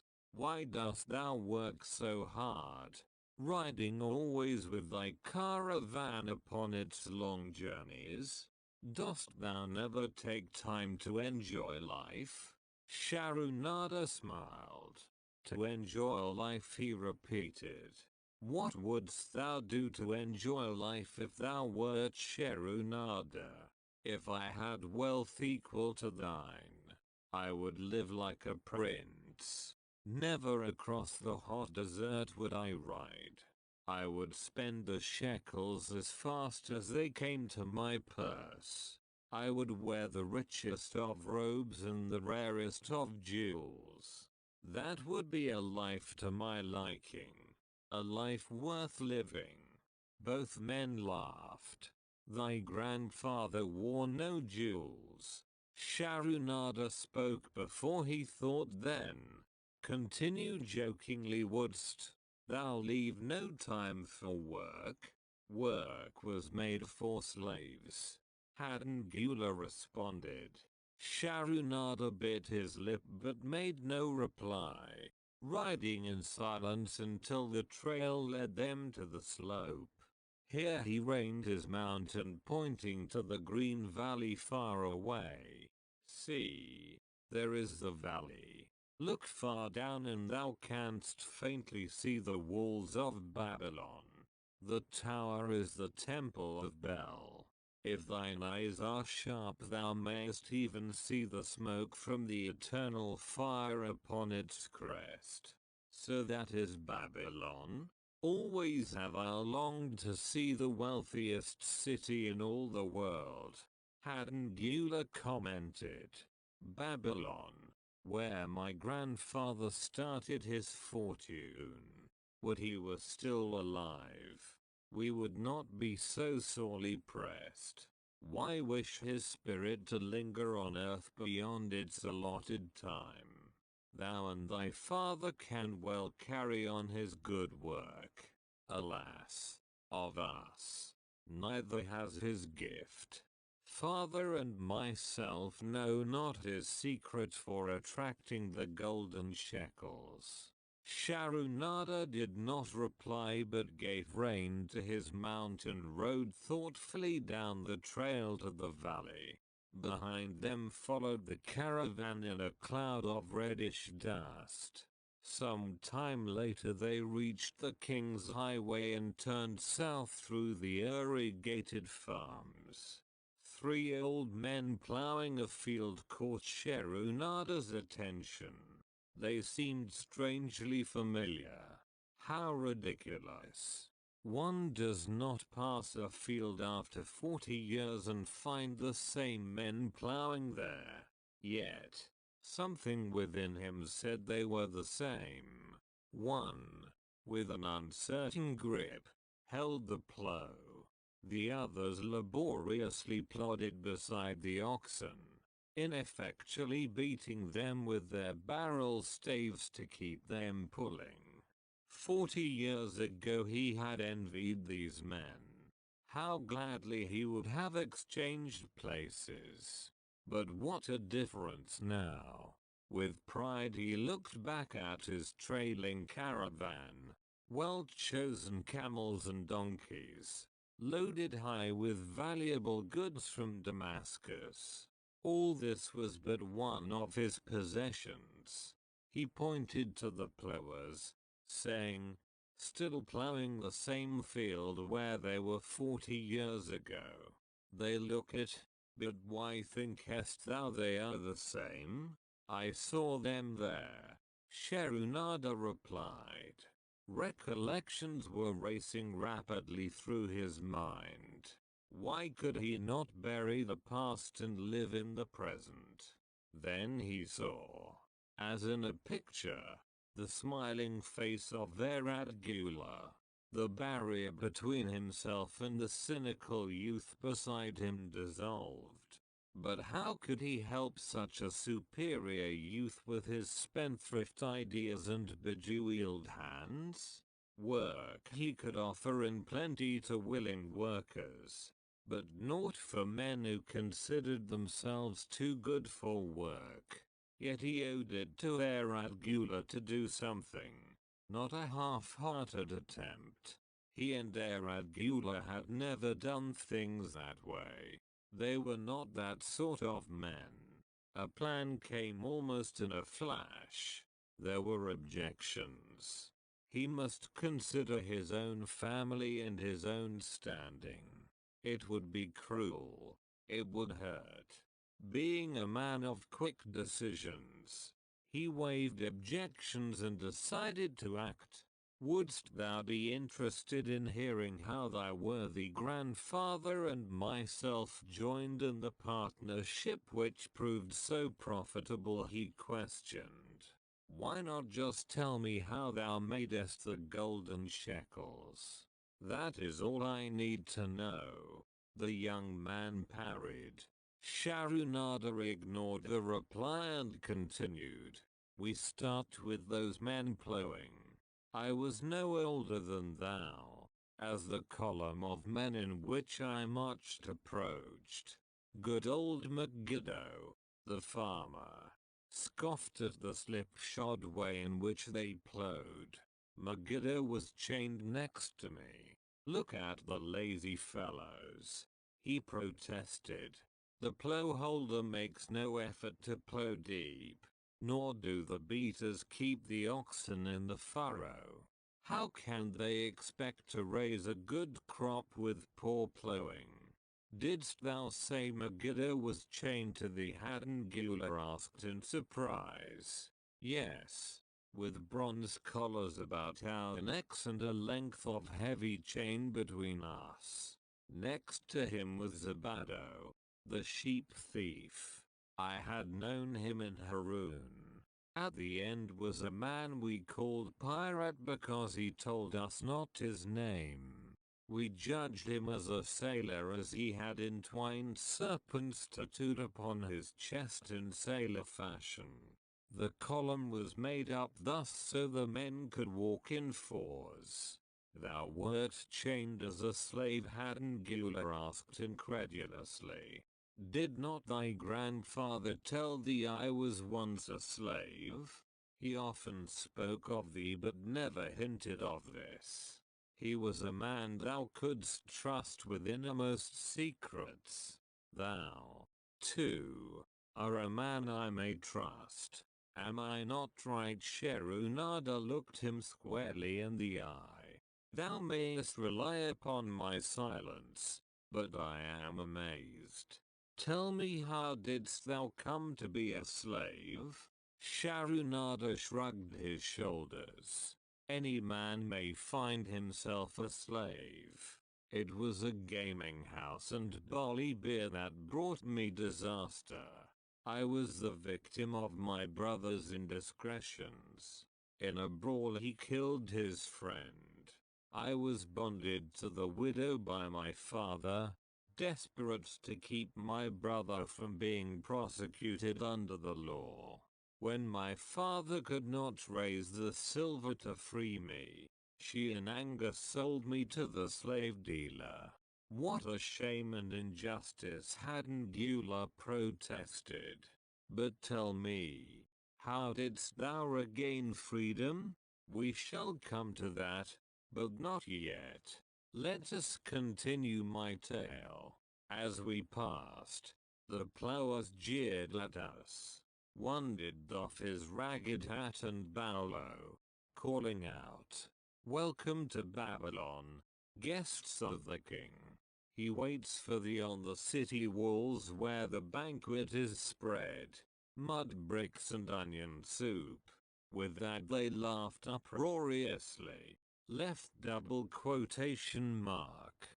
Pirate flew into a rage and cursed them roundly.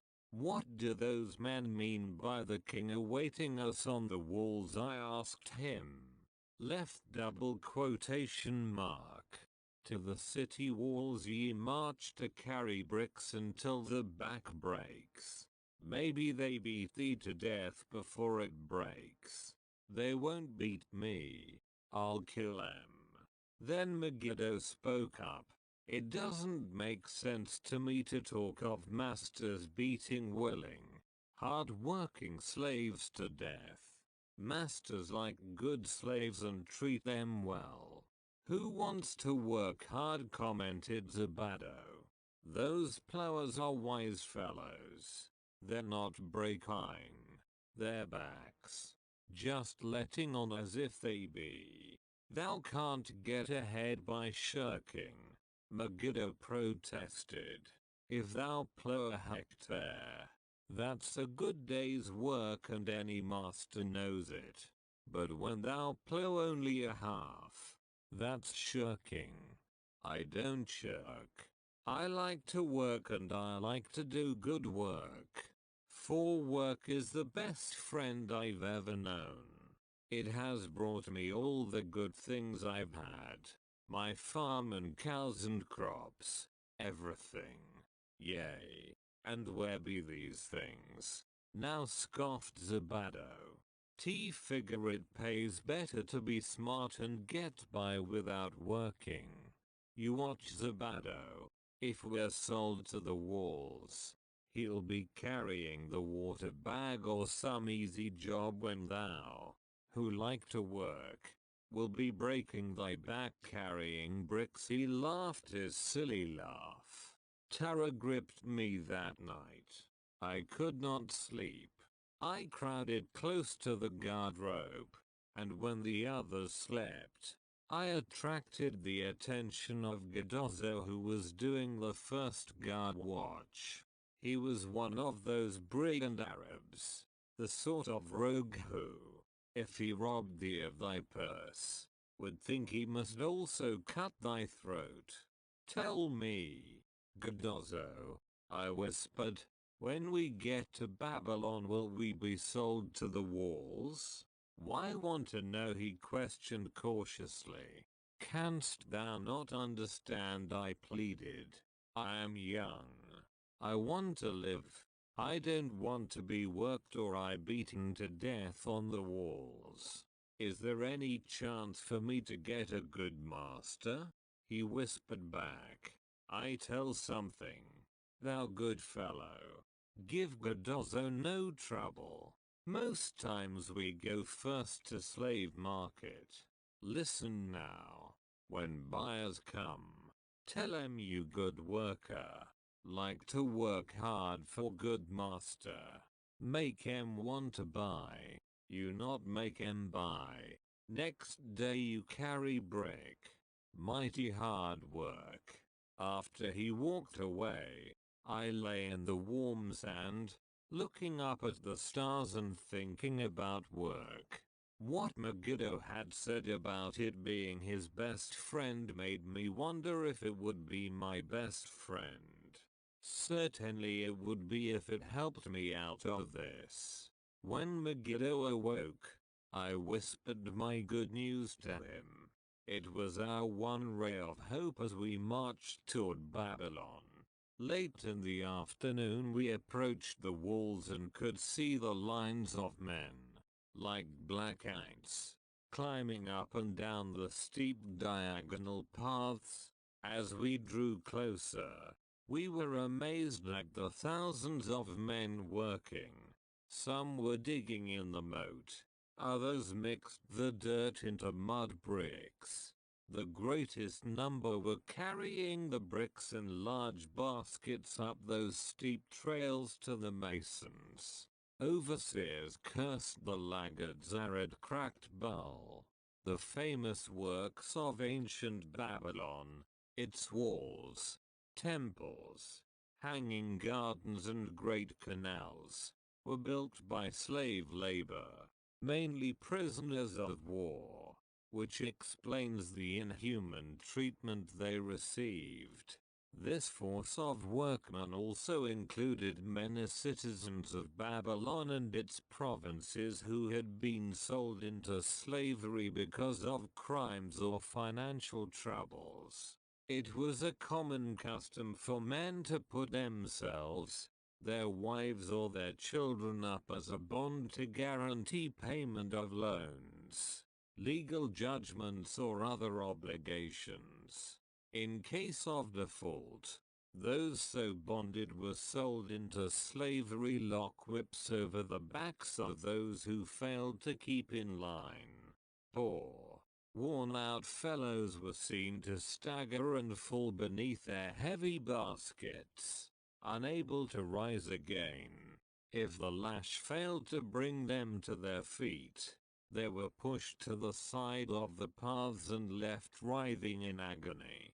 Soon they would be dragged down to join other craven bodies beside the roadway to await unsanctified graves. As I beheld the ghastly sight, I shuddered. So this was what awaited my father's son if he failed at the slave market. Godozzo had been right. We were taken through the gates of the city to the slave prison and next morning marched to the pens in the market. Here the rest of the men huddled in fear and only the whips of our guard could keep them moving so the buyers could examine them. Megiddo and myself eagerly talked to every man who permitted us to address him. The slave dealer brought soldiers from the king's guard who shackled pirate and brutally beat him when he protested. As they led him away, I felt sorry for him. Megiddo felt that we would soon part when no buyers were near. He talked to me earnestly to impress upon me how valuable work would be to me in the future. Some men hate it. They make it their enemy. Better to treat it like a friend. Make thyself like it. Don't mind because it is hard.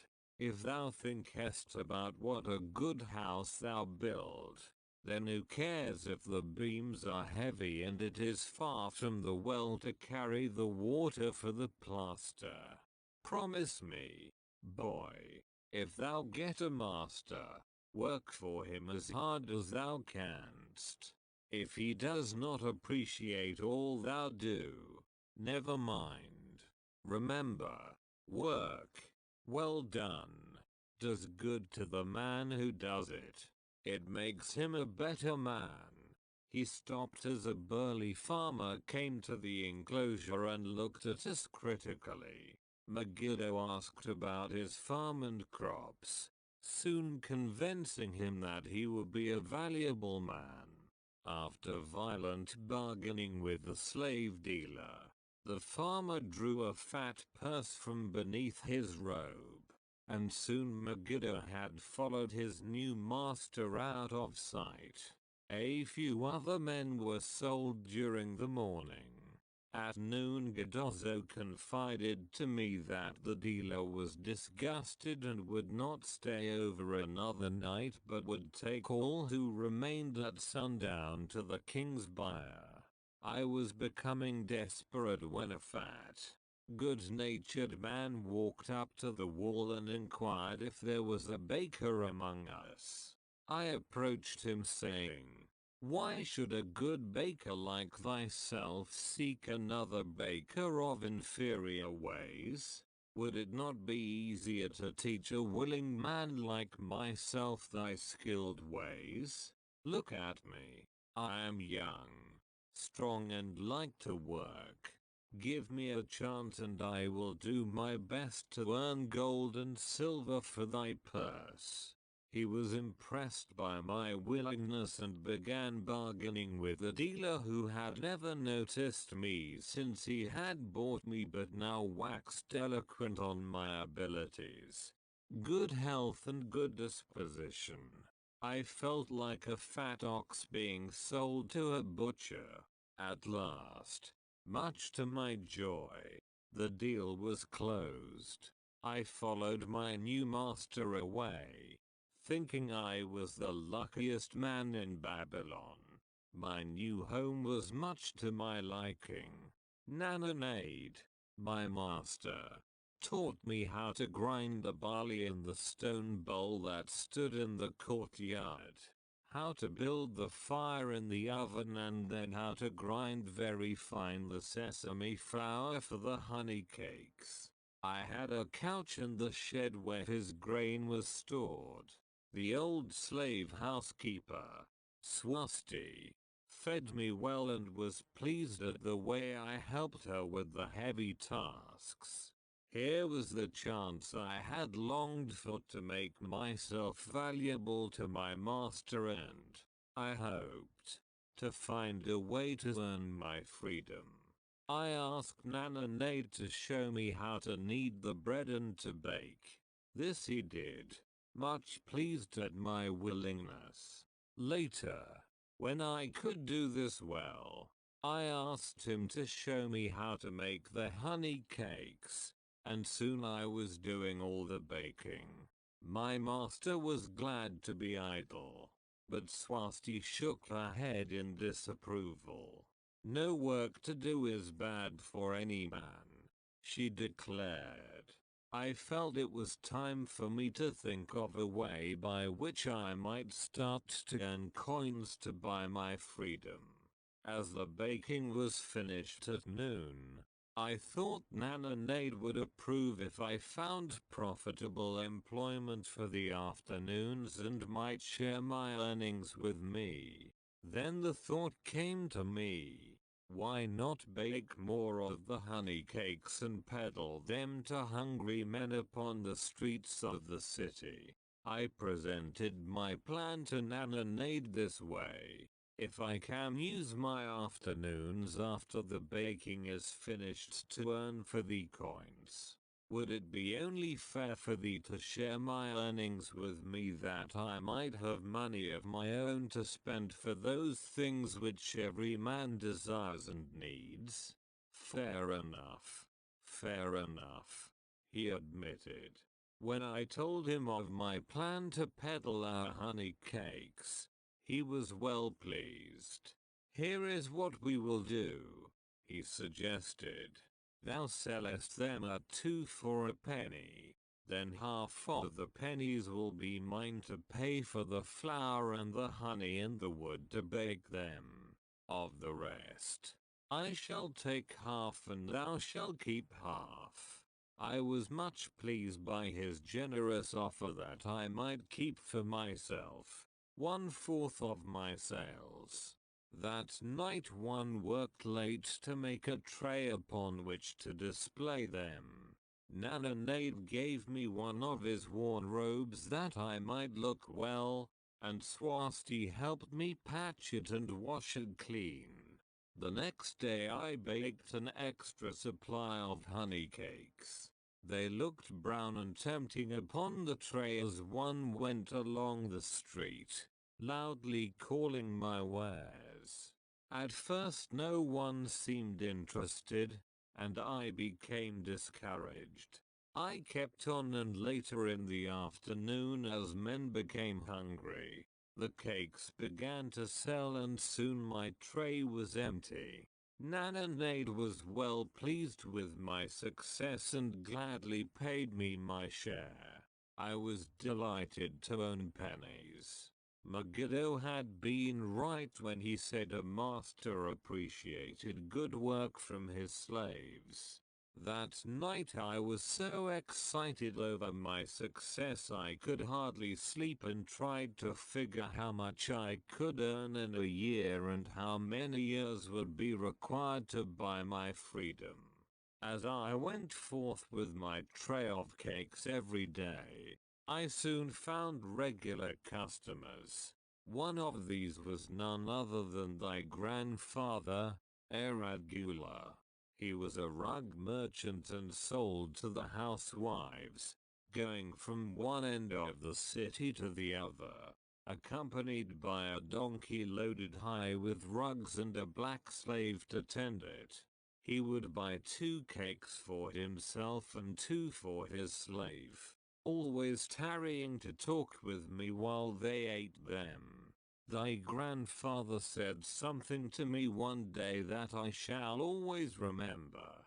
I like thy cakes, boy, but better still I like the fine enterprise with which thou offerest them. Such spirit can carry thee far on the road to success. But how canst thou understand, Hadangula, what such words of encouragement could mean to a slave boy, lonesome in a great city, struggling with all he had in him to find a way out of his humiliation? As the months went by I continued to add pennies to my purse. It began to have a comforting weight upon my belt. Work was proving to be my best friend, just as Megiddo had said.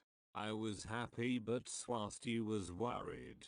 Thy master, I fear to have him spend so much time at the gaming houses, she protested.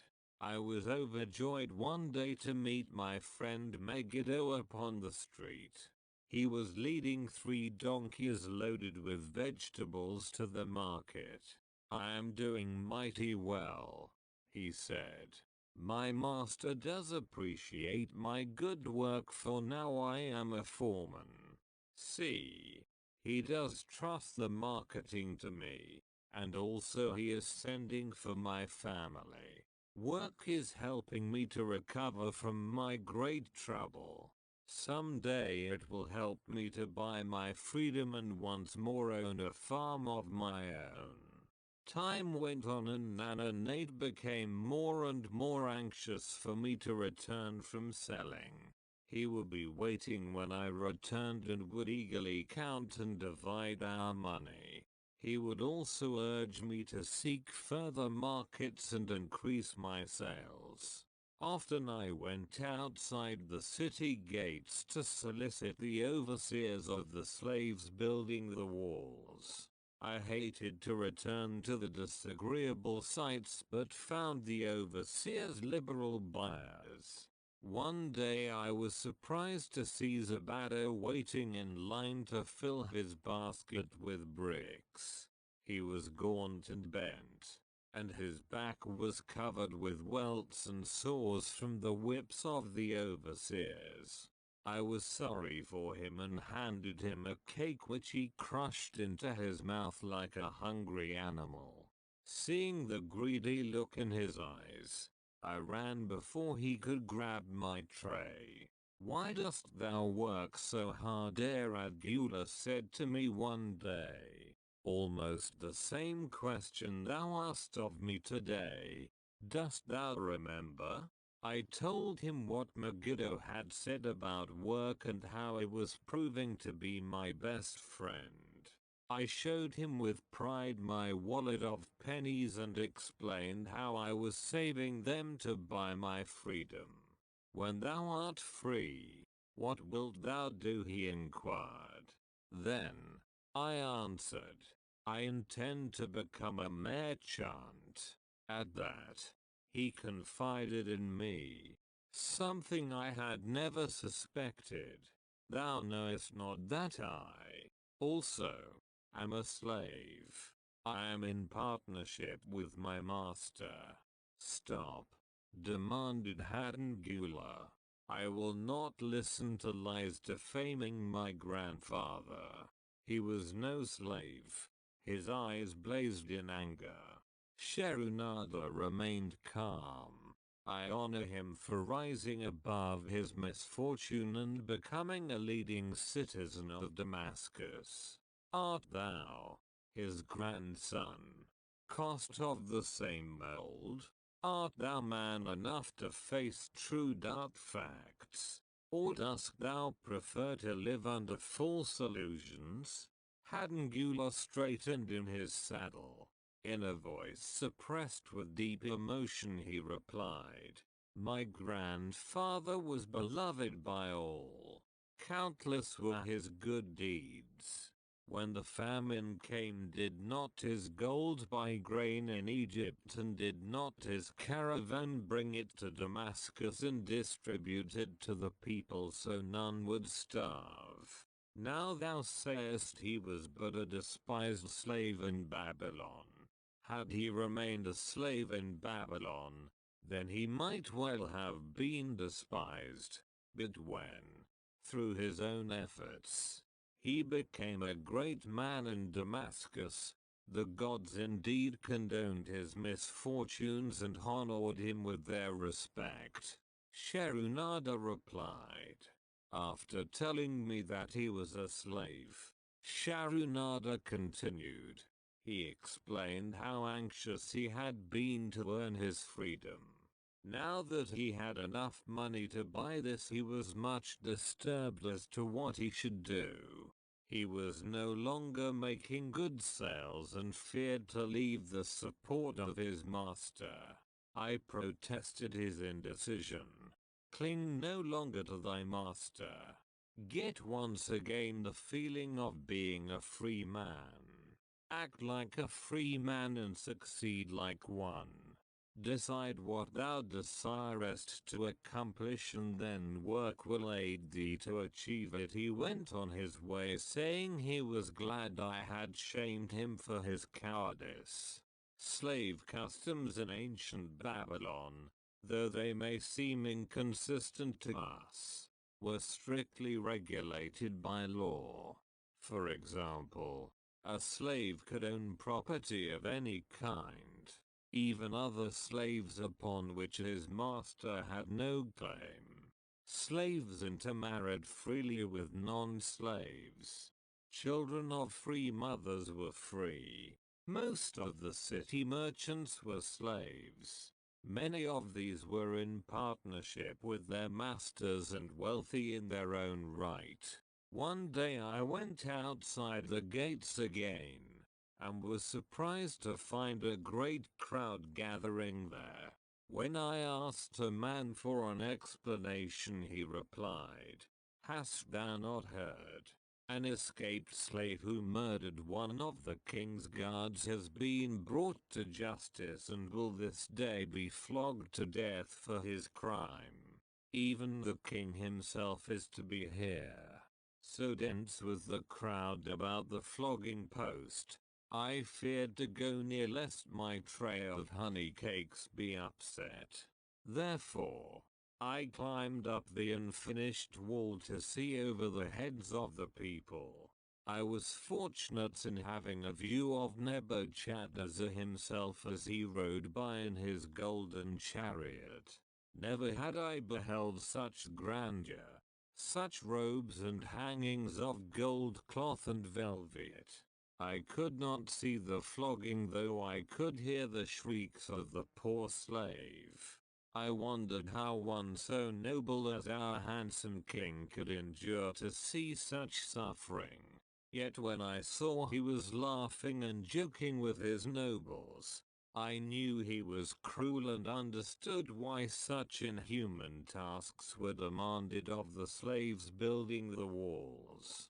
After the slave was dead, his body was hung upon a pole by a rope attached to his leg so all might see. As the crowd began to thin, I went close. On the hairy chest, I saw tattooed two entwined serpents.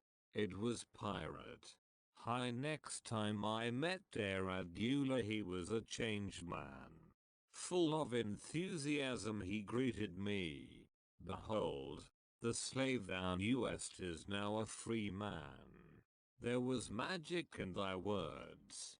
Already my sales and my profits are increasing. My wife is overjoyed. She was a free woman, the niece of my master. She much desires that we move to a strange city where no man shall know I was once a slave. Thus our children shall be above reproach for their father's misfortune. Work has become my best helper. It has enabled me to recapture my confidence and my skill to sell. I was overjoyed that I had been able, even in a small way, to repay him for the encouragement he had given me. One evening Swasti came to me in deep distress. Thy master is in trouble. I fear for him. Some months ago he lost much at the gaming tables. He pays not the farmer for his grain nor his honey.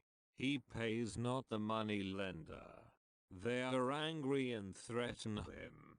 Why should we worry over his folly? We are not his keepers. I replied thoughtlessly, foolish youth, thou understandest not.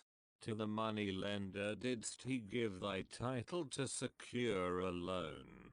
Under the law he can claim thee and sell thee. I know not what to do. He is a good master. Why, oh why, should such trouble come upon him? Not were Swastia's fears groundless. While I was doing the baking next morning, the money lender returned with a man he called Sacy. This man looked me over and said I would do. The money lender waited not for my master to return, but told Swasti to tell him he had taken me. With only the robe on my back and the purse of pennies hanging safely from my belt, I was hurried away from the unfinished baking. I was whirled away from my dearest hopes as the hurricane snatches the tree from the forest and casts it into the surging sea. Again a gaming house and barley beer had caused me disaster. Sacy was a blunt, gruff man. As he led me across the city, I told him of the good work I had been doing for Nananade and said I hoped to do good work for him. His reply offered no encouragement. "T like not this work. My master likes it not. The king has told him to send me to build a section of the Grand Canal. Master tells Sacy to buy more slaves. Work hard and finish quick." Bah! How can any man finish a big job quick? Picture a desert with not a tree, just low shrubs and a sun burning with such fury the water in our barrels became so hot we could scarcely drink it. Then picture rows of men, going down into the deep excavation and lugging heavy baskets of dirt up soft, dusty trails from daylight until dark. Picture food served in open troughs from which we helped ourselves like swine. We had no tents, no straw for beds. That was the situation in which I found myself. I buried my wallet in a marked spot, wondering if I would ever dig it up again. At first I worked with goodwill, but as the months dragged on, I felt my spirit breaking. Then the heat fever took hold of my weary body. I lost my appetite and could scarcely eat the mutton and vegetables. At night I would toss in unhappy wakefulness, left double quotation mark, in my misery. I wondered if Zabado had not the best plan, to shirk and keep his back from being broken in work. Then I recalled my last sight of him and knew his plan was not good. I thought of Pirate with his bitterness and wondered if it might be just as well to fight and kill. The memory of his bleeding body reminded me that his plan was also useless. Then I remembered my last sight of Megiddo. His hands were deeply callous from hard work, but his heart was light and there was happiness on his face. His was the best plan. Yet I was just as willing to work as Megiddo. He could not have worked harder than I. Why did not my work bring me happiness and success? Was it work that brought Megiddo happiness? Or was happiness and success merely in the laps of the gods? Was I to work the rest of my life without gaining my desires, without happiness and success? All of these questions were jumbled in my mind and I had not an answer. Indeed, I was sorely confused. Several days later, when it seemed that I was at the end of my endurance and my questions still unanswered, Sacy sent for me. A messenger had come from my master to take me back to Babylon. I dug up my precious wallet, wrapped myself in the tattered remnants of my robe and was on my way. As we rode, the same thoughts of a hurricane whirling me hither and thither kept racing through my feverish brain. I seemed to be living the weird words of a chant from my native town of Haroun, besetting a man like a whirlwind, driving him like a storm, whose course no one can follow, whose destiny no one can foretell. Was I destined to be ever thus punished for I knew not what? What new miseries and disappointments awaited me? When we rode to the courtyard of my master's house, imagine my surprise when I saw Eradgula awaiting me. He helped me down and hugged me like a long-lost brother. As we went our way, I would have followed him as a slave should follow his master, but he would not permit me. He put his arm about me, saying, "I hunted everywhere for thee." When I had almost given up hope, I did meet Swasti, who told me of the moneylender, who directed me to thy noble owner. A hard bargain he did drive and made me pay an outrageous price. But thou art worth it. Thy philosophy and thy enterprise have been my inspiration to this new success. Megiddo's philosophy, not mine, I interrupted. Megiddo's and thine. Thanks to thee both. We are going to Damascus and I need thee for my partner. See, he exclaimed, in one moment thou will be a free man. So saying, he drew from beneath his robe the clay tablet carrying my title. This he raised above his head and hurled it to break in 100 pieces upon the cobblestones. With glee he stamped upon the fragments until they were but dust. Tears of gratitude filled my eyes. I knew I was the luckiest man in Babylon. Work, thou see, by this, in the time of my greatest distress, didst prove to be my best friend. My willingness to work enabled me to escape from being sold to join the slave gangs upon the walls. It also so impressed thy grandfather, he selected me for his partner. Then Hadangula questioned, was work my grandfather's secret key to the golden shekels? It was the only key he had when I first knew him. Sherunada replied, thy grandfather enjoyed working. The gods appreciated his efforts and rewarded him liberally. I begin to see, Hadangula was speaking thoughtfully. Work attracted his many friends who admired his industry and the success it brought. Work brought him the honors he enjoyed so much in Damascus. Work brought him all those things I have approved. And I thought work was fit only for slaves. Life is rich with many pleasures for men to enjoy. Sherunada commented. Each has its place. I am glad that work is not reserved for slaves. Were that the case, I would be deprived of my greatest pleasure. Many things do I enjoy, but nothing takes the place of work. Sharunada and Hadangula rode in the shadows of the towering walls up to the massive bronze gates of Babylon. At their approach, the gate guards jumped to attention and respectfully saluted an honored citizen. With reared held high, Sherunada led the long caravan through the gates and up the streets of the city. I have always hoped to be a man like my grandfather, Hadangula confided to him. Never before did I realize just what kind of man he was.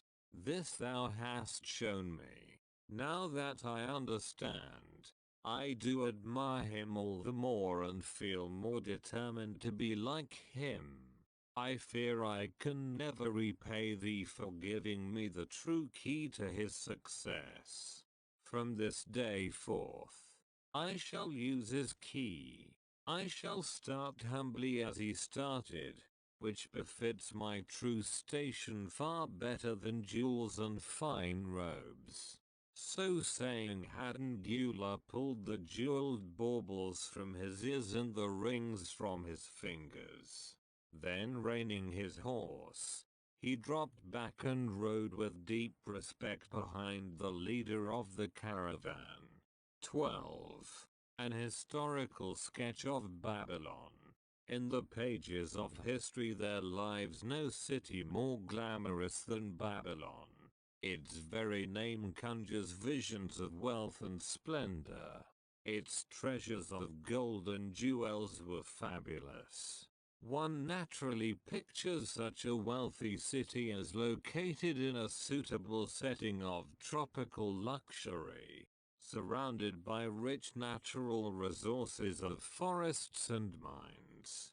Such was not the case. It was located beside the Euphrates River, in a flat, arid valley. It had no forests, no mines, not even stone for building. It was not even located upon a natural trade route. The rainfall was insufficient to raise crops.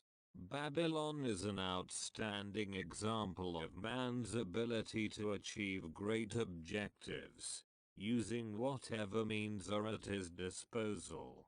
All of the resources supporting this large city were man-developed.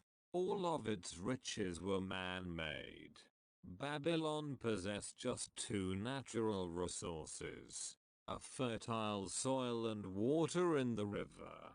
With one of the greatest engineering accomplishments of this or any other day, Babylonian engineers diverted the waters from the river by means of dams and immense irrigation canals.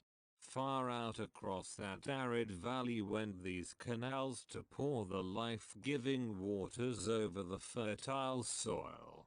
This ranks among the first engineering feats known to history. Such abundant crops as were the reward of this irrigation system the world had never seen before.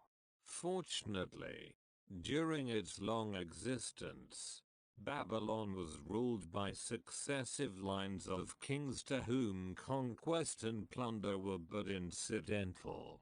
While it engaged in many wars, most of these were local or defensive against ambitious conquerors from other countries who coveted the fabulous treasures of Babylon. The outstanding rulers of Babylon live in history because of their wisdom, enterprise and justice. Babylon produced no strutting monarchs who sought to conquer the known world that all nations might pay homage to their egotism. As a city, Babylon exists no more. When those energizing human forces that built and maintained the city for thousands of years were withdrawn, it soon became a deserted ruin. The site of the city is in Asia, about 600 miles east of the Suez Canal, just north of the Persian Gulf. The latitude is about 30 degrees above the equator, practically the same as that of Yuma, Arizona. It possessed a climate similar to that of this American city, hot and dry. Today, this valley of the Euphrates, once a populous irrigated farming district, is again a wind-swept arid waste. Scant grass and desert shrubs strive for existence against the wind-blown sands. Gone are the fertile fields, the mammoth cities and the long caravans of rich merchandise. Nomadic bands of Arabs, securing a scant living by tending small herds, are the only inhabitants. Such it has been since about the beginning of the Christian era. Dotting this valley are earthen hills. For centuries, they were considered by travelers to be nothing else. The attention of archaeologists were finally attracted to them because of broken pieces of pottery and brick washed down by the occasional rainstorms. Expeditions, financed by European and American museums, were sent here to excavate and see what could be found. Picks and shovels soon proved these hills to be ancient cities. City graves, they might well be called. Babylon was one of these. Over it for something like 20 centuries, the winds had scattered the desert dust. Built originally of brick, all exposed walls had disintegrated and gone back to earth once more. Such is Babylon, the wealthy city. Today, a heap of dirt, so long abandoned that no living person even knew its name until it was discovered by carefully removing the refuse of centuries from the streets and the fallen wreckage of its noble temples and palaces.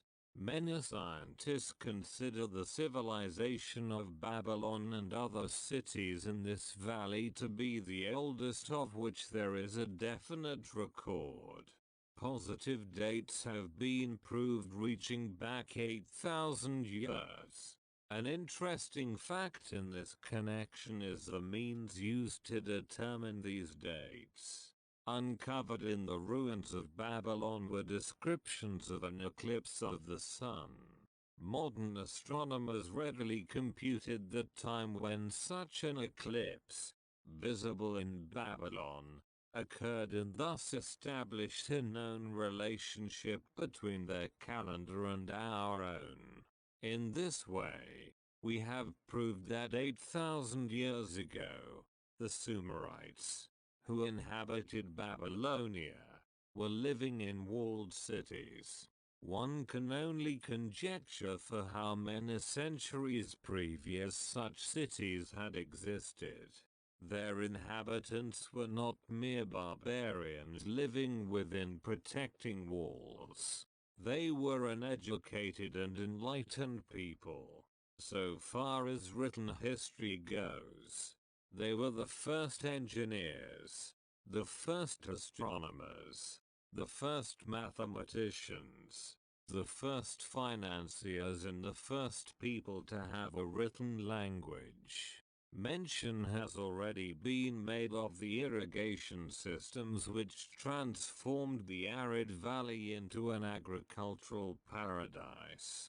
The remains of these canals can still be traced, although they are mostly filled with accumulated sand.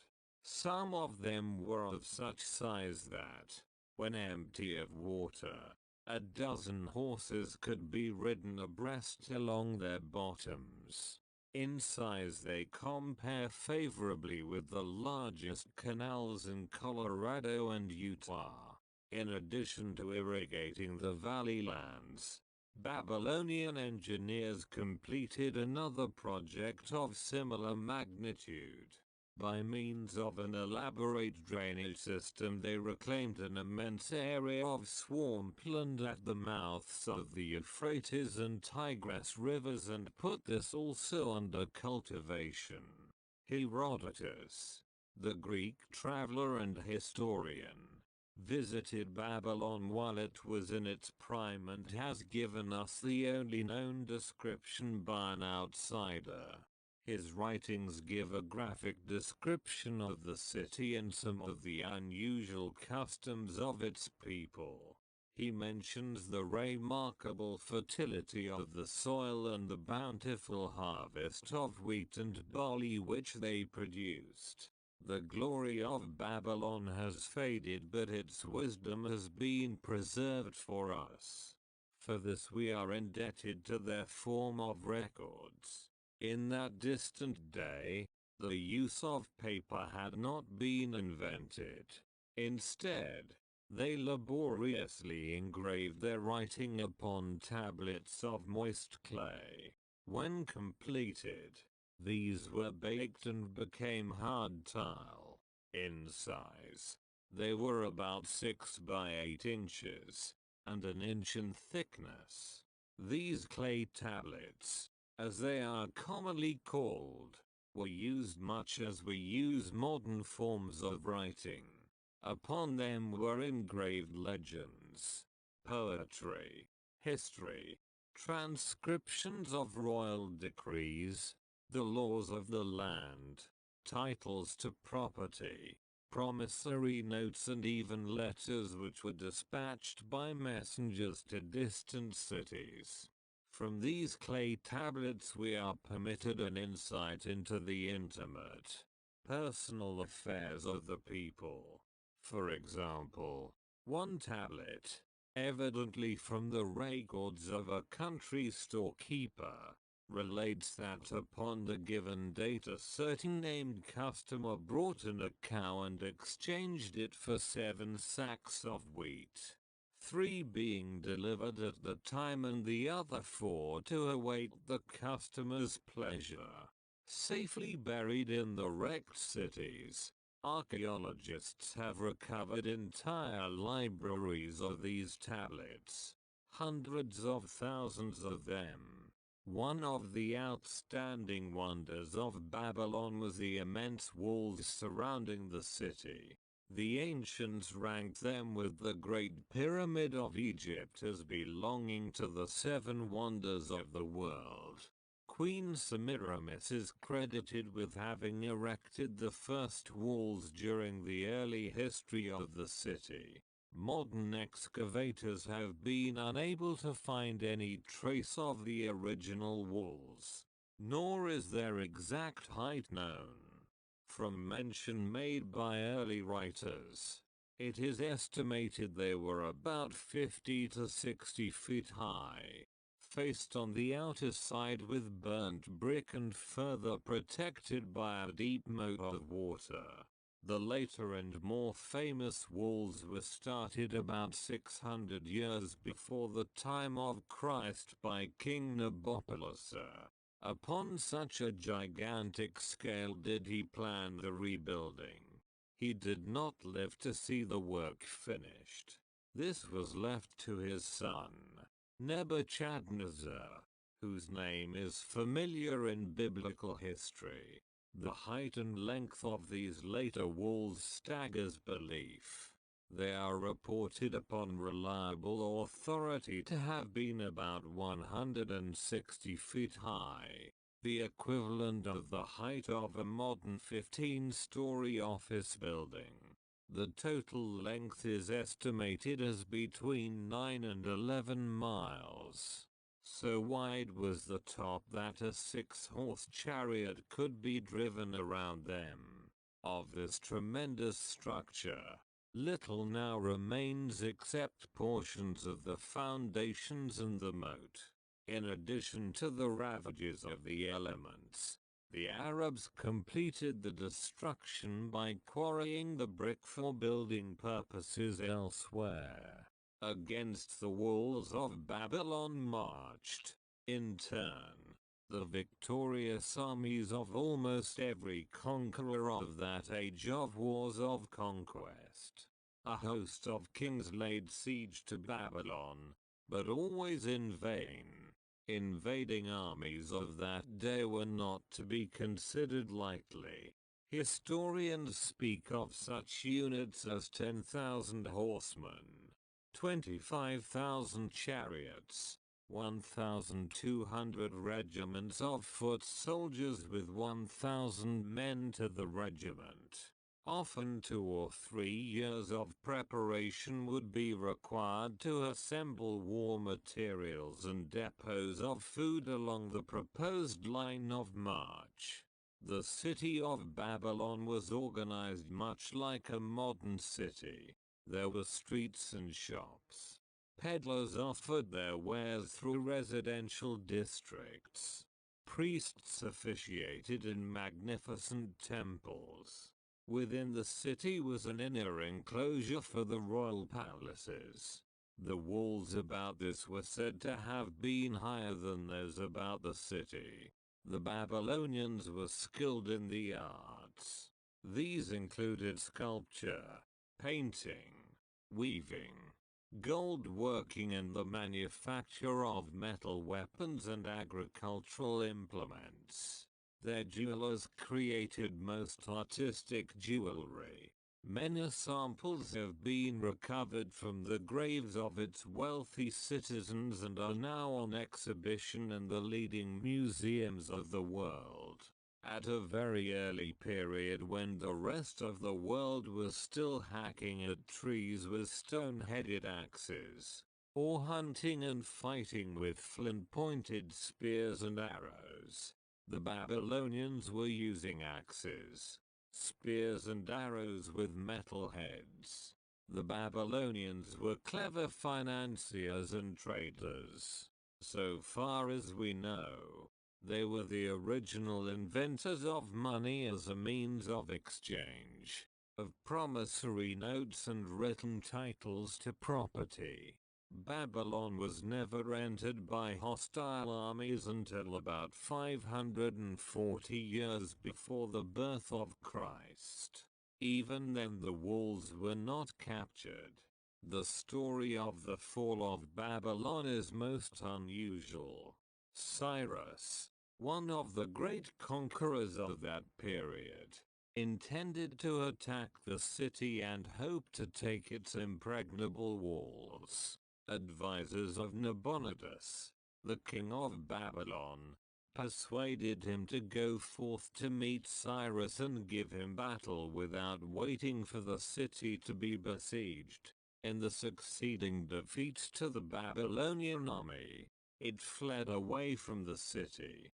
Cyrus, thereupon, entered the open gates and took possession without resistance. Thereafter the power and prestige of the city gradually waned until, in the course of a few hundred years, it was eventually abandoned, deserted, left for the winds and storms to level once again to that desert earth from which its grandeur had originally been built. Babylon had fallen, never to rise again, but to its civilization owes much. The eons of time have crumbled to dust the proud walls of its temples, but the wisdom of Babylon endures. The end of book.